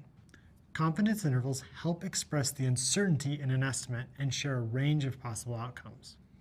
For instance, I can say the marketing campaign will generate $200,000 in new sales.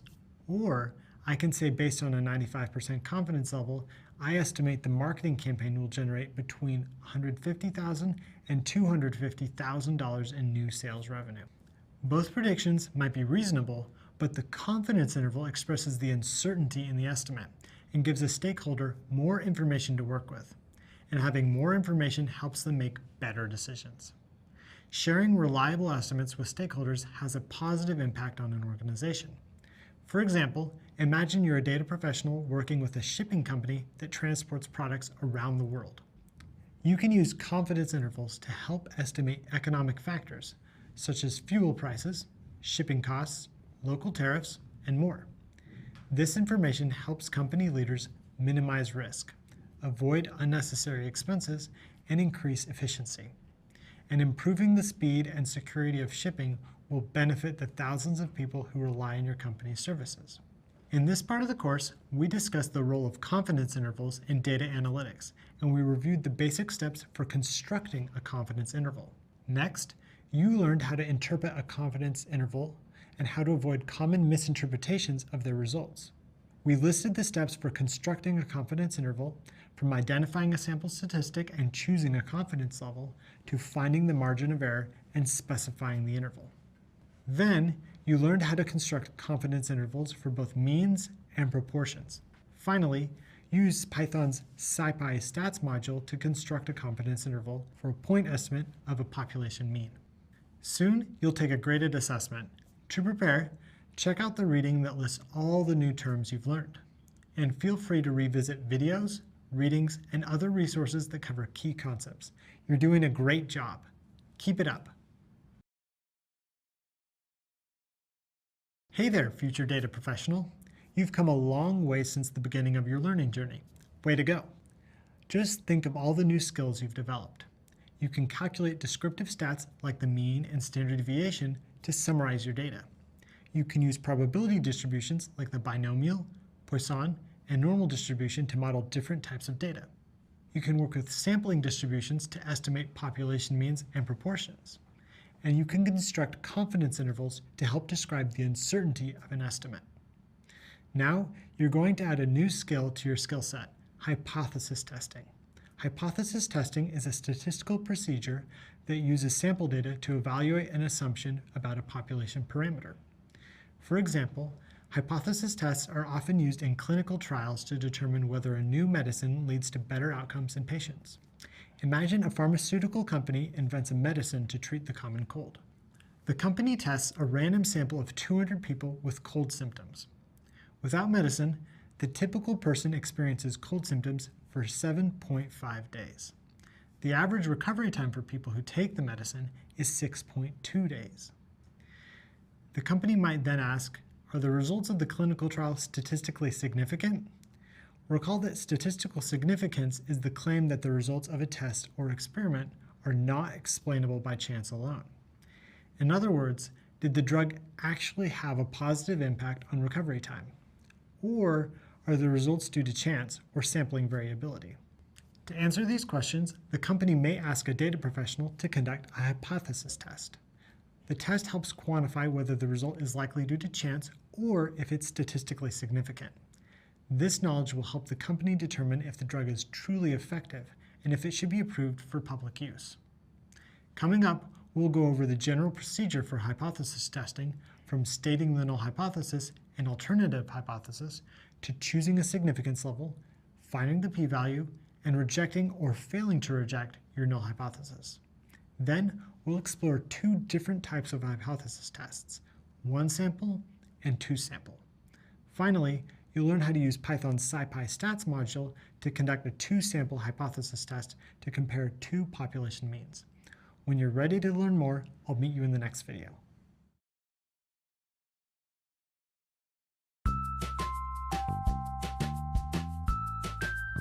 Hi, my name is Elia and I'm a data science intern at Google. So I am originally from France and I grew up there and did most of my study there. And I have always been very interested in math. And during the beginning of my college education, I also discovered computer science and started building skills in computer science.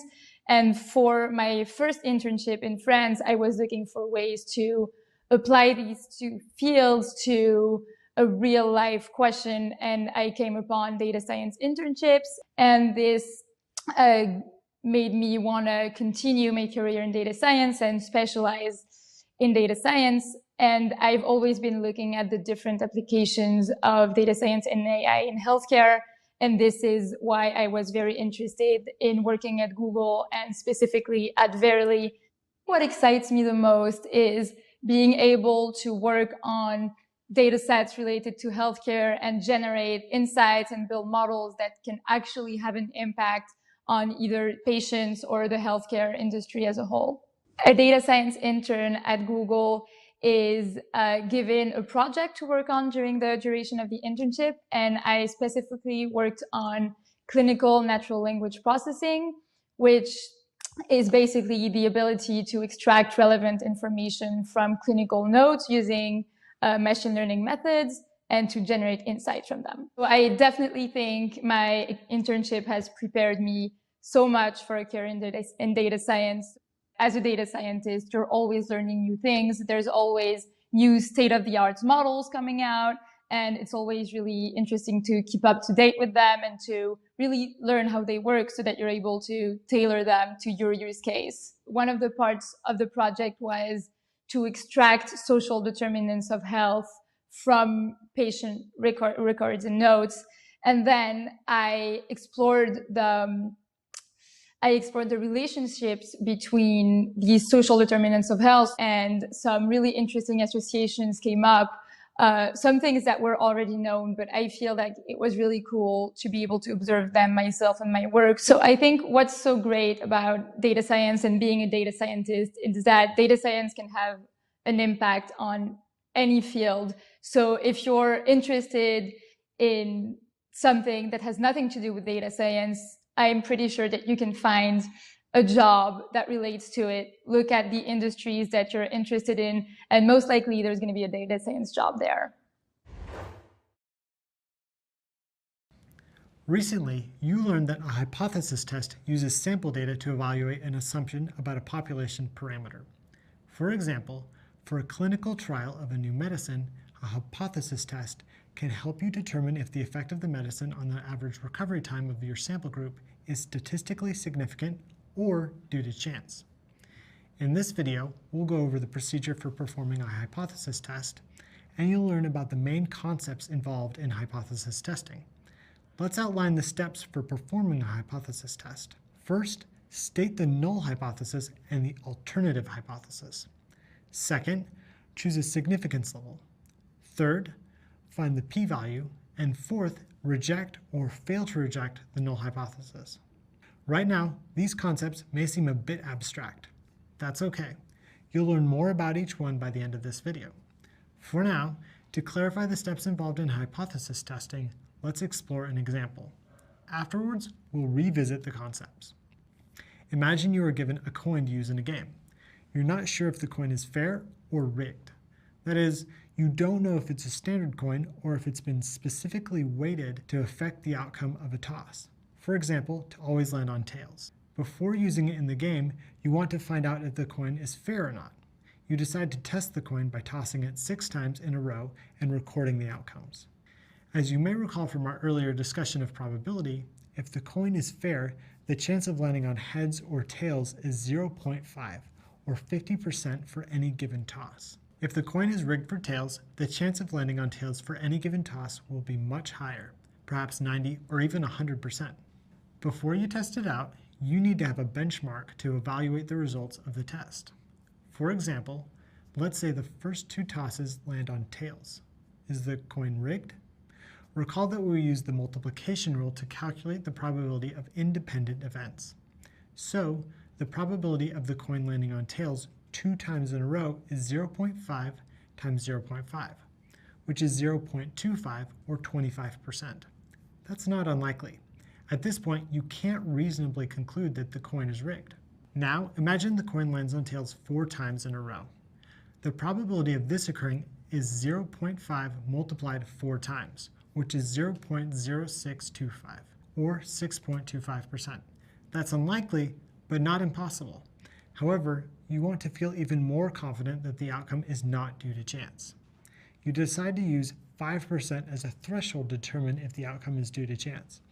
In other words, if the probability of the outcome is less than 5%, under the assumption that the coin is fair, you'll conclude that the coin is actually rigged.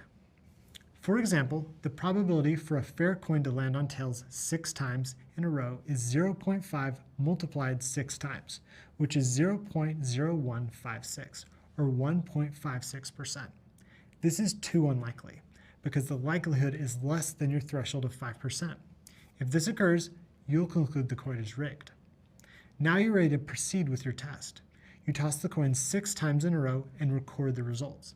The coin lands on tails every time. You conclude that the coin is rigged. Unfortunately, the coin won't be of much use to you, unless you're performing the magic trick and happen to need a coin that always lands on tails. This example is a simplified version of a hypothesis test.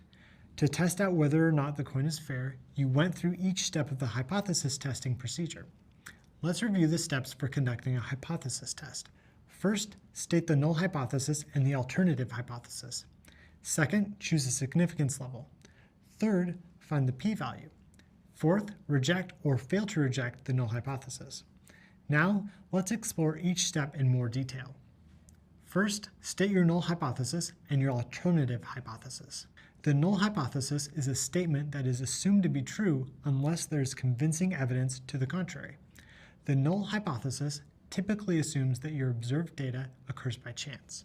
The alternative hypothesis is a statement that contradicts the null hypothesis and is accepted as true only if there's convincing evidence for it. The alternative hypothesis typically assumes that your observed data does not occur by chance.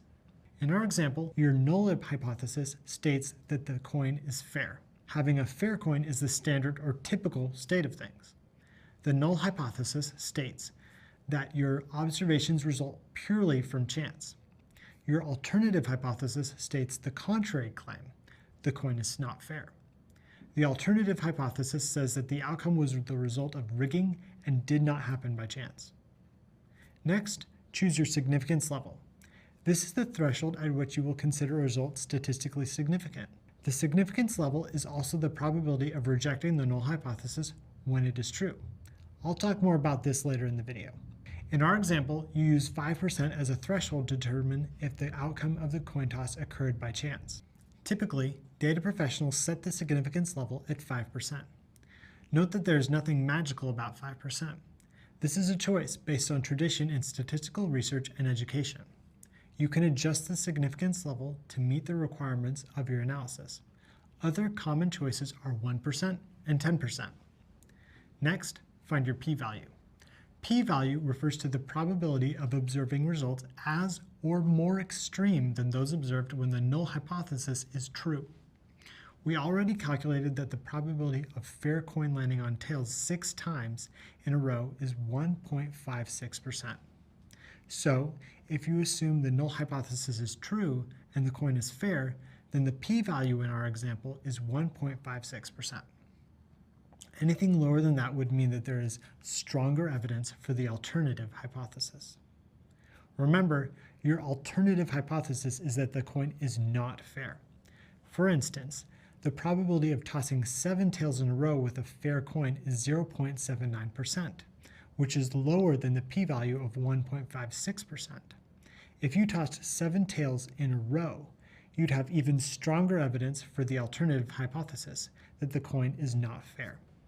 Finally, you have to decide whether to reject or fail to reject the null hypothesis. Statisticians always say fail to reject rather than accept. This is because hypothesis tests are based on probability, not certainty, and acceptance implies certainty. In general, as data professionals, we try not to claim certainty about results based on statistical methods. There are two main rules for drawing a conclusion about a hypothesis test. If your p-value is less than your significance level, you reject the null hypothesis. If your p-value is greater than your significance level, you fail to reject the null hypothesis. In the example of the coin toss, your p-value of 1.56% is less than your significance level of 5%. So you reject the null hypothesis and conclude that your result of 6 consecutive tails is statistically significant and not due to chance. Your decision to reject or fail to reject also depends on your significance level. Let's say before your test, you chose a significance level of 1% instead of 5%. In that case, you would fail to reject the null hypothesis because your p-value of 1.56% would be greater than your significance level of 1%. A statistically significant result cannot prove with 100% certainty that a hypothesis is correct. Because hypothesis testing is based on probability, there's always a chance of drawing the wrong conclusion about the null hypothesis. In hypothesis testing, there are two types of errors you can make when drawing a conclusion: a type 1 error and a type 2 error.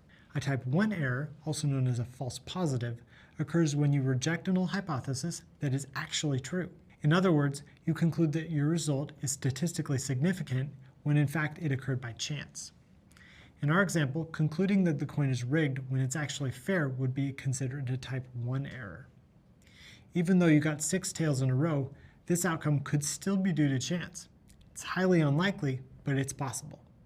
Earlier in the video, I mentioned that your significance level is also the probability of rejecting the null hypothesis when it is true. A significance level of 5% means you are willing to accept a 5% chance you are wrong when you reject the null hypothesis. To reduce your chance of making a type 1 error, choose a lower significance level. Recall that if you choose a 1% significance level, you fail to reject the null and conclude that the coin is fair. However, choosing a lower significance level means you're more likely to make a type 2 error or false negative. This occurs when you fail to reject a null hypothesis, which is actually false. In other words, you conclude your result occurred by chance when it's in fact statistically significant.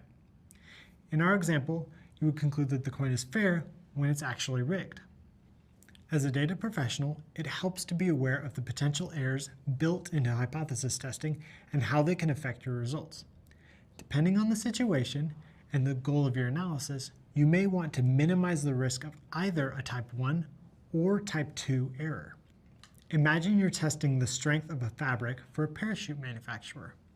You want to be very confident that the material you're using is strong enough for a functional parachute. A type 1 error, or false positive, means you falsely identify the material as strong enough. Obviously, in this case, you want to minimize the risk of a type 1 error. To do so, choose a significance level of 1% instead of the standard 5%. This change decreases the chance of a type 1 error, or false positive, from 5% to 1%. Ultimately, it's your responsibility as a data professional to determine how much evidence you need to decide that a result is statistically significant. How risky is a type 1 error, or a false positive? There's no single correct answer for all these situations. It's up to you to decide. That's all for now.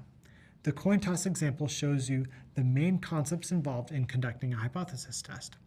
As a data professional, you'll use these concepts for any hypothesis test that you may want to conduct. Earlier, I mentioned that there are two different types of hypothesis tests: one sample and two sample. A one sample test determines whether or not a population parameter like a mean or proportion is equal to a specific value. A two-sample test determines whether or not two population parameters, such as two means or two proportions, are equal to each other. We'll explore two-sample tests later on. A data professional might conduct a one-sample hypothesis test to determine if a company's average sales revenue is equal to a target value, a medical treatment's average rate of success is equal to a set goal, or stock portfolio's average rate of return is equal to a market benchmark. In this video, you'll conduct a one-sample hypothesis test. We'll explore an example involving data for an online delivery company. There are different types of hypothesis tests you can use based on the type of sample data you're working with. In this course, we focus on z-tests and t-tests, two of the most commonly used tests in data analytics. If these terms seem familiar, it's because they're related to z-scores and t-scores, which we've worked with before. The one-sample z-test makes the following assumptions. The data is a random sample of a normally distributed population. The population standard deviation is known. Imagine you're a data professional who works for an online delivery company. Typically, the mean delivery time for an online food order is 40 minutes with a standard deviation of 5 minutes. But recently, company management launched a new training program to make the delivery process more efficient.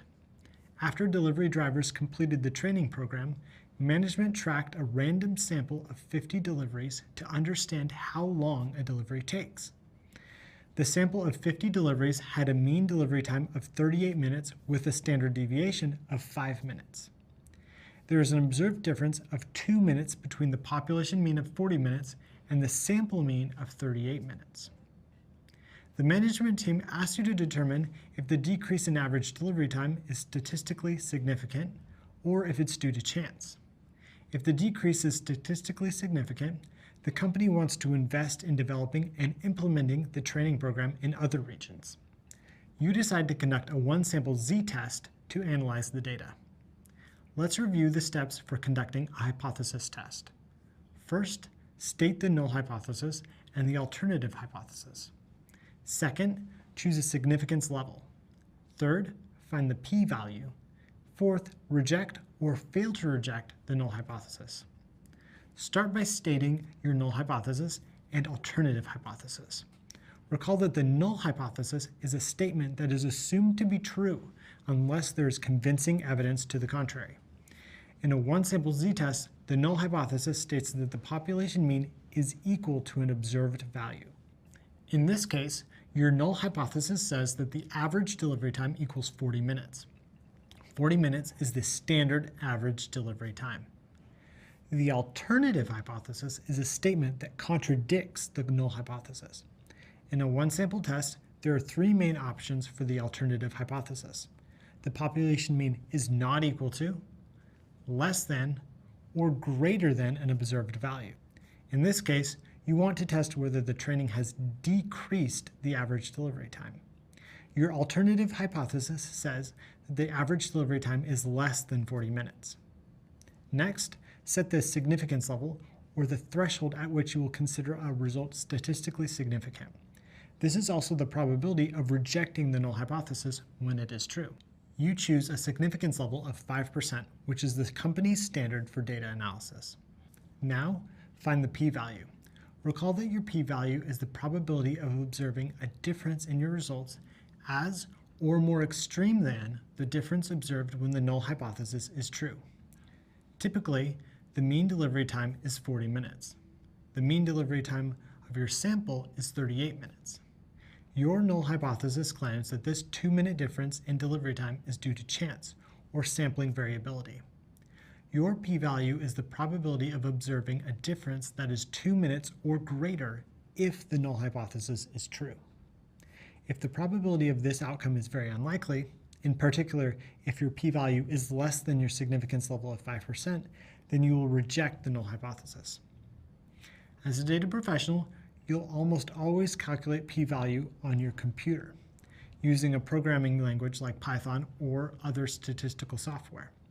However, let's briefly explore the concepts involved in the calculation to get a better understanding of how it works. Being able to use code for calculations is important for your future career, but being familiar with the concepts behind the calculations will help you apply statistical methods to workplace problems. The p-value is calculated from what's called a test statistic. In hypothesis testing, the test statistic is a value that shows how closely your observed data matches the distribution expected under the null hypothesis. So, if you assume the null hypothesis is true and the mean delivery time is 40 minutes, the data for delivery times follows a normal distribution. The test statistic shows where your observed data, a sample mean delivery time of 38 minutes, will fall on that distribution. Since you're conducting a z-test, your test statistic is a z-score. Recall that a z-score is a measure of how many standard deviations below or above the population mean a data point is. Z-scores tell you where your values lie on a normal distribution. The following formula gives you a test statistic, z, based on your sample data. Z equals x bar minus mu divided by the quotient of sigma divided by the square root of n, where x bar is the sample mean, mu is the population mean, sigma is the population standard deviation, and n is the sample size. If you enter the numbers in the formula and do the calculation, you get a z-score of negative 2.82. Let's check out where the z-score, negative 2.82, lies on the distribution. It's far to the left, almost 3 standard deviations below the mean. For a normal distribution, the probability of getting a value less than your z-score of negative 2.82 is calculated by taking the area under the curve to the left of the z-score. This is called a left-tailed test because your p-value is located on the left tail of the distribution. The area under this part of the curve is the same as your p-value. Again, your p-value is the probability of observing a test statistic as or more extreme than that observed when the null hypothesis is true. Your alternative hypothesis states that the mean delivery time decreased based on your sample data. That's why we're interested in the probability of getting any value as low or lower than your z-score of negative 2.82. In a different testing scenario, your test statistic might be positive 2.45, and you might be interested in values as high or higher than the z-score 2.45. In that case, your p-value would be located on the right tail of the distribution, and you'd be conducting a right-tailed test. If you calculate the p-value, you'll find that it's 0.0023. So your p-value is 0.0023 or 0.23%. This means there is a 0.23% probability that the difference in mean delivery time would be 2 minutes or greater if the null hypothesis is true. In other words, it's highly unlikely that the difference is due to chance. To draw a conclusion about your null hypothesis, compare your p-value with the significance level. If your p-value is less than the significance level, you conclude that there is a statistically significant difference in mean delivery time. In other words, you reject the null hypothesis. If your p-value is greater than the significance level, you conclude that there is not a statistically significant difference in mean delivery time. In other words, you fail to reject the null hypothesis. Your p-value of 0.0023 or 0.23% is less than the significance level of 0.05 or 5%. So you reject the null hypothesis and conclude that there is a statistically significant difference in mean delivery time. Your results suggest that the faster delivery time is likely due to the positive effects of the training. Your analysis will help company leadership decide whether to make a bigger investment in the training program going forward. Based on your results, they're likely to do so. Earlier, you conducted a one-sample hypothesis test to analyze data on the mean delivery time for an online food delivery service. Coming up, we'll explore a two-sample test for means. While a one-sample test determines whether a population mean is equal to a specific value, a two-sample test determines whether two population means are equal to each other. In data analytics, two-sample tests are frequently used for A/B testing. In my career as a data professional, I've conducted a number of A/B tests to help companies improve their online business. Typically, I use a two-sample t-test to analyze the data. For example, let's say an online retail store is considering changing the landing page for its reward club members. who are the most loyal customers. The metric that matters most to the company is the average time users spend on the landing page per session. First, I'd set up an experiment for two groups of users. Group A uses the default landing page, and Group B uses a redesigned version of the landing page. Then I'd use a t-test to compare the average time spent on each landing page and determine if the difference between the two sample means is statistically significant. In other words, if Group B spends more time on the landing page than Group A, the t-test will help determine if that's due to chance or to the new design of the landing page. In this video, you'll conduct a two-sample t-test to compare two population means. We'll work through an example based on the scenario I just shared with you. In data analytics, the two-sample t-test is the standard approach for comparing two means. The two-sample t-test for means makes the following assumptions. The two samples are independent of each other. For each sample, the data is drawn randomly from a normally distributed population. The population standard deviation is unknown. Typically, data professionals use a z-test when the population standard deviation is known and use a t-test when the population standard deviation is unknown and needs to be estimated from the data. In practice, the population standard deviation is usually unknown because it's difficult to get complete data on large populations. So, data professionals use the t-test for practical applications. While the test statistic for a z-test is a z-score, the test statistic for a t-test is a t-score. And while z-scores are based on the standard normal distribution, t-scores are based on the t-distribution. The graph of the t-distribution has a bell shape that is similar to the standard normal distribution, but the t-distribution has bigger tails than the standard normal distribution does. The bigger tails indicate the higher frequency of outliers that come with a small dataset. As the sample size increases, the t-distribution approaches the normal distribution. For a t-test, the test statistic follows a t-distribution under the null hypothesis. Let's explore how to conduct a two-sample t-test. Imagine you're a data professional who works for a cosmetics company. The company is researching the amount of time customers spend on its website. Your team leader asks you to conduct an A/B test to determine if changing the background color of the landing page from gray to green has any effect on the average time spent on the page. You randomly select two groups of users. The first group visits the gray landing page, named version A. The second group visits the green landing page, named version B. You collect the following data from the A/B test. 40 users visit version A. They spend a mean time of 300 seconds with a standard deviation of 18.5 seconds. 38 users visit version B. They spend a mean time of 305 seconds with a standard deviation of 16.7 seconds. There is an observed difference of 5 seconds, or 305 minus 300, between the mean time spent on version B and version A. You decide to conduct a two-sample t-test to analyze the data. Let's review the steps for conducting a hypothesis test. First, state the null hypothesis and the alternative hypothesis. Second, choose a significance level. Third, find the p-value. Fourth, reject or fail to reject the null hypothesis. First, state your null hypothesis and alternative hypothesis. In a two-sample t-test, the null hypothesis states that there is no difference between the two population means. This is assumed to be true unless there's convincing evidence to the contrary. So, for your null hypothesis, you say, there is no difference in the mean time spent on version A and version B. Your alternative hypothesis will state the contrary claim. There is a difference in the mean time spent on version A and version B. Next, set the significance level, or the threshold at which you will consider a result statistically significant. This is the probability of rejecting the null hypothesis when it is true. You choose a significance level of 5%, which is the company's standard for A/B testing. Now, find the p-value.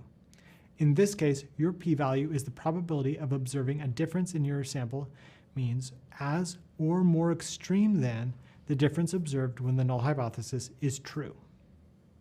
Based on your sample data, the difference between the mean time spent on version A and version B is 5 seconds. Your null hypothesis claims that this difference is due to chance. Your p-value is the probability of observing an absolute difference in sample means that is 5 seconds or greater if the null hypothesis is true.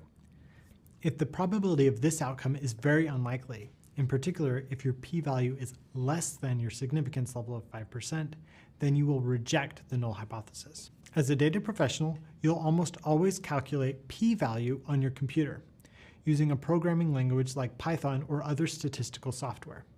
Later on, you'll use Python for a two-sample t-test. To find your p-value, first calculate your test statistic. Since you're conducting a t-test, you're working with a t-score. Use the following formula to calculate the test statistic t based on your sample data.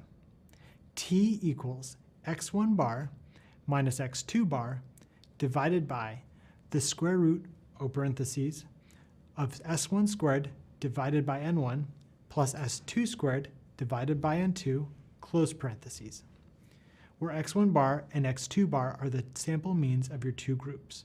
N1 and N2 are the sample sizes of your two groups, and S1 and S2 are the sample standard deviations of your two groups. If you enter the numbers in the formula and do the calculation, you get a test statistic t of negative 1.2508. For a t-test, the test statistic follows a t distribution under the null hypothesis. Recall that your alternative hypothesis states that there is a difference in the mean time spent on version A and version B. The observed difference is 5 seconds. So if you find a statistically significant difference between the means, either less than or greater than the observed difference of 5 seconds, you will reject the null hypothesis.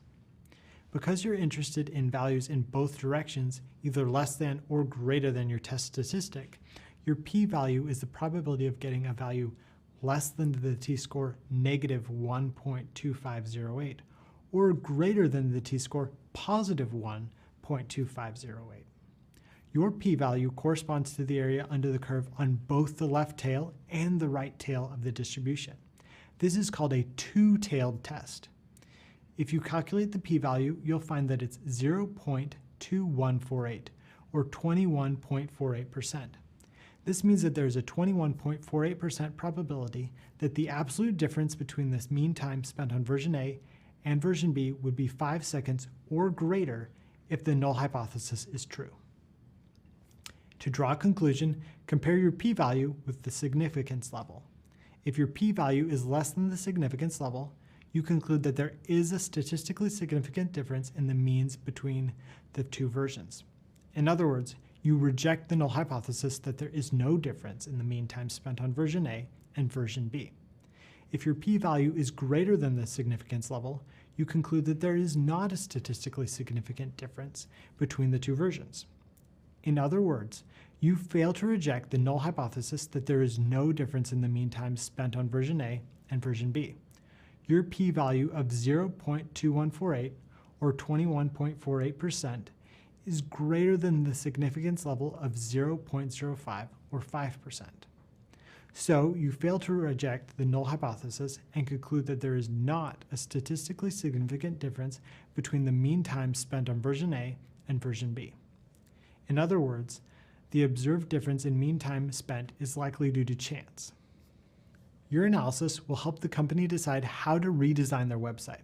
Since there is not a statistically significant difference in mean time spent based on the background colors of gray and green, you can recommend the company either test for a different color, such as blue or yellow, or test for a different design feature, such as text size or button shape. Perhaps a different design change will have an impact on the mean time spent by customers on the landing page. Recently, you learned that data professionals use a two-sample t-test to compare two population means. For example, we conducted a two-sample t-test to compare the mean time spent on two different versions of a landing page for a cosmetics company. In this video, you'll conduct a two-sample z-test to compare two population proportions. Recall that, for technical reasons, t-tests do not apply to proportions. A data professional might use a two-sample z-test to compare the proportion of defects among manufacturing products on two assembly lines, side effects to a new medicine for two trial groups, support for a new law among registered voters in two districts. Let's explore an example. Imagine you're a data professional working for an international construction company. The company has offices in London and Beijing. The human resources team would like to determine whether there is a difference in the level of employee satisfaction between the Beijing office and the London office. The team surveys a random sample of 50 employees in each office to discover if they are satisfied with their current job. They ask you to find out if there's a statistically significant difference in the proportion of satisfied employees in London and Beijing. If so, the HR team will devote resources to investigating why employees at one office are more satisfied at work. According to the survey results, 67% of the employees in the London office report being satisfied with their job, and 57% of the employees in the Beijing office report being satisfied with their job. There's an observed difference of 10 percentage points, or 67 minus 57, between the proportion of satisfied employees in London and Beijing. You decide to conduct a two-sample z-test to analyze the data. Let's review the steps for conducting a hypothesis test. First, state the null hypothesis and the alternative hypothesis. Second, choose a significance level. Third, find the p-value. Fourth, reject or fail to reject the null hypothesis. First, state your null hypothesis and alternative hypothesis.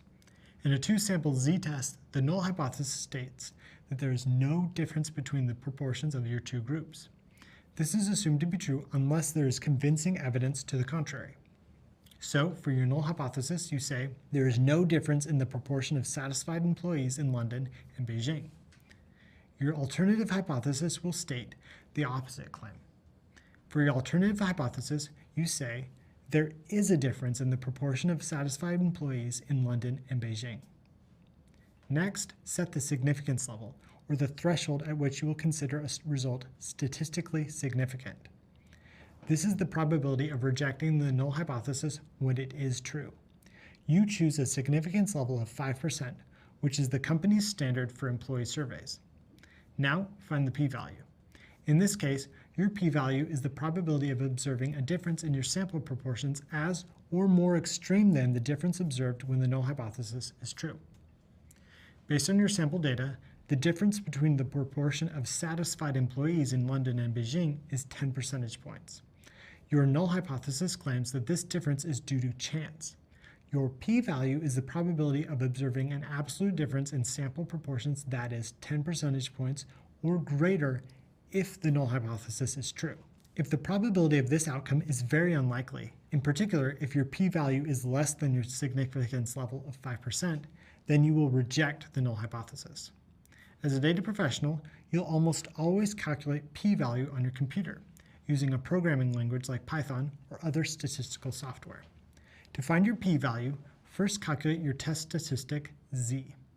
Use the following formula to calculate the z statistic based on your sample data. Z equals p1 hat minus p2 hat divided by the square root of p0 hat times, open parentheses, 1 minus p0 hat, close parentheses, times, open parentheses, 1 divided by n1 plus 1 divided by n2, close parentheses, where p1 hat and p2 hat are the sample proportions for your first and second group. N1 and N2 are the sample sizes for your first and second group, and P0 hat is the pooled proportion. The pooled proportion is a weighted average of the proportions from your two samples. This has a separate formula that you don't need to worry about right now. If you enter the numbers in the formula and do the calculation, you get a z-score of 1.03. For a z-test, the test statistic follows a normal distribution under the null hypothesis. Recall that your alternative hypothesis states that there is a difference in the proportion of satisfied employees in London and Beijing. The observed difference is 10 percentage points. So, if you find a statistically significant difference between the two proportions, either less than or greater than the observed difference of 10 percentage points, you will reject the null hypothesis.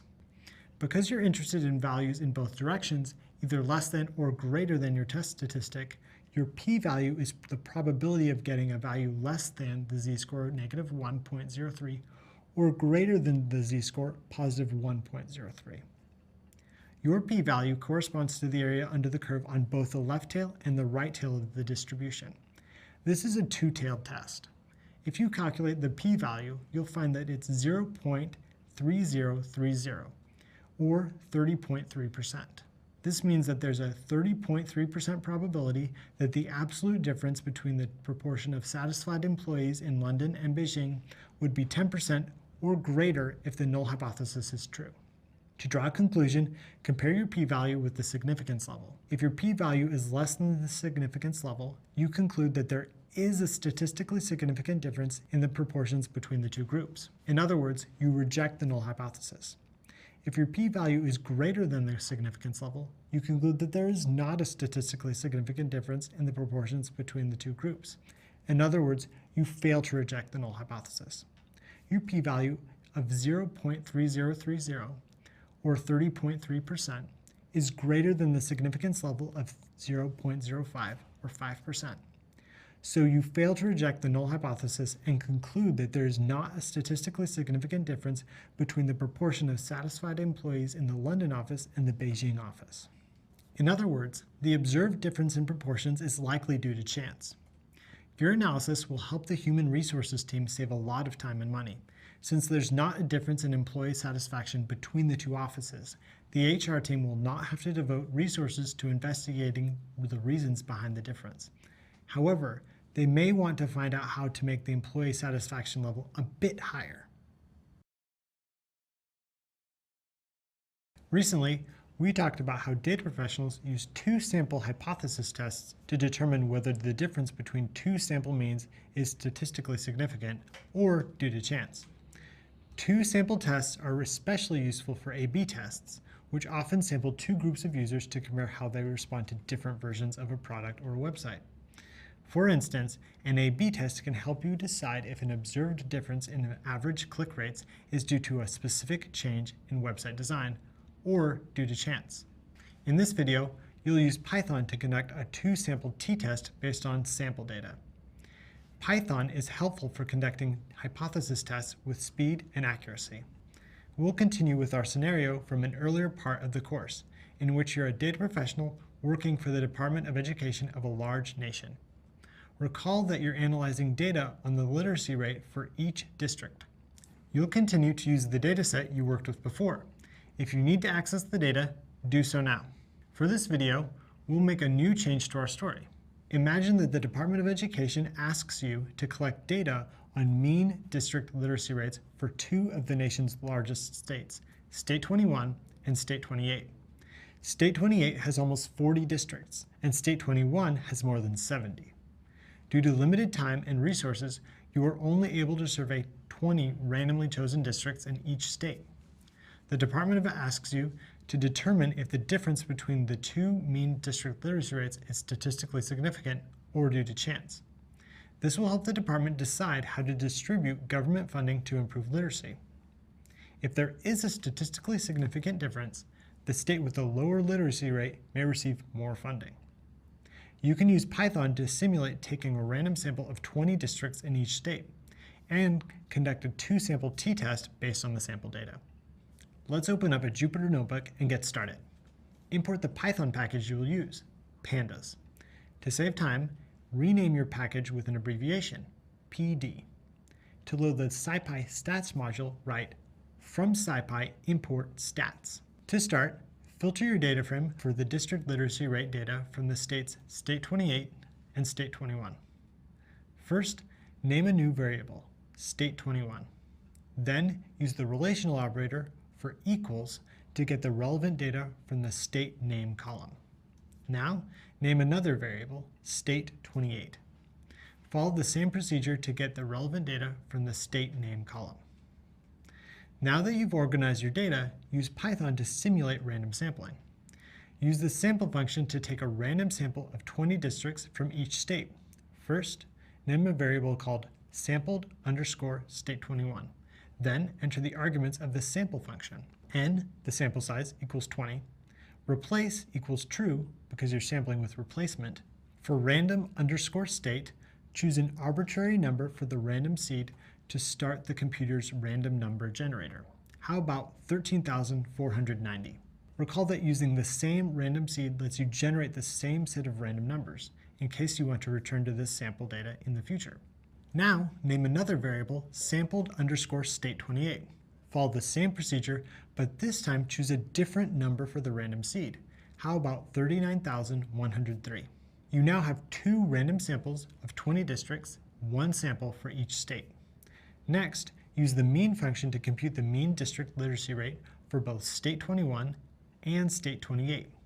State 21 has a mean district literacy rate of about 70.8%, while state 28 has a mean district literacy rate of about 64.6%.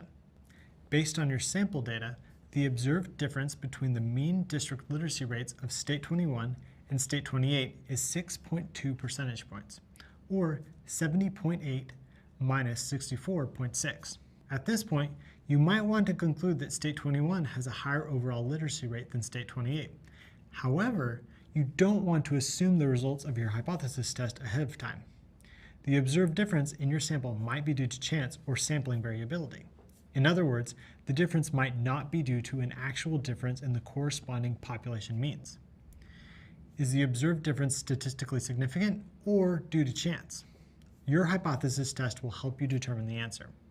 Now that you've organized your data and simulated random sampling, you're ready to conduct your hypothesis test.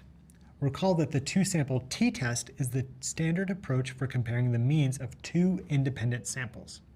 Let's review the steps for conducting a hypothesis test. First, state the null and alternative hypothesis. Second, choose a significance level. Third, find the p-value. Fourth, reject or fail to reject the null hypothesis. First, state your null hypothesis and alternative hypothesis. In a 2-sample t-test, the null hypothesis states that there is no difference between the means of your 2 groups. This is assumed to be true unless there is convincing evidence to the contrary. So, for your null hypothesis, you say, there is no difference in the mean district literacy rates between state 21 and state 28. Your alternative hypothesis will state the contrary claim. There is a difference in the mean district literacy rates between state 21 and state 28. Next, set the significance level, or the threshold at which you will consider a result statistically significant. This is the probability of rejecting the null hypothesis when it is true. The education department asks you to use their standard level of 5%, or 0.05. Now, compute the p-value. In this case, your p-value is the probability of observing a difference in your sample means as or more extreme than the difference observed when the null hypothesis is true. Based on your sample data, the difference between the mean district literacy rates of state 21 and state 28 is 6.2 percentage points. Your null hypothesis claims that this difference is due to chance. Your p-value is the probability of observing an absolute difference in sample means that is 6.2 or greater if the null hypothesis is true. If the probability of this outcome is very unlikely, in particular if your p-value is less than your significance level of 5%, then you will reject the null hypothesis. For a 2-sample t-test, use the SciPy function stats.ttest_end parentheses to compute your p-value. This function includes the following arguments. A refers to observations from your first sample. B refers to observations from your second sample. =var is a Boolean, or true-false statement, which indicates whether the population variance of the 2 samples is assumed to be equal. In our example, you don't have access to data for the entire population, so you don't want to assume anything about the variance. To avoid making a wrong assumption, set =var to false. Now you're ready to write this all out in code. Start with the stats.ttest_end function and enter the relevant arguments. A, your first sample, refers to the district literacy rate data for state 21, which is stored in the overall literacy column of your variable, sampled_state21. B, your second sample, refers to the district literacy rate data for state 28, which is stored in the overall literacy column for your variable, sampled_state28. Set =var to false, because you don't want to assume that the 2 samples have the same variance. Now, run the code. The output confirms your p-value is about 0.0064, or 0.64%. This means there's only a 0.64% probability that the absolute difference between the 2 mean district literacy rates would be 6.2 percentage points or greater if the null hypothesis is true. In other words, it's highly unlikely that the difference in the two means is due to chance. To draw a conclusion, compare your p-value with the significance level. Remember, if your p-value is less than the significance level, you conclude that there is a statistically significant difference in the mean district literacy rates between State 21 and State 28. In other words, you reject the null hypothesis. If your p-value is greater than the significance level, you conclude that there is not a statistically significant difference in the mean district literacy rates between State 21 and State 28. In other words, you fail to reject the null hypothesis. Your p-value of 0.0064 or 0.64% is less than the significance level of 0.05 or 5%. So you reject the null hypothesis and conclude that there is a statistically significant difference between the mean district literacy rates of the two states, State 21 and State 28. Your analysis will help the department decide how to distribute government resources. Since there is a statistically significant difference in mean district literacy rates, the state with the lower literacy rate, State 28, will likely receive more resources to improve literacy. The two-sample t-test is a powerful tool for investigating the differences between two sample means, and data professionals often use t-tests to help stakeholders make data-driven decisions.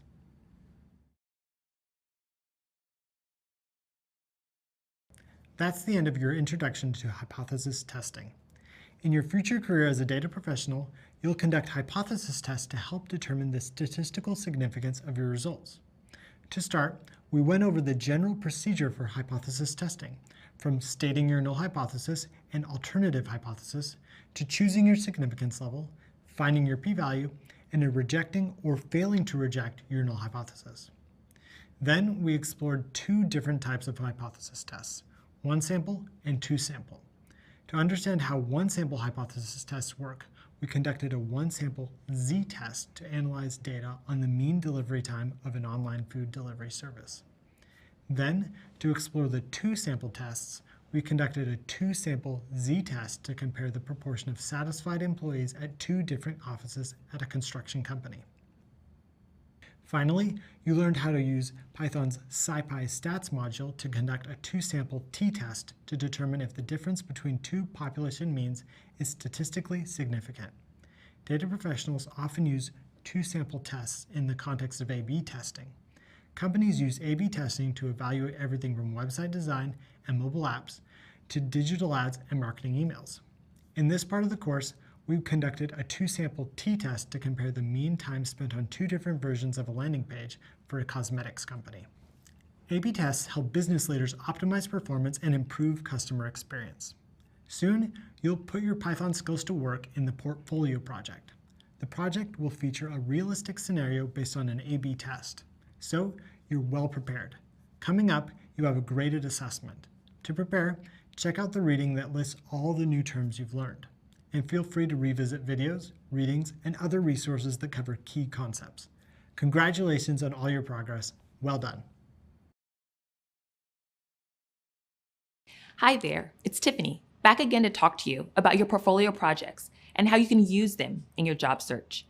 Just like in your previous courses, you'll complete an independent project for your portfolio. Completing this project is a great way to present your knowledge and experience about data-centered tasks to potential employers. This time, your project will demonstrate what you've learned about statistics. This portfolio project is also an opportunity to develop your interview skills. As potential employers assess you as a candidate, they might ask for specific examples of how you tackle challenges in the past. You can use your portfolio as a way to discuss data problems you have solved. This project will help you consider how stats informs data professional work, and it will provide a concrete example for you to discuss in future job interviews. Some employers might also ask you to complete a specific task, like an A/B test. In addition to having a portfolio, creating your own experimental designs means you'll be that much more prepared for those interviews. Being able to use code and calculate formulas with statistical software is important for your future career, and understanding how to apply those statistical models to a workplace problem is essential for success in the data career space. To complete the portfolio project, you'll be presented with details about a business case. Then you will use the instructions to complete a new entry in your PACE strategy document, simulate an A/B test to compare two different versions of a product, and choose the one that performs better. You will use stats to explore a data set, understand the distribution of your data, and determine if your results are statistically significant. Then you will summarize your findings in a quantitative way and draw a conclusion that ties back to the business problem. By the time you complete this project, you'll have finished an A/B test you can add to your portfolio. In your PACE strategy document, you'll also have a record of the steps you took along the way, which you can use to explain your work to future hiring managers. Ready? Then let's get going.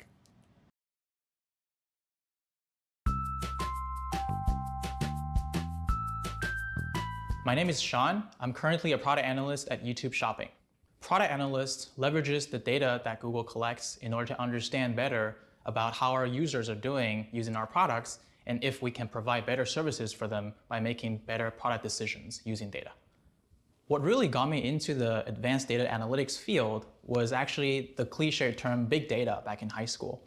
I thought that we could use big data to understand how this world functions and even predict the future. And that was really fascinating for me when I was still a teenager.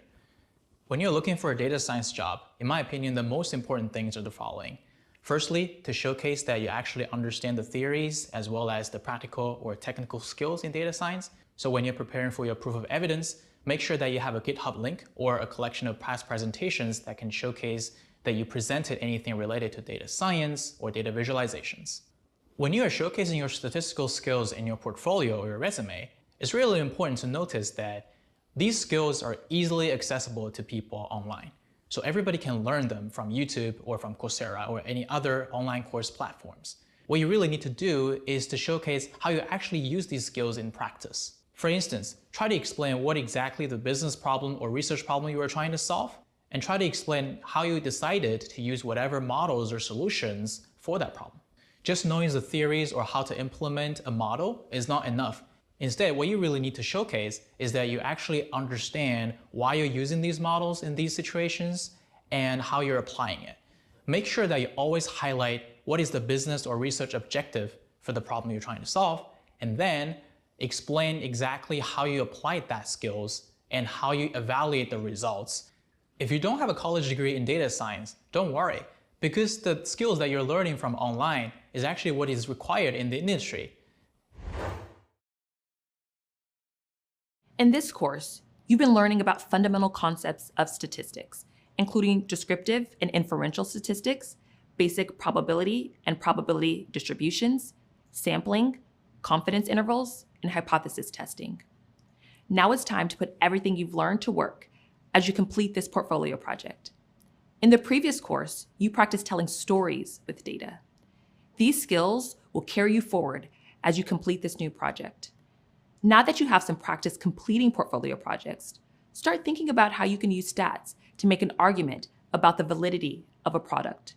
In this part of the course, you'll simulate an A/B test for a specific company, then use statistical methods to analyze data and interpret findings about which version of the product performed better.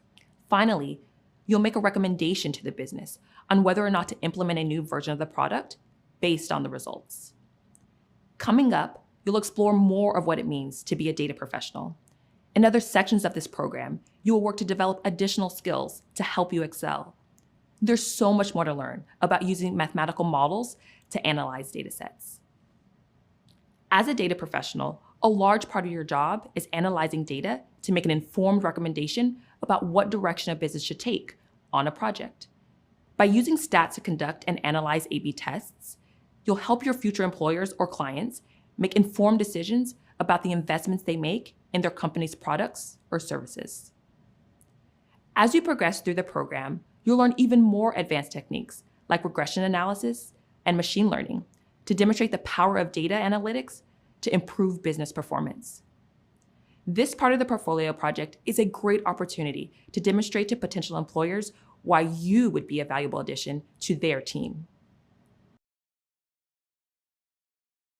You're doing such a wonderful job developing a comprehensive understanding of the way data is collected and analyzed to help inform business decisions. You've learned a lot about how to analyze data and use the insights data holds to help stakeholders develop a complete picture of the business situation at hand. At this point in the program, your portfolio now includes a new entry in your PACE strategy document, a tidy data set, visualizations that tell a story with data, and a simulated A/B test. As you continue to work on other projects included in this program, your portfolio will continue to grow, demonstrating your progress, learning, and skills. Keep in mind that you're producing concrete examples that you'll want to discuss with potential employers and hiring managers during future interviews. So far, you have reinforced your understanding of the importance of following the PACE structure in a data career, observed how Python can help power data manipulation, as well as organize and analyze a data set to tell a compelling story. Plus, this section taught how to use statistics to explore any data set you're presented with, or to analyze and interpret data you collected through sampling. As you begin preparing for future interviews, it may be the case that you are asked, how would you use statistics to measure the performance of our company? How have you used statistical models to solve business problems? What are the various factors that go into an experimental design for an A/B test? You might also be tasked with sharing details about a significant data project you worked on and how you used statistics to gain insights that benefited your team or organization. In that case, the project you just completed would be great to talk about. You used Python to simulate an A/B test for a specific scenario. Keep in mind, too, that A/B tests are used in many other contexts. All the same, A/B tests generally call for similar methods since they serve to compare two versions of the same thing, whether product, website, email campaigns, or the like. A key skill for many professions, including those in the data career space, is the ability to be flexible in applying your knowledge. You've already come so far in the data learning journey. I'm proud of you. Coming up, you'll learn all about regression models. Then you'll have an opportunity to demonstrate your understanding and assess a business scenario that requires a multiple linear regression model by creating a blog post. By the end of this program, you will have a solid portfolio to demonstrate all you've accomplished.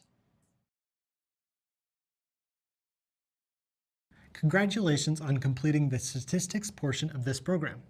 Your knowledge of statistics gives you a solid foundation for learning more advanced methods of analysis as you progress in your career as a data professional. Your stats knowledge will also serve you well in future job interviews. A strong understanding of fundamental stats concepts will make you a more compelling job candidate and a better data professional. Earlier, I mentioned that being a data professional means continuing your learning journey throughout your career, and that's what I love about it. Every time I encounter a new concept, I'm filled with a sense of excitement and renewed curiosity. Learning about advanced data analytics is like exploring an ever-expanding universe. There are so many amazing new worlds to discover. As the amount of data continues to grow, so does our knowledge about the best ways to analyze and interpret that data.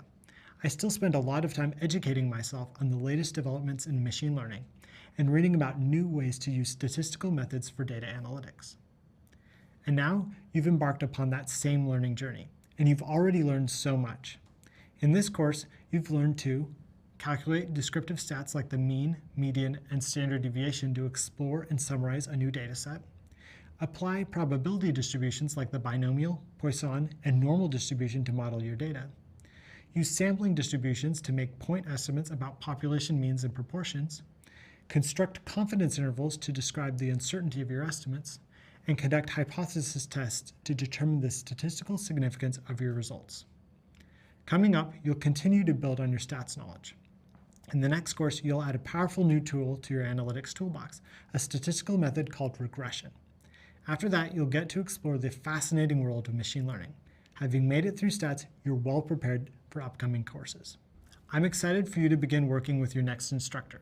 You may remember them from the video that introduced this program, my colleague Tiffany, who works at the intersection of data science and marketing here at Google. Tiffany will tell you all about regression and help you take your next step toward finishing this program and pursuing your future career as a data professional.